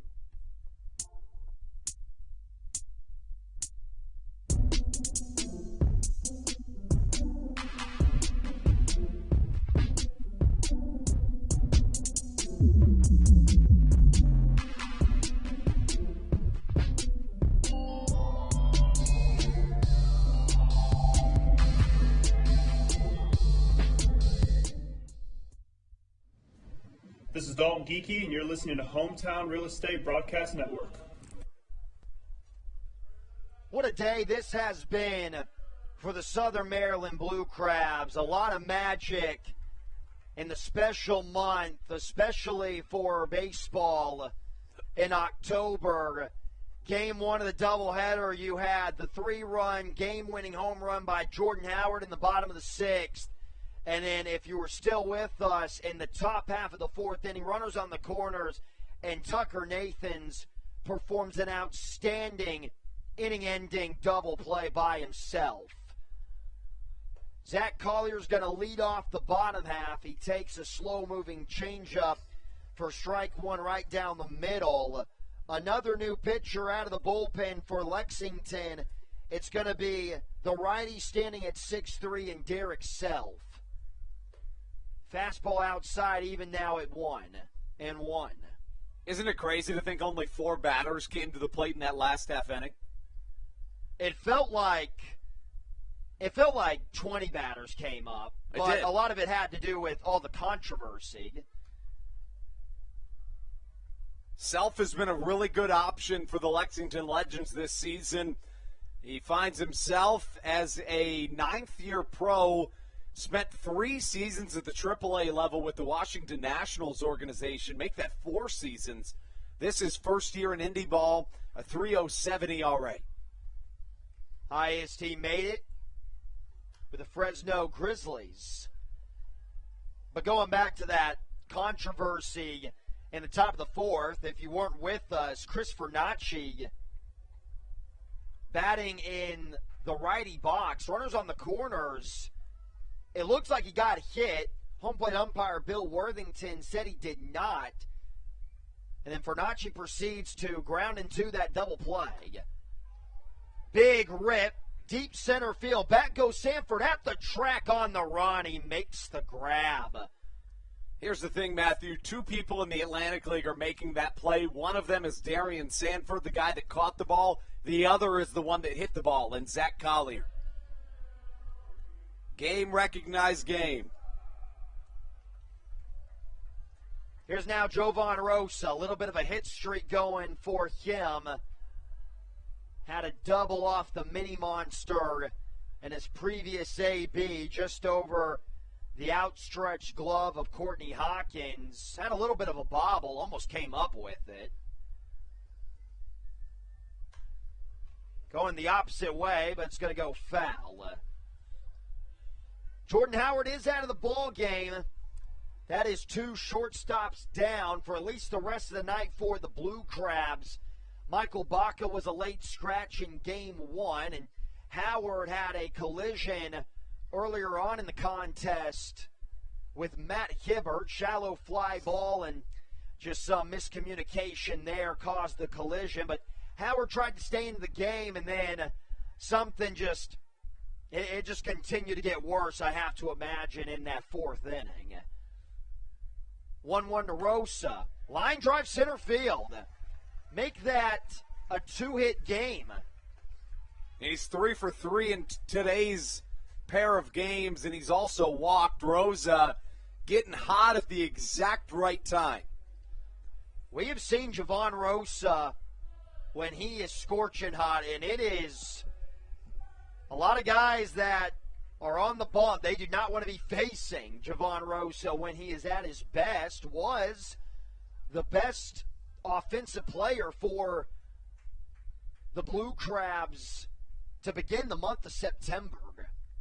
Think about Rosa, too. When he puts the bat on the ball, it's going to scorch off the bat. I'd like to see his average exit velocity. Crosby bunts it foul. Most of his hits have got to be easily over 90 miles per hour. That's what I was going to say. 90, 95, couple of them at 100, no question about it. His home runs are 105, maybe. We've kind of made, I think it's just because of his stature in the box, but Brendan and I, and you too, Andrew, we were telling you this the other day, but we love to make MLB comparison. Everybody does. Towering pop fly way into the sky. Who's going to make the catch coming in is the third baseman, Juan Silverio. Embracing his first baseman, Dennis Phipps. Good communication there, though. Yeah, at the last second, because Persenio and Phipps was all down there.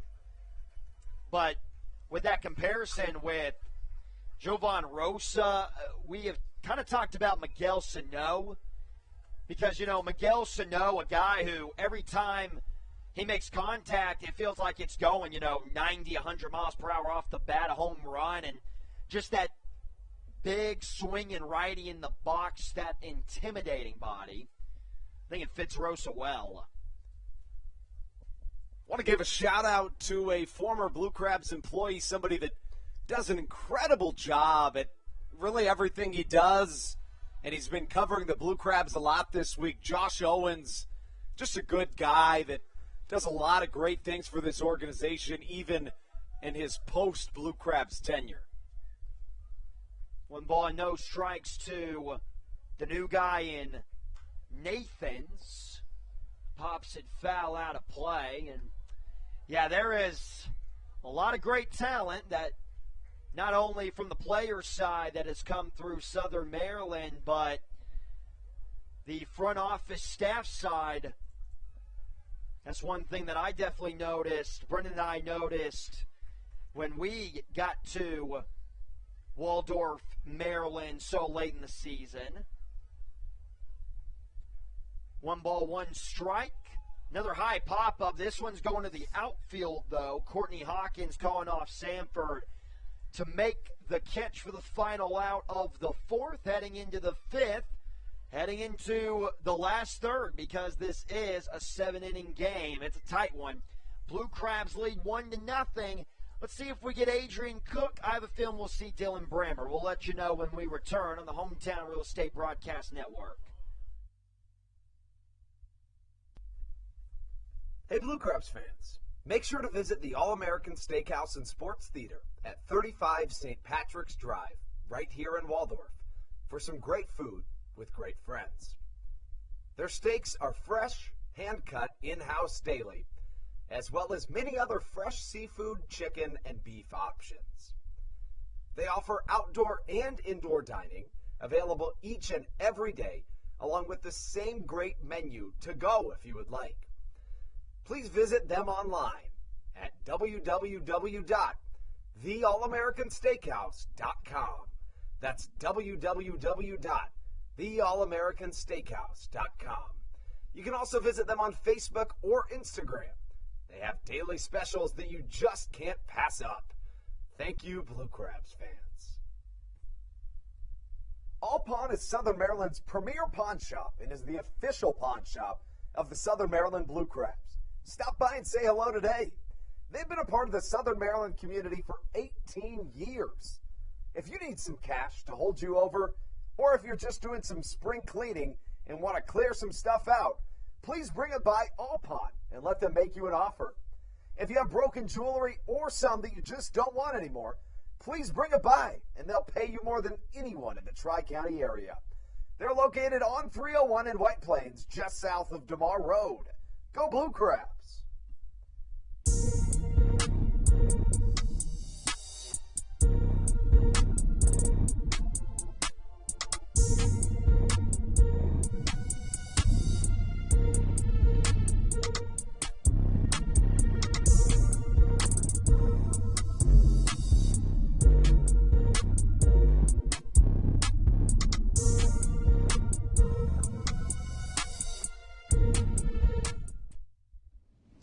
This is Patrick Baker, and you're listening to the Hometown Real Estate Broadcast Network.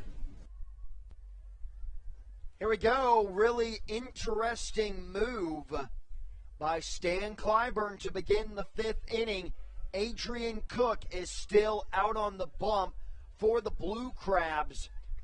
Went through his first inning back in the 4th of really getting into trouble, but Clyburn not going into panic mode just yet about that maybe troubling inning a little bit from Adrian Cook and keeping him out there. Brammer's still up and throwing in the bullpen. You wonder if maybe 1 or 2 guys get on. That'll be the day for Cook. First pitch misses high for a ball on a fastball. Roberto Baldoquin, it was really nice to see him not in the lineup last night. Leads the Lexington-led legends in batting average and a couple other categories like hits and on-base percentage. A guy that you normally would not see batting in the middle of the lineup, in that 5th or 6th spot. There's a get-me-over sinker, now 2-1.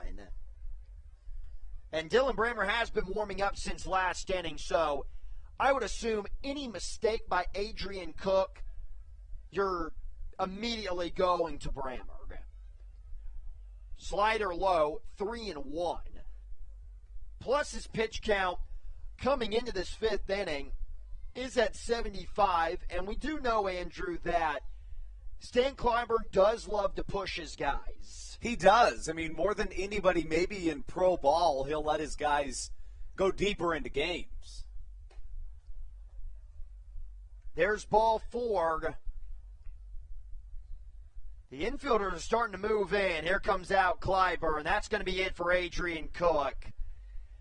Just trying to get him through another inning, unable to do so, but what a job by Adrian Cook in his first start as a Southern Maryland Blue Crab. He should get a pretty nice ovation here at the Reg as we see Dylan Brammer jogging in from the bullpen. Yeah, he's going to get a pretty nice outing, and he definitely should. His stat line is not finished. Brammer's got to get him out of a jam after the leadoff walk to Baldoquin. We're going to take a break. We'll get you Brammer's numbers when we return on the Hometown Real Estate Broadcast Network.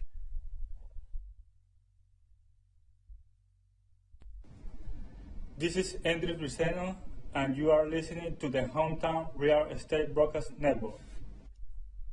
American Radiology is the clear choice for all of your medical imaging needs. With locations in Charles and Calvert counties, they offer a full range of imaging services. Some of their latest innovations included 3D mammography and wide-open MRIs for our claustrophobic patients. For your convenience, they even offer extended weekday hours and Saturdays. For more information or to schedule an appointment, visit their website at AmericanRadiology.com. 2020 was a year unlike any other for everybody. Quickly, the Southern Maryland Blue Crabs came to the realization that baseball must take a backseat to humanity. Immediately, the Blue Crab staff and all of Crustacean Nation teamed together to provide COVID-19 tests and eventually vaccinations. Southern Maryland's hometown team also hosted food drives, blood drives, backpack drives, toy drives, and so much more, all to help their community. The Blue Crabs couldn't be more thankful to the healthcare heroes that have gotten us to this point and helped our community so much throughout the COVID-19 pandemic. That's why this season is dedicated to our healthcare heroes. Each Saturday night, we will have a healthcare hero, a local healthcare professional, throw out the first pitch of the game and be honored. That's why in 2021, all season long, healthcare professionals get $5 tickets to every single Blue Crabs game. Thank you so much, healthcare heroes, for all that you have, are, and will continue to do for our community.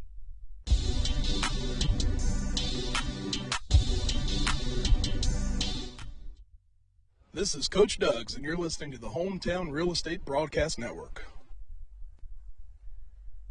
First call to the bullpen for the Southern Maryland Blue Crabs. It's going to be, if you've been listening to Blue Crab fans for the past month, you would know that this has been one of my favorite guys on the team, one of my favorite guys to watch work in relief, the talented righty in Dylan Brammer.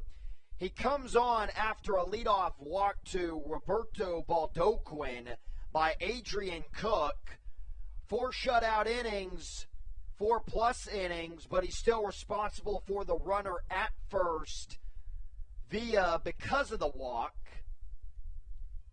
So we can't finish the stat line on the Blue Crab starter just yet.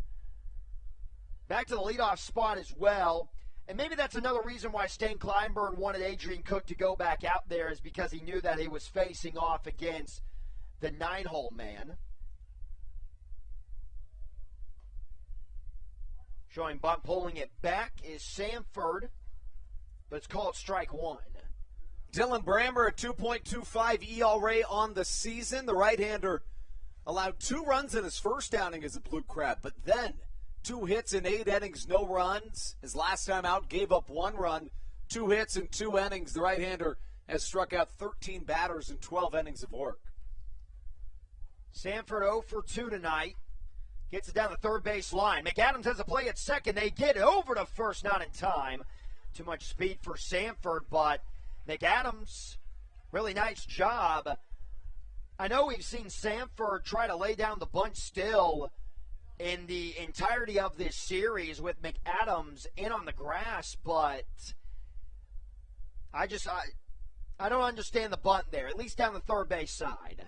Yeah, it doesn't make a ton of sense. I think that maybe the school of thought is that Sanford has enough speed to beat it out, and he did, but a hard enough bunt like that, Sanford's not the guy you're going for. Wise play by Josh McAdams. These two, both Atlantic League vets, they've seen each other enough that McAdams knew Sanford was thinking bunt all the way.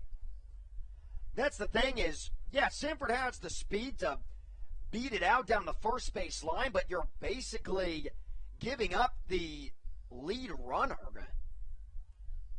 Showing it just a little too early. Yeah, I just don't know about that play. Cole Sturgeon, who had a single in the right field. Good news for the Legends, though, is you do swap out Baldoquin for Sanford on the base pass. So the Legends could easily get that runner back into scoring position with a couple of quick steps from Sanford after the lead. Sturgeon 1 for 2, a .325 average, entering the lefty box. Fake steal by Sanford, pitch out. Nothing doing, though. Fake steal. Ball 1.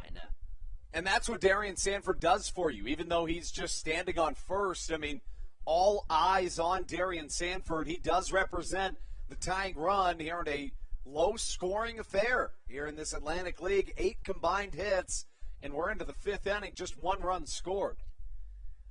Really rare pitching duel indeed. It was kind of a pitching duel a little bit, you could say, to the Atlantic League standards in Game 1. Before that Jordan Howard home run. I mean, going into the 7th inning with it being 4-4, that's the below average ERA in the Atlantic League, I believe. It is, yeah. I did the math a couple of days ago. 6.16 is the average ERA in the Atlantic League. Which is just astronomical, obviously. So you could definitely say that was a pitching duel. Certainly. That wind's still moving a little bit out beyond, looking at that American flag out beyond the right center field wall. It was charging a lot in the afternoon games. That's just how the weather has been in Waldorf. That wind picking up a lot in the afternoon, dying down as the sun sets. There goes Sanford swinging away is Sturgeon. McAdams is going to chase after it, but he runs out of room as the baseball goes into the seats for a souvenir. 1 ball and 2 strikes now. The guy in Dylan Brammer that started this season in the Frontier League, the New Jersey Jackals, 5-5 with a 5.36 ERA. But, I mean, you know as well as anybody, Matthew, sometimes it's weird, just like with Jordan Howard. In the game of baseball, a change of scenery can do absolute numbers for anybody, and Brammer, a prime example of that. Prime example of that for Javon Rose in the beginning of September. Certainly. We were having a lot of those conversations, and I know the numbers aren't too different for Jordan Howard on his switch over to Southern Maryland, but I definitely would say that he is a lot happier in his situation as compared to his other team. Wouldn't be even in a playoff hunt. It's true. Sanford runs again. Nice scoop by DeLuca. The throw to second base is going to be high. Brammer does get the strikeout for the second out of the fifth, but the Legends now have the tying run at second base with the dangerous Courtney Hawkins ready to swing away. Hawkins came into this series hot, fresh off a Player of the Month in September. Was hitting .354 in 5 games in October, but 1 for 10 in this series, did single earlier in this one. It's been one of the keys why the Blue Crabs have picked up a 2-0 record in the first 4 games of this 4-game set. Brammer showing off that really good changeup on the strikeout to Sturgeon, the former Boston Red Sox draftee. First pitch to Hawkins is just over the leaping try of Josh McAdams. It's going to be an RBI single for Hawkins that will tie the ball game up at 1. And a good pitch there by Brammer. Of course, that run not charged to Dylan Brammer goes against Adrian Cook, whose line we can now close. But it's a tie ball game, a brand new one, just like in game 1. Things look like they're going to come down to the wire. 4 innings, allowing that 1 run for Adrian Cook. Definitely, out of his 4 appearances for the Blue Crabs, this was definitely his best one. And what a time to have it. Yeah. Jose Briseño, the catcher. First pitch swinging. He's going to pop it out of play for a strike. Briseño so far this evening is 0 for 2.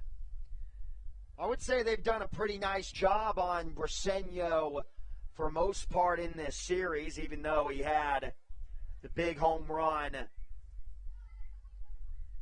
on Friday night last night. Still ended up going 1 for 4. He's now 1 for 6 in total.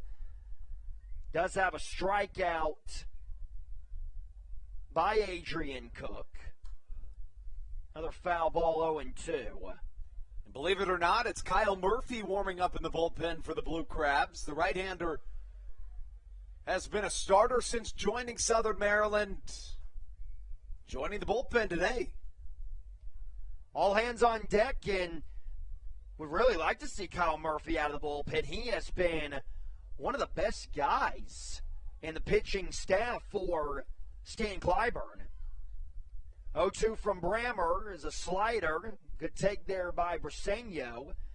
And Adrian Cook and Kyle Murphy are making strong statements to potentially get a lot of, in the saying of basketball, minutes at their spot on the bump in a potential postseason atmosphere. 1-2. Swing and a miss, he got him. Brammer does give up that run off of the leadoff walk by Adrian Cook, but able to keep it at that point. Bottom of the 5th, get up and stretch at the Reg in Waldorf, Maryland. We're all tied at 1 between the Crabs and the Legends. You're watching Southern Maryland baseball on the Hometown Real Estate Broadcast Network. This is Daryl Thompson, and you're listening to the Hometown Real Estate Broadcast Network. When you're in the market to buy or sell a home, call Tony McClure of Century 21 New Millennium and his Grand Slam team. The realtor of the Southern Maryland Blue Crabs since our first season in 2008. Tony and his team of preferred partners includes Tim Murphy of CNF Mortgage and Steve Scott of the Scott Law Group. Together, they will ensure that your real estate needs are nothing short of a grand slam. The quality service you will receive is Hall of Fame worthy. Put Tony's 41-plus years of experience to work for you. Call or text Tony today at 301-928-1280 for your personal Grand Slam experience. Go Blue Crabs. Did you know that the Washington, D.C. metro area is the 5th most expensive place to live in the entire United States of America? Sometimes finding affordable housing in this area can feel impossible. If you're struggling to find affordable housing, look no further than the Villages of St. Charles by Ross Properties. You can visit them online at villagesatstcharles.com for more information today. Villages of St. Charles. They'll have you safe at home.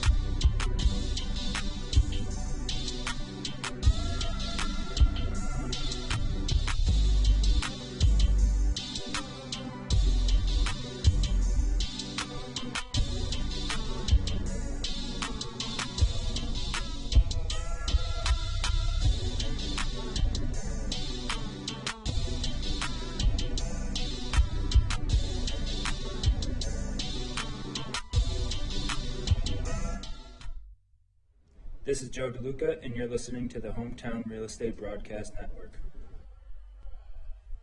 The Lexington Legends able to tie it up in the top of the fifth inning thanks to an RBI single off the bat of Courtney Hawkins.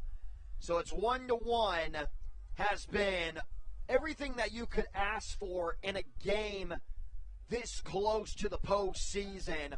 A game that Southern Maryland desperately needs, and they still have the chance to do so. Josh McAdams leading off against another new guy for Lexington, and a dangerous guy at that, the lengthy lefty and Henry Owens. Yeah, and it looks like Henry Owens probably just getting one last appearance before the postseason. A guy that is, by every sense of the word, a starter, 18 of his 24 appearances in the starting rotation.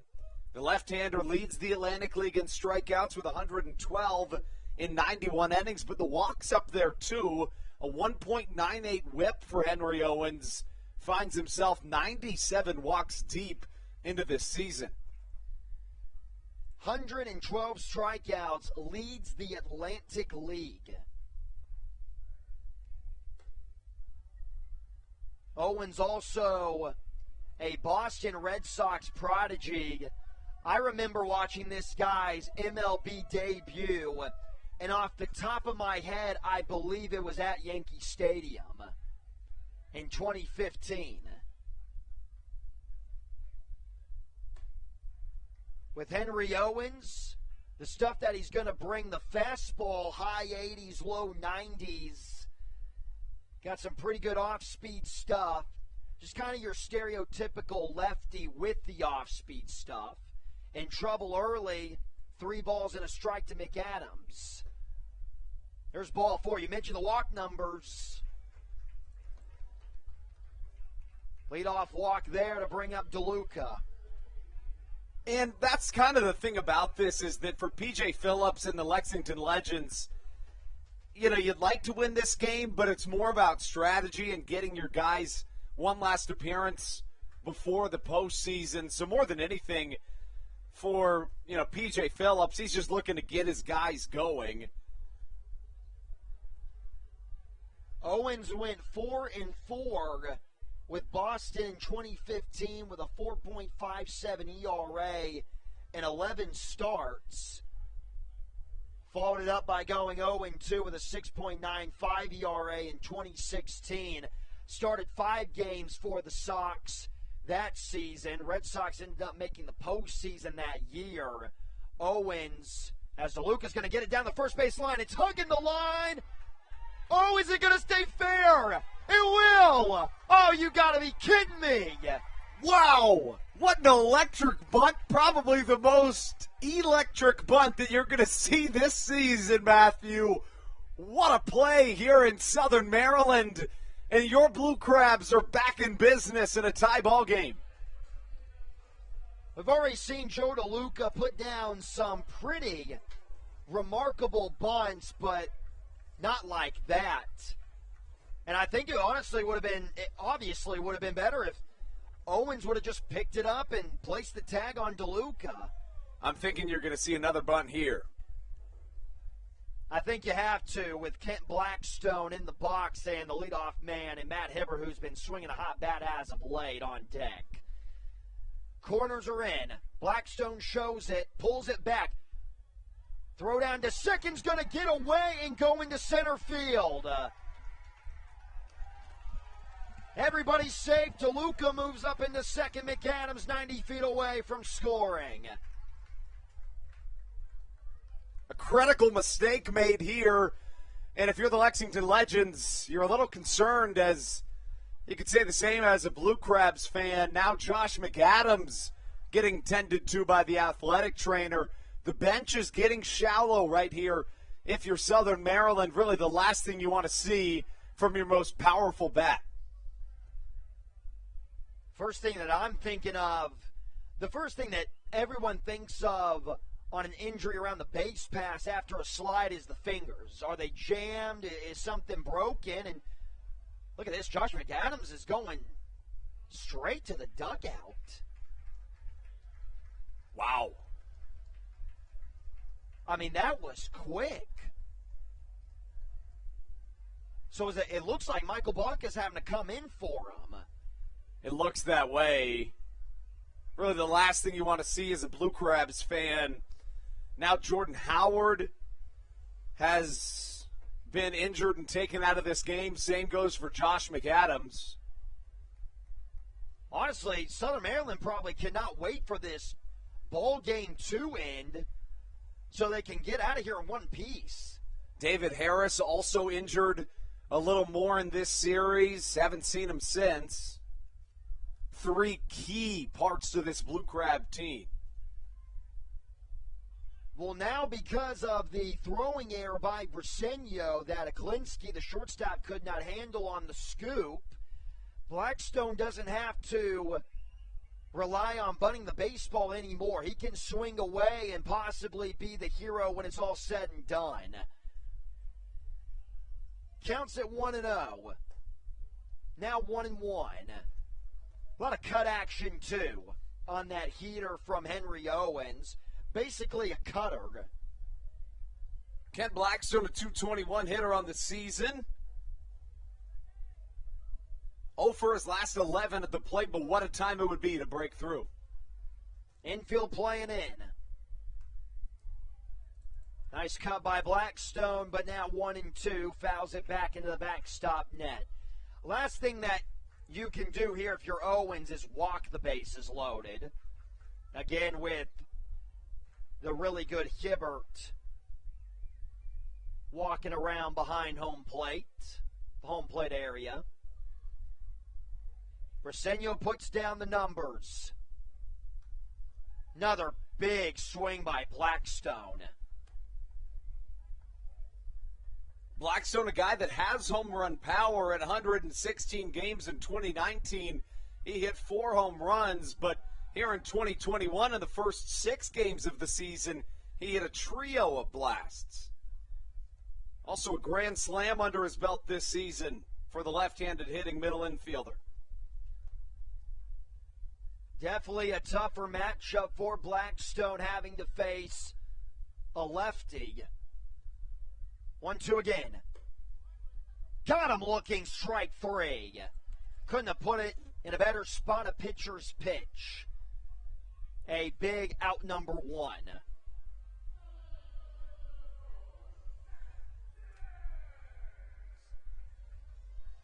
That's going to bring on Matt Hibbert. Go ahead, Andrew. Still got runners on second and third if you're the Blue Crabs, and really a situation that it's very important to make sure you get something across the board in. I mean, having runners at second and third with no outs in a tie ball game, a postseason on the line, this is your prime scoring opportunity if you're the Blue Crabs, and you love to see this guy come into the plate. You know what I kind of would have liked to see? I'll say it after this pitch. It might not even matter. Deep drive to center field. This is going to score a run. Caught by Sanford. Baca tagging from third gives the Blue Crabs back their lead.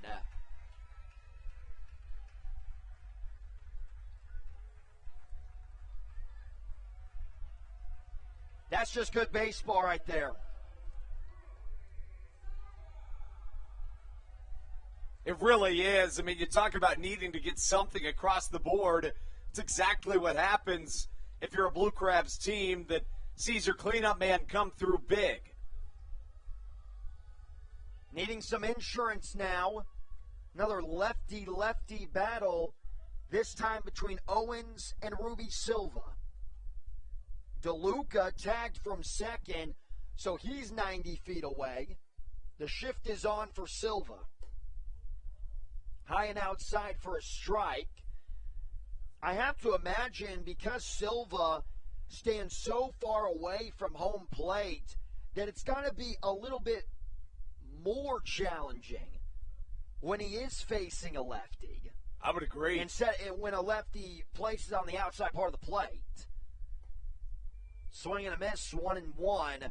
We've seen Silva have a lot of trouble with the off-speed stuff low and inside this past homestand. He had one AB where it was he received 3 of the same pitches, a curveball low and inside, down around that back foot, all swings and misses. Showing Bunny pulls it back. Called a ball. Not a bad idea. Ruby Silva's got a lot of speed, but a guy who's batting, a little bit over 300, I would like to see him take a hack. Collier waiting in the on-deck circle. Briseño once again puts down the sign, the 2-1. High and out, 3-1.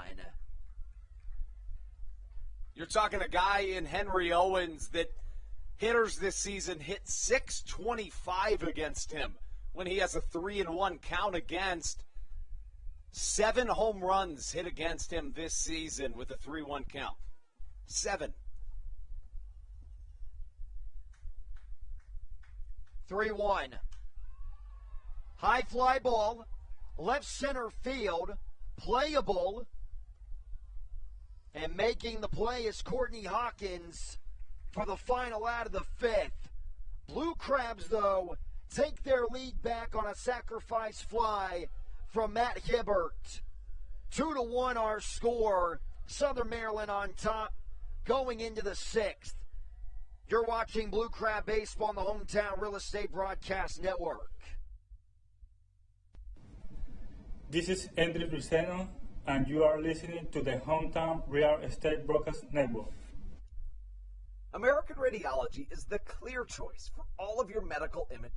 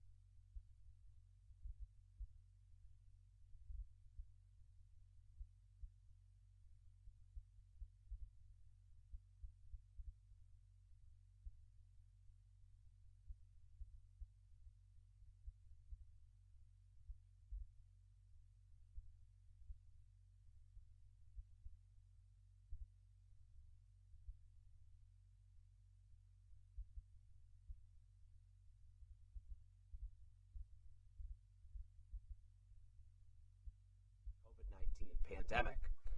That's why this season is dedicated to our healthcare heroes. Each Saturday night, we will have a healthcare hero, a local healthcare professional, throw out the first pitch of the game and be honored. That's why in 2021, all season long, healthcare professionals get $5 tickets to every single Blue Crabs game.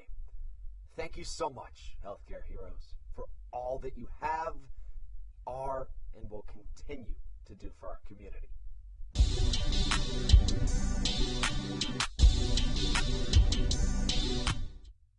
This is Coach Doug's, and you're listening to the Hometown Real Estate Broadcast Network. 2-1, Blue Crabs lead takes things into the top of the sixth of a 7-inning game.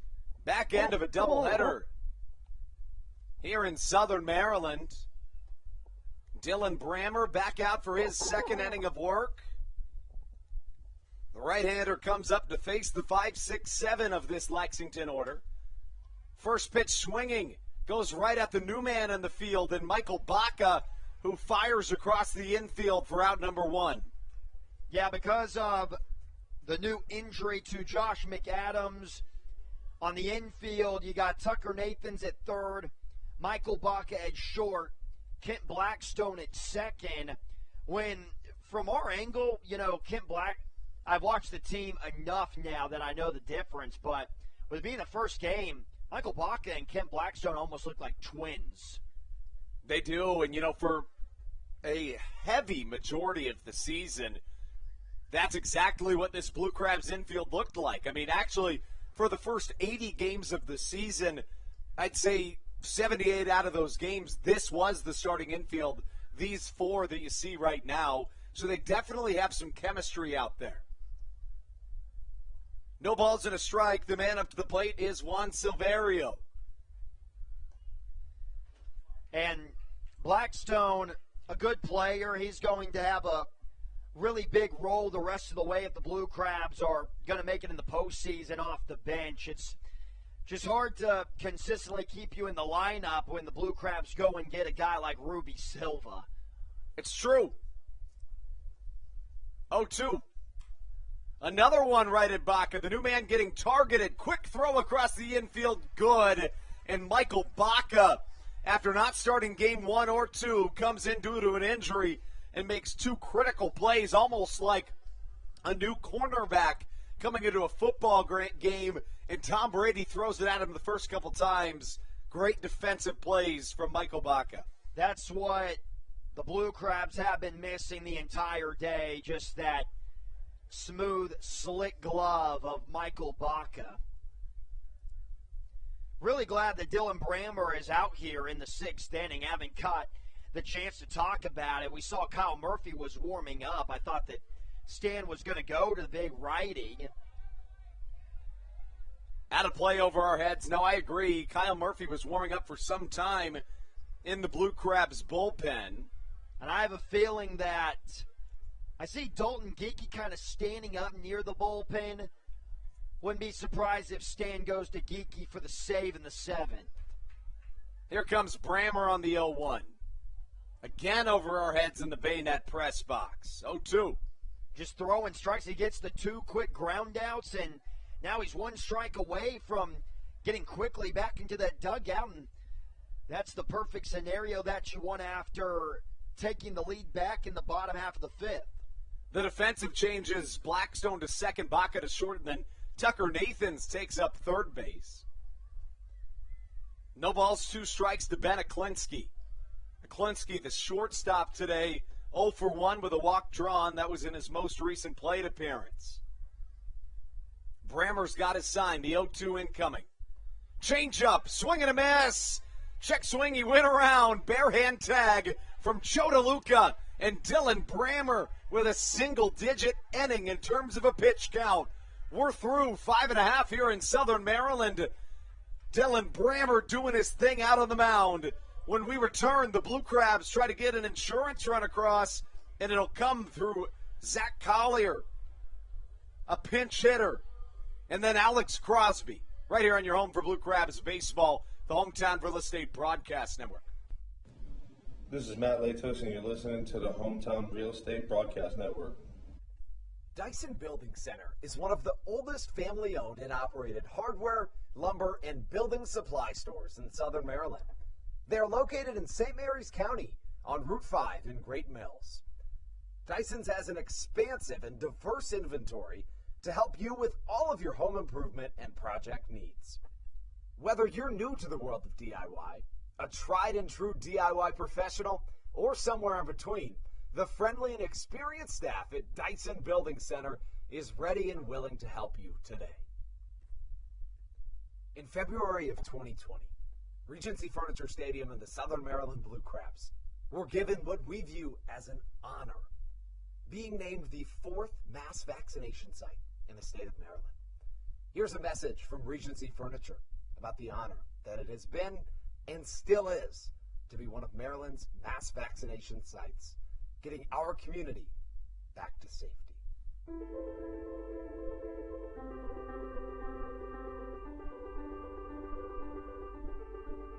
During these times of uncertainty, it helps to know there are things we can control to help ourselves and others. For me, it presents the hope that soon enough my friends and family will be together again.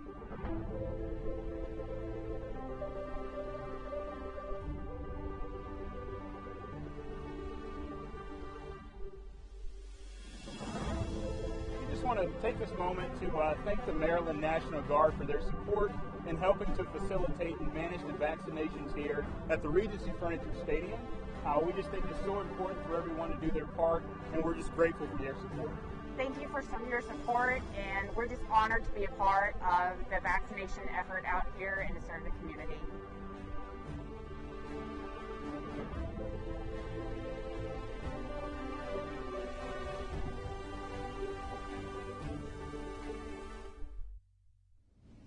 This is Patrick Baker, and you're listening to the Hometown Real Estate Broadcast Network. Zach Collier leads things off for Southern Maryland as we take things into the bottom of the 6th. The tightly contested series gives way to an MLB veteran onto the mound. It's been a bullpen day for this Lexington Legends squad. They've turned to all of their top options, and now they go with Austin Adams, the right-hander. Appeared in the MLB a couple of years ago. There is an Austin Adams at the major league level right now. This is not the same individual. 1-0 the count. Adams this season, a 2.75 ERA in 35 appearances. 34 strikeouts, 31 hits. Collier shows bunt, pulls back, ball number 2. Also a 233 opponent average. This guy's the real deal, and we already see he has a very lively fastball after the first couple of pitches to Zach Collier. Cleveland Indians took Austin Adams in the 2009 MLB draft out of Faulkner University in the 5th round. It's officially the Guardians now. It is. You're right, it is. I guess we can. Every time the Cleveland team comes up, I've been saying Cleveland baseball team and not exactly knowing what to say, but you're right. Now you can actually say the Guardians. It's official. 3-0 pitch in there. It's definitely going to take me a while to get used to it.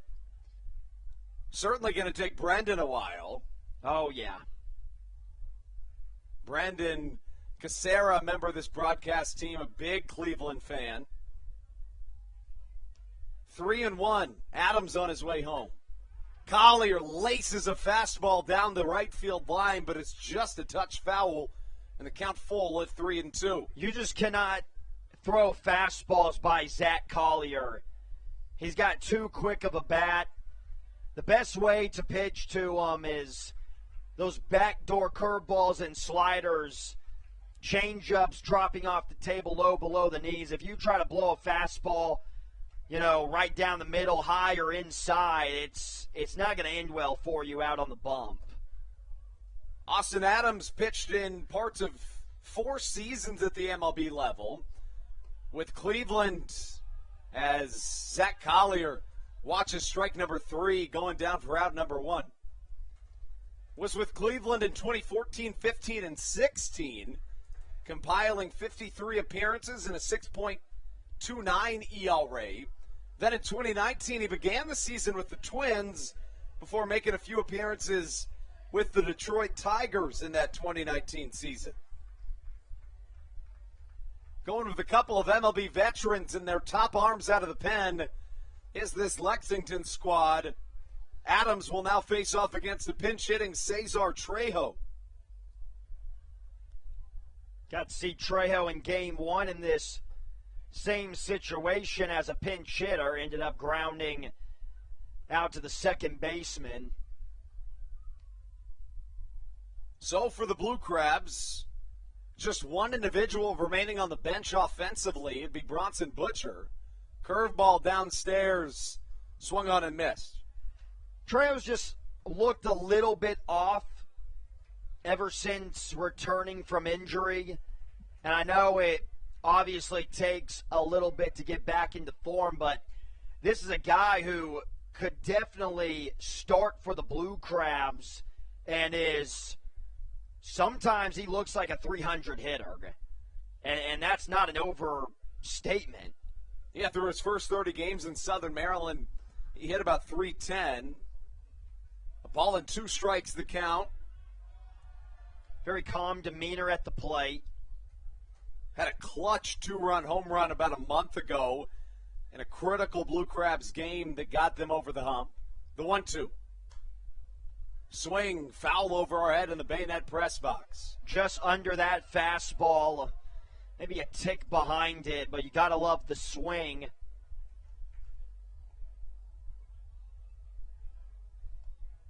Alex Crosby awaits on deck. 1 down, nobody on.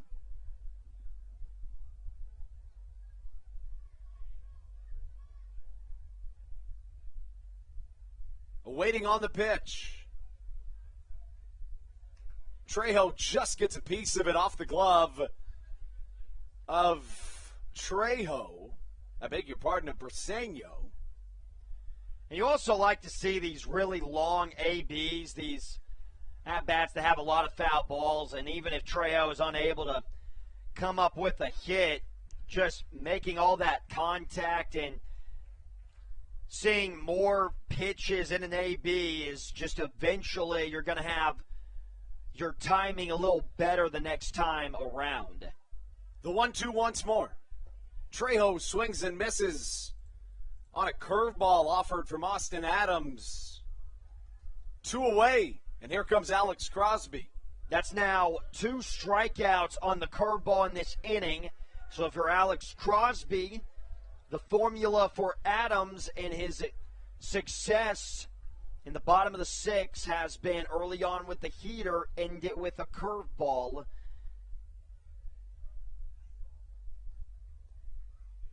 Crosby comes up to the plate, 0 for 2 today. 1 for 3 with a run scored in the series opener. I beg your pardon, in game 1 of the doubleheader. First pitch from Adams goes back to the curveball, a called strike. And you see, I just got done talking about that formula, and Crosby's probably thinking in the box, oh, you know, heater's coming on the first pitch, and here's a curve. Fastball this time has him off balance, 0-2.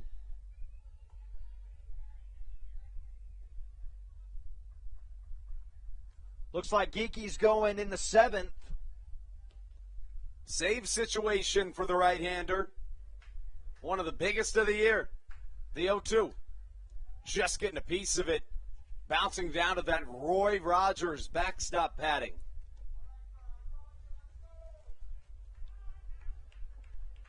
Go get yourself a Roy Rogers burger today.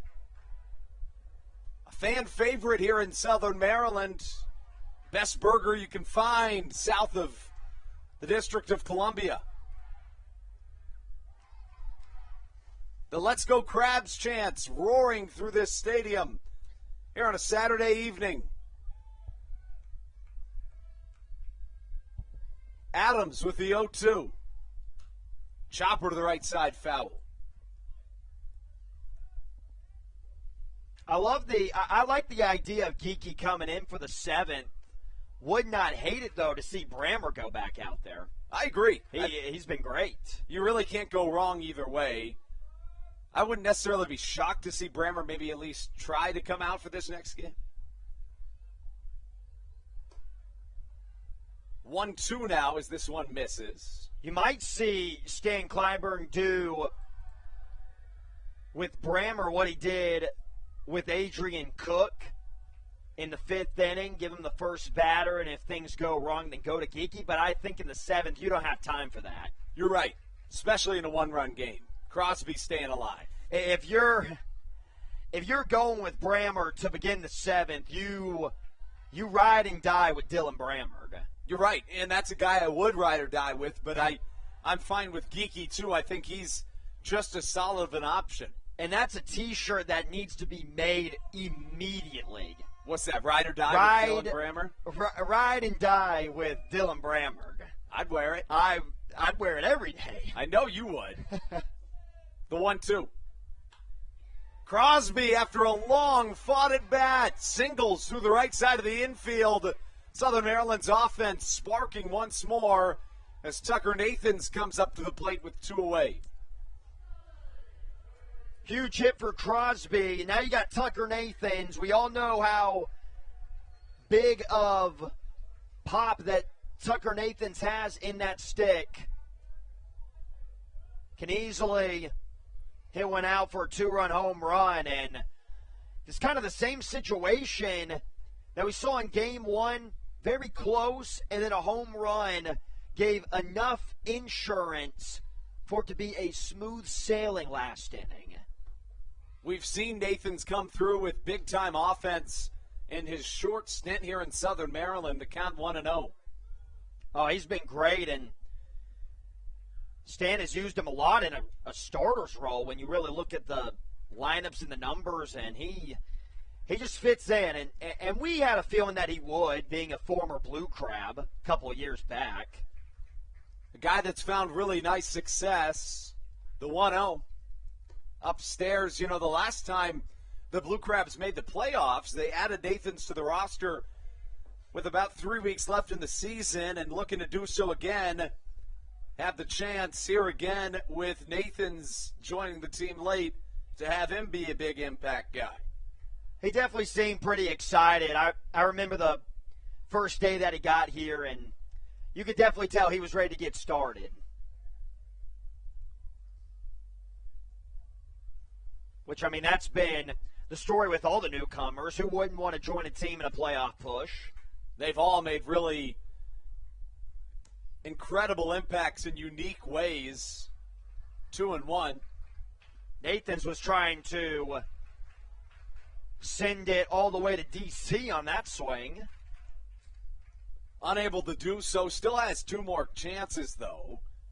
Waiting on deck, Michael Baca. 2 balls and a strike the count. Adams the pitch. Swing and a miss.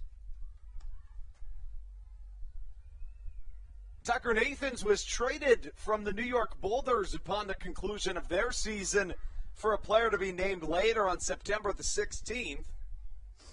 Peaked at the AAA level in the Baltimore Orioles organization back in 2017. Time call. Bottom of the 6th, Game 2 of a 7-inning doubleheader. Southern Maryland trying to clinch a playoff spot.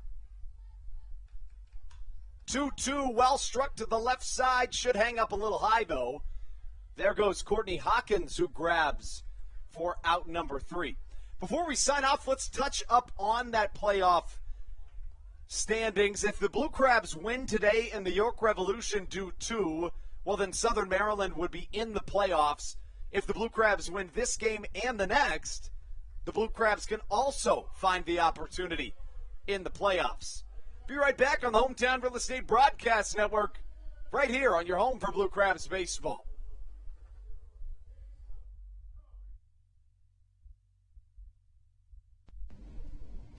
This is Daryl Thompson, and you're listening to the Hometown Real Estate Broadcast Network. Whether it's Chris Paul, Cliff Paul, Aaron Rodgers, or even the son of a former Blue Crab, Patrick Mahomes, you've seen many athletes endorsing State Farm. That's because your State Farm agent has your back through good times and not so good times. That's why all the Blue Crabs, Daryl Thompson and the whole team, trust State Farm with their insurance needs. State Farm is the company people have trusted for over 99 years to help life go right. Call your local State Farm agent, Greg Conklin, today at 240-776-4289.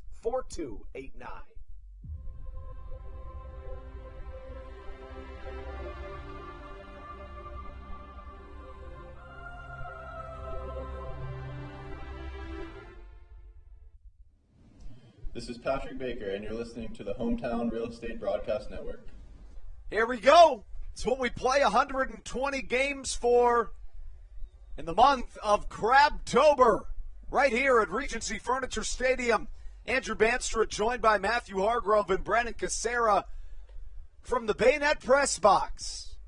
Dalton Geeky takes the mound, looking to close this one out and continuing a day of magic proportions here at Regency Furniture Stadium. Geeky appearing for the second day in a row. Last night he allowed a run. It was unearned in an inning of work. The right-hander 2-2 on the year with a 3.24 ERA, 54 strikeouts and 50 innings pitched, 42 appearances this season.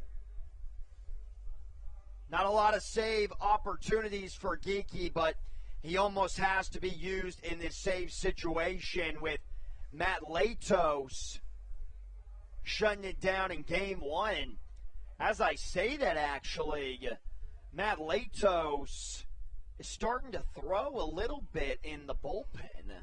I guess just in case. I mean, I think it's a great decision to have him warming up. Almost perfect on the year in save opportunities. And it's a make-or-break game for Southern Maryland.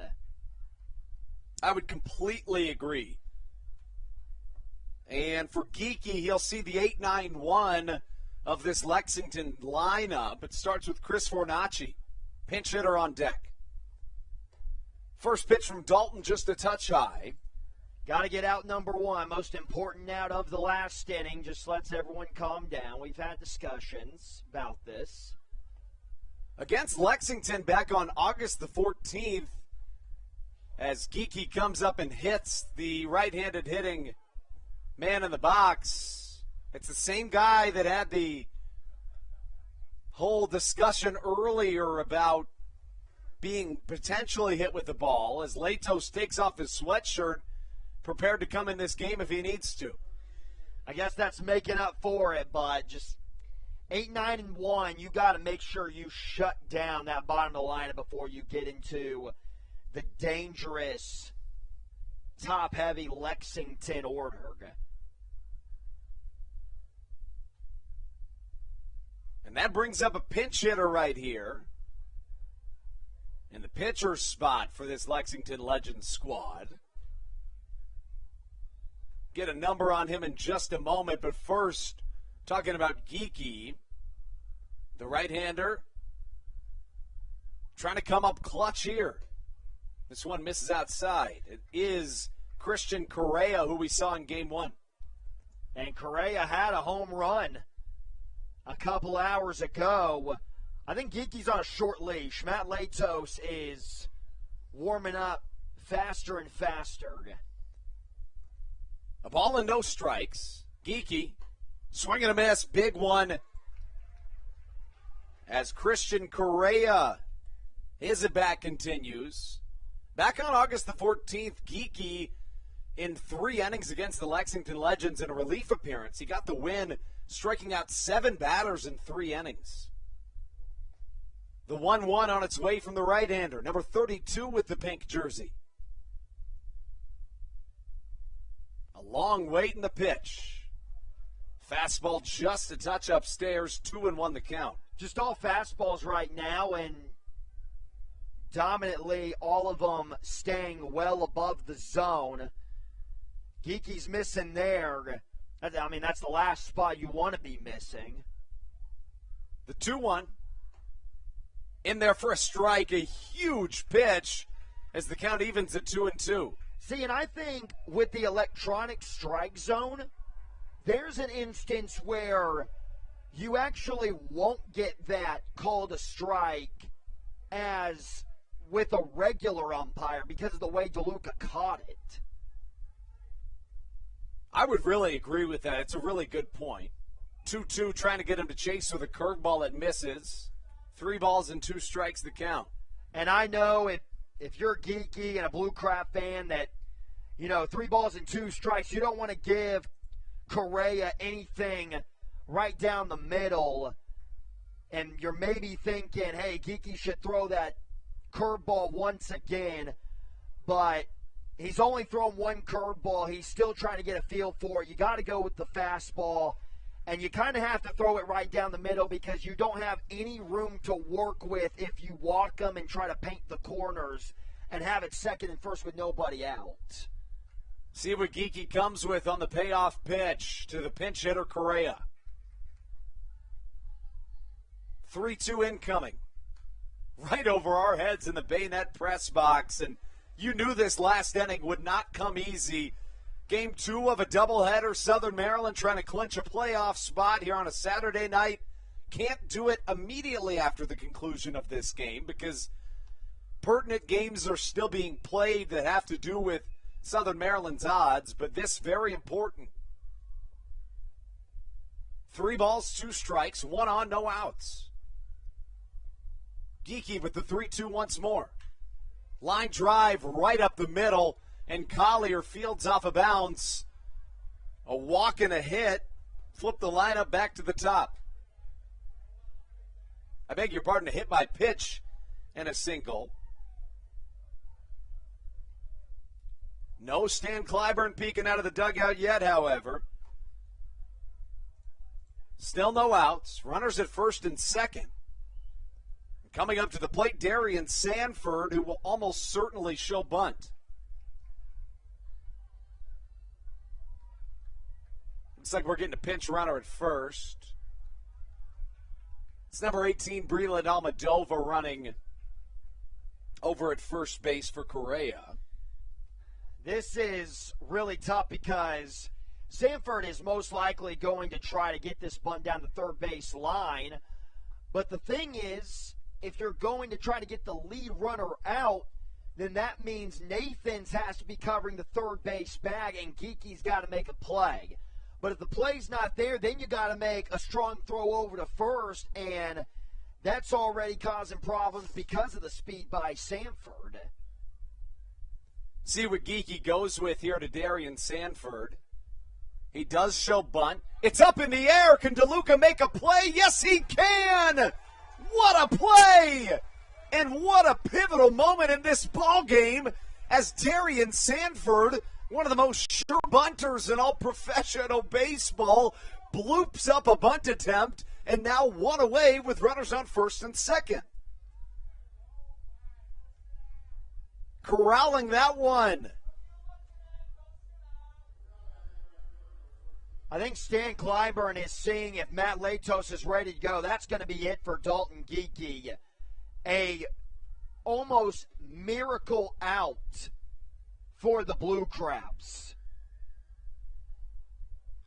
Clyburn with the slow walk out to the mound. See if Latos does indeed get this save opportunity, and he will.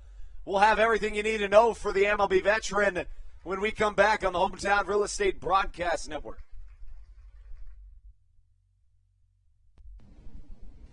This is Daryl Thompson, and you're listening to the Hometown Real Estate Broadcast Network. Whether it's Chris Paul, Cliff Paul, Aaron Rodgers, or even the son of a former Blue Crab, Patrick Mahomes, you've seen many athletes endorsing State Farm.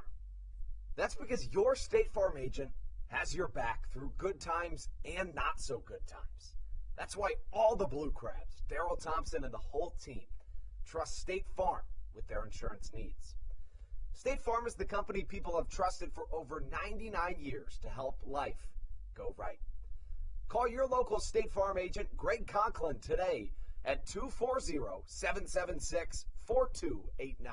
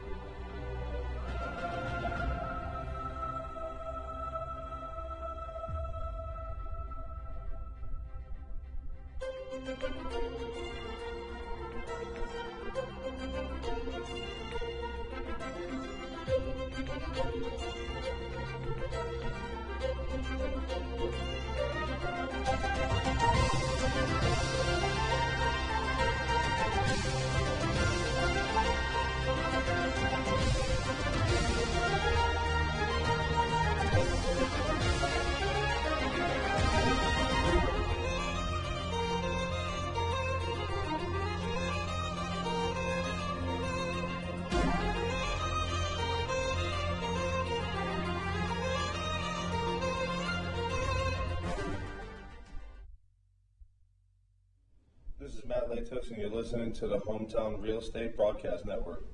Here comes Matt Latos. The right-hander takes the mound for the second time today. Stan Clyburn turning to his top option out of the bullpen.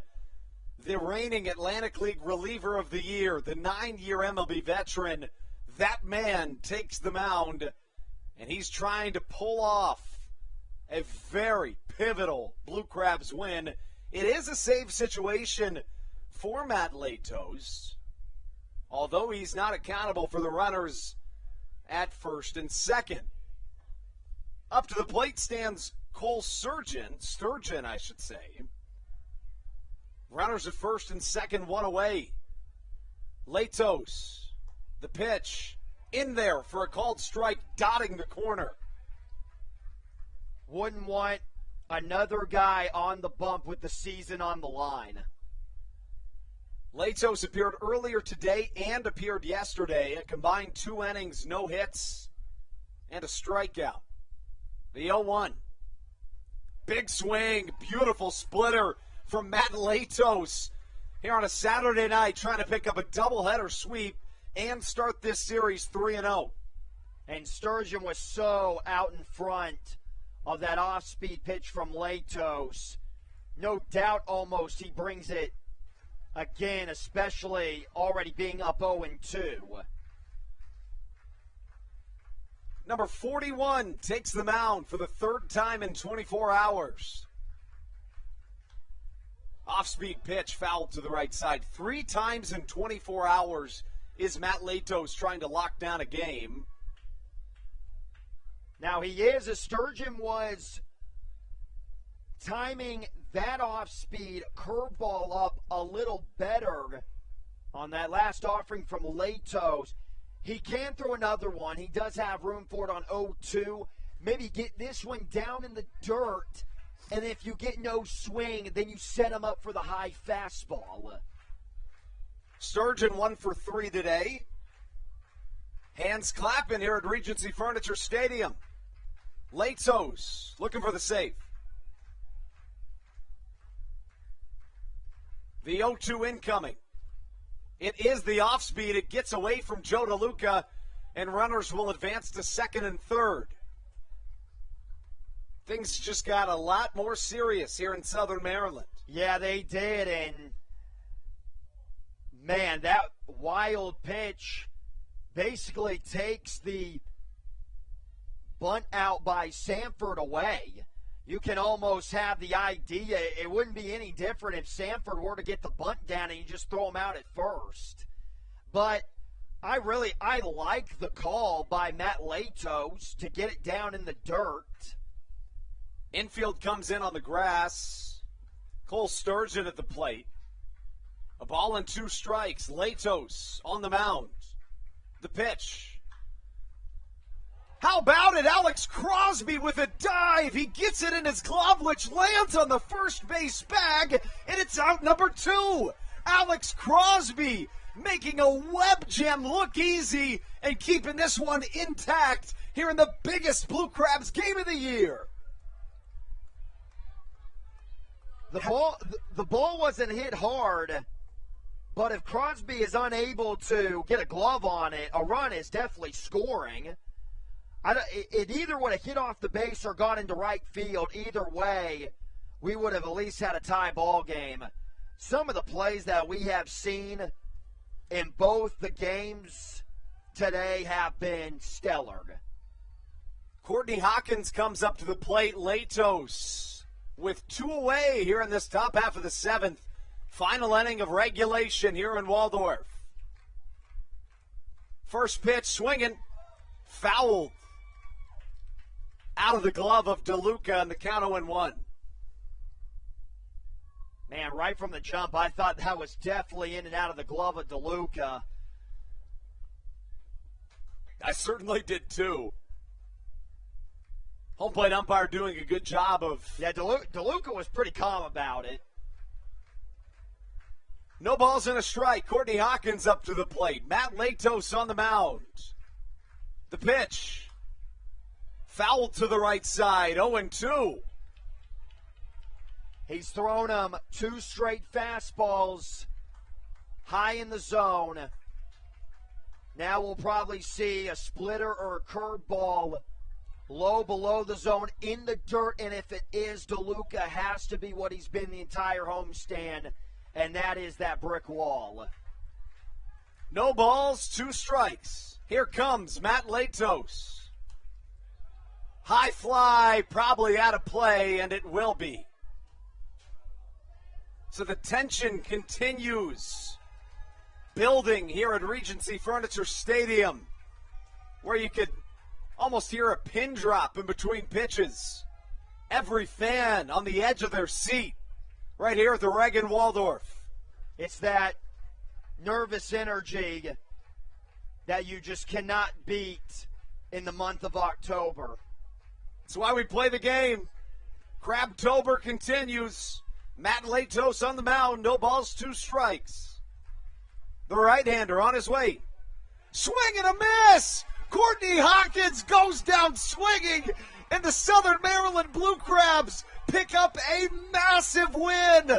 The Blue Crabs, with runners on second and third, silence the bats of the Atlantic League Player of the Month in September, and the Southern Maryland Blue Crabs are victorious with the doubleheader sweep, going 3-0 in this series, Matthew, and it's official. If the Long Island Ducks or the York Revolution lose just 1 game in the next 2 days, the Southern Maryland Blue Crabs are in the playoffs for the first time since 2017. And if tonight the York Revolution win, again, the Southern Maryland Blue Crabs are in the playoffs for the first time since 2017. What a day to be a Blue Crab fan. The 2 games that we saw are in the discussion for Game of the Year, and we saw them in a singular day. The Jordan Howard 3-run home run to win in the bottom of the 6th inning in Game 1, and then just hanging on for dear life in that 7th, Matt Latos shutting it down after Lexington gets their first 2 guys on the base pass to begin the 7th. Games like this, there's just something different about this team right now. It's Crabtober. You can smell it in the air here at Regency Furniture Stadium as we rejoin Brendan Casera onto the Hometown Real Estate Broadcast Network. Brendan, what'd you see today? It's the Blue Crabs team that continues to fight all the way to the end, and you saw it there in the second game. Some opportunities there for Lexington to come away with a win, to take a lead and give themselves a chance to win that game. But you talk about some big plays from the Blue Crabs, getting pitches when they needed to. Early in the game, you know, it was a little bit of a struggle to settle into the second game right after the first one, and such a crazy game with the Jordan Howard home run, but doing the little things. And I think down to that Alex Crosby play, you know, we were talking about it right after it happened, Andrew, that Alex Crosby, or actually the bunt, going back to the bunt, we talked about it, thinking that might have been the biggest play of the season right there when Joe DeLuca was able to catch that bunt and record the first out of the inning. But then Alex Crosby, with a situation with second and third, and is able to make a diving stop and tag the bag at first base. I mean, that was a double that looked like it was going to be a go-ahead 2-run double down that right field line. Alex Crosby potentially not only saving the day, but potentially saving the playoff hopes for the Blue Crabs if Lexington would have taken that lead and then held it. Matthew Hargrove, look at the calendar. It's Crabtober. Southern Maryland with a massive doubleheader sweep. What can you say other than basically nothing? I mean, you got to be speechless. Talk about today. Crabs are hot, Andrew. Crabs are hot. They are very hot, and I mean it's definitely a time to celebrate right now, but the job's not done. Still waiting on that York Long Island game, and what you just love about the performance today is that you can go into Sunday still in driver's seat. And I think that's something that all three of us were definitely worried about, because even though going into this 4-game set against the Lexington Legends, yeah, the Blue Crabs were in the driver's seat, but for them to be in the driver's seat until Sunday, they would have to pick up 3 straight wins. And we all know how hard it is to win both games of a doubleheader. So just to be in this spot is really unbelievable. And, yeah, Crabs are hot, and still got to look out for that York and Long Island game. They're in the bottom of the third. Long Island with a 1-0 lead right now. Still a lot to play. But going back to the adversity of this team, I'll say it again, there's something different. Brendan, you look at this Blue Crabs team here on this 9th day of October. Every single day in the month of October, the Blue Crabs have been exactly 0.5 games back of first place. But for the first time since September the 16th, the Southern Maryland Blue Crabs, for the time being, sit atop the Atlantic League North Division. And with 24 hours to go in this second half, really not a better time to find yourself there.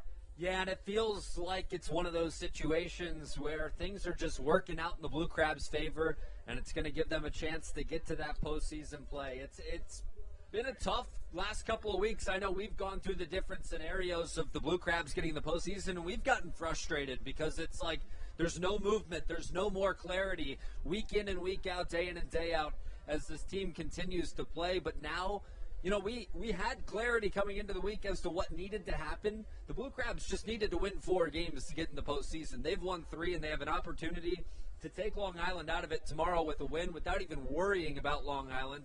But obviously, you hope Long Island loses tonight so we can do a little bit of celebrating here at Regency Furniture Stadium tonight. But, you know, this Blue Crabs team, they've gotten it done when they really, really needed to, and especially right here at Regency Furniture Stadium. Looking ahead to tomorrow, we don't know the starter for either side, given that it's the very last day of the regular season. But you got to say Southern Maryland's chances look a lot better than they did yesterday or even earlier today, Matthew. Yeah, they do. Again, just going into Sunday knowing that all you have to do is pick up a win.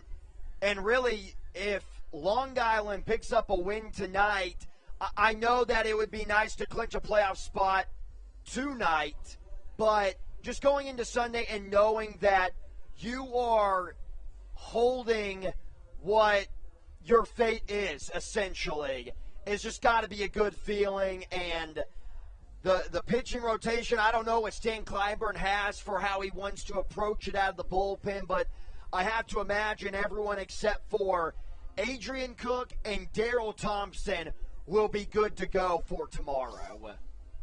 Electric atmosphere here at Regency Furniture Stadium. Brendan, any final words? Let's go get a win tomorrow. Even if you don't clinch tonight, let's go get a win tomorrow. And then obviously, if you get a win tomorrow, let's continue this thing into the postseason and see if the Blue Crabs can continue the success they've had of late. Things are looking up.